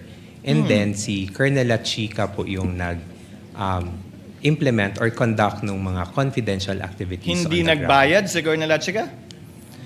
Part of his duties as the implementor, sir, nagbayad Mabayad. siya doon sa mga... So is it your theory that Gina disbursed to Lachica as an end user? Yun po yung ano ko, sir. That's my understanding po, sir. Kung on end that. user si Lachica, bakit niya binawi yung acknowledgement receipt niya nung nagbigay na siya ng mga acknowledgement receipt para sa di umano binayaran niya? Hindi ba dapat tinago niya yun? Kasi nag-disburse si Gina, tinanggap ni Lachica. Kung siya ang end user, tama lang na may acknowledgement receipt siya, ba't niya binawi? Ba't hindi tinago sa file? Sir, in terms of binawi po yung AR, sir, Ni Lachica? I do not know of that, sir, because... That's what Gina said. The AR, sir, were given to me by Miss Gina, and then that's what I submitted Mr. to the Antonio, Commission on Audit. The ARs of the various aliases na binanggit, yung kanina pa sinasabi, ng iba't ibang apelido, kasama niya apelido ko, yun yung sinubmit ni Colonel Lachica. Ayon kay Gina, nagbigay siya ng pera kay Colonel Lachica at bilang katibayan, nagbigay na acknowledgement receipt si Colonel Lachica. Pero nung nagbigay siya ng mga acknowledgement receipt at liquidation, binawi daw ni Colonel Lachica yung acknowledgement receipt. So wala kang kopya ng acknowledgement receipt ni Lachica? Sir, I'm sorry, sir. Ang pagkakaalam ko, sir, is that I got the box with acknowledgement receipt, sir, from the special disbursing officer. And So that's you're what not aware of any acknowledgement receipt signed by Lachica? No, sir. So if Gina disbursed to him, ba't hindi mo hinanap yung acknowledgement receipt kay Lachica? Sir, the request, sir, was for the DEPs for the implementation, If your sir. theory is, dinisburse kay Lachica, in-implement ni Lachica, hindi ba kailangan may papel yung dinisbursan na tinanggap niya yung pera? Sir, I did not request for it anymore, sir. That's the final question, sir. So this is your story. You placed in the PAP, or you know that what they placed in the PAP, Good Governance Program, Socioeconomic Delivery Program, pero gagastusin yung confidential fund para sa informants, para tiyakin na ligtas ang ikalawang Pangulo saan man siya magpunta sa bansa, kaugnay ng trabaho niya, at ginamit itong confidential fund para bumili ng impormasyon, pera binigay para ipambili ng pagkain, ng silya, ng computer, ng gamot, kapalit ay impormasyon para matiyak ang kaligtasan ng VP at napatunayang matagumpay yon dahil walang nangyaring masama sa ating Vice Presidente hanggang ngayon. Yan po yung buod summary ng paggamit ng confidential fund ng OVP base sa inyong presentasyon. Sir, with due respect, sir, just... You can correct me, sir. Just one correction lang po, Yes, sir. It's for the...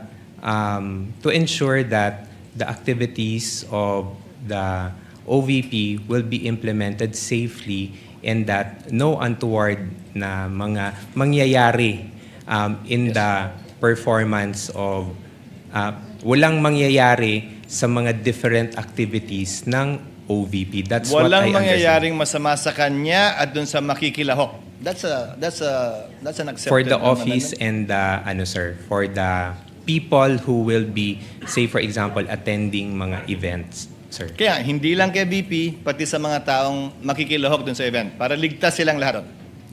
Yes, Your Honor. Yan po yung sinabi sa inyo ni Colonel Lachica na rason kung bakit siya namigay ng pera sa iba't ibang informant sa pamamagitan ng reward o pera pambili ng gamot, ng silya, ng computer, ng pagkain.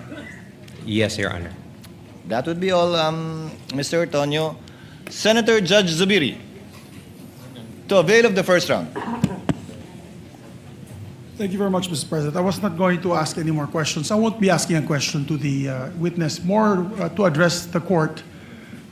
Can we make, because this is a recurring theme, halos sa lahat ng mga testigo, ang sinasabi po nila at minsan mga tanong ng prosecution or defense and prosecution ay ito bang finding ng COA, hindi pa siya final.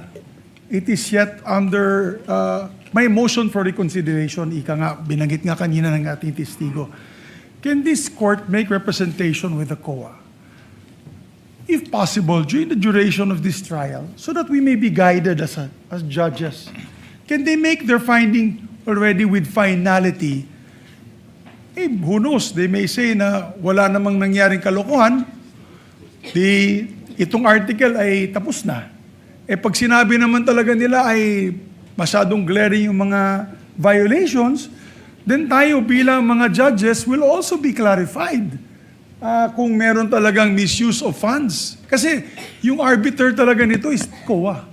Diba? Lahat ng misuse of funds ng government agencies, it is the COA that makes that determination.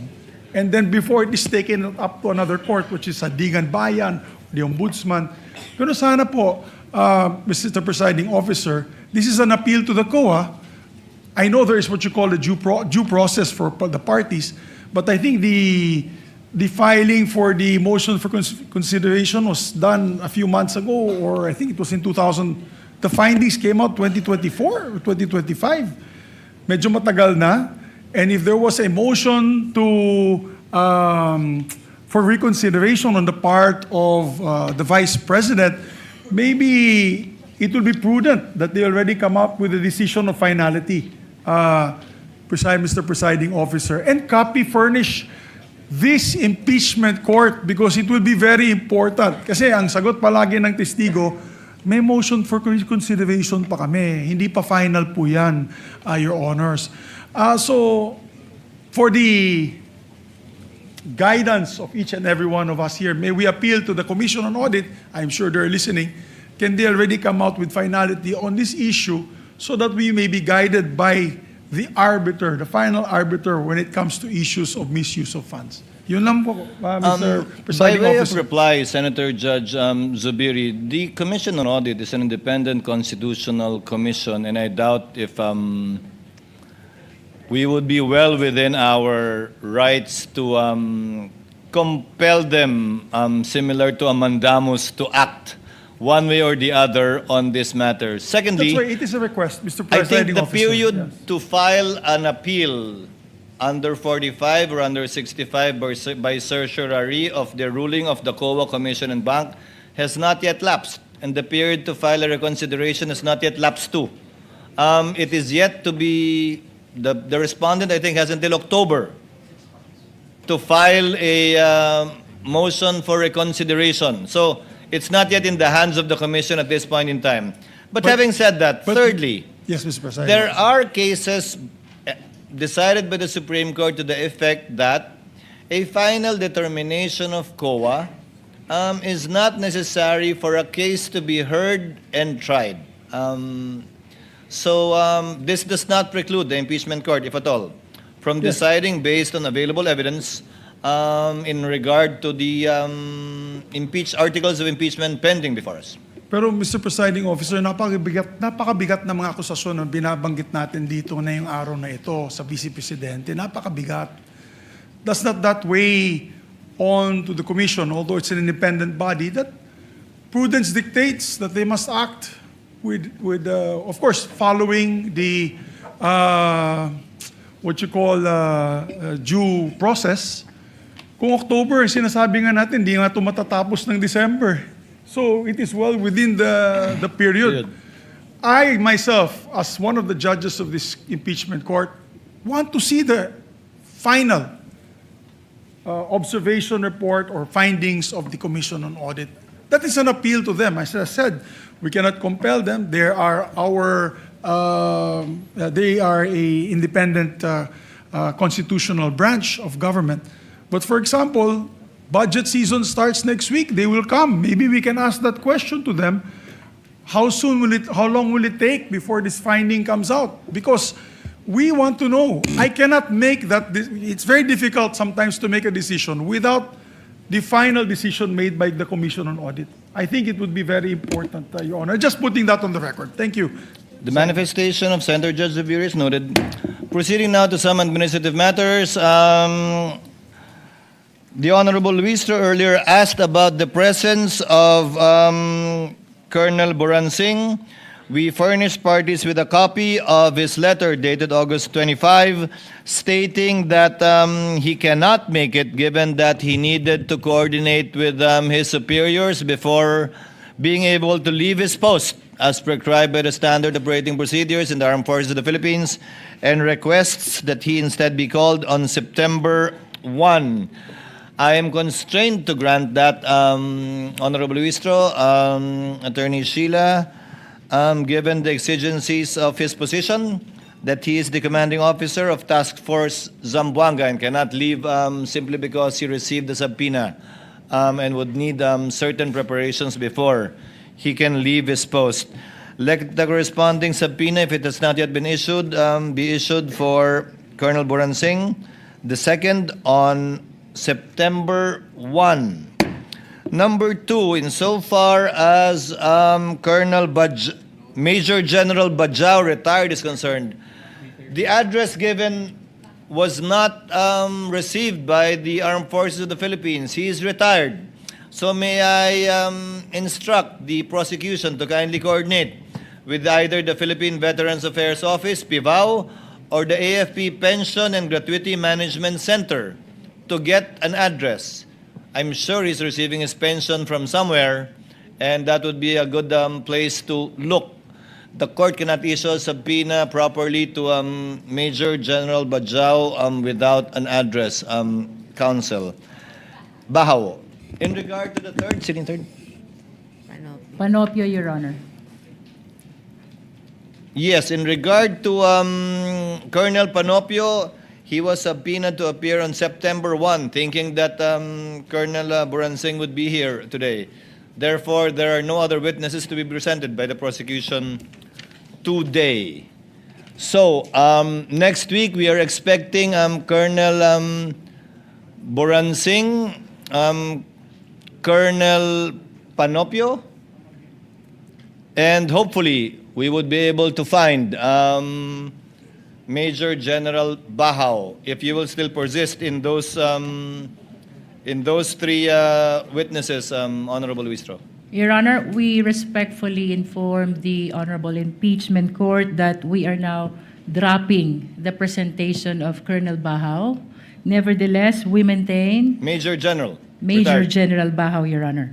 We maintain the position to present both Colonel Boransing and Colonel Panopio, to whom the subpoenas have been ordered to be issued for September 1, 2026, Your Honor.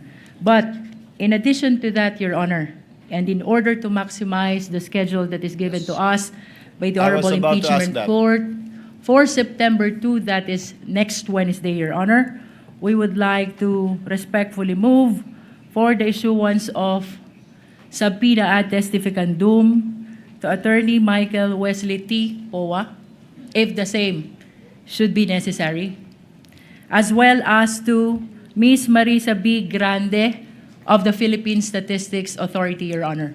If given opportunity next week, these two shall likewise be presented on September 2, Wednesday, Your Honor.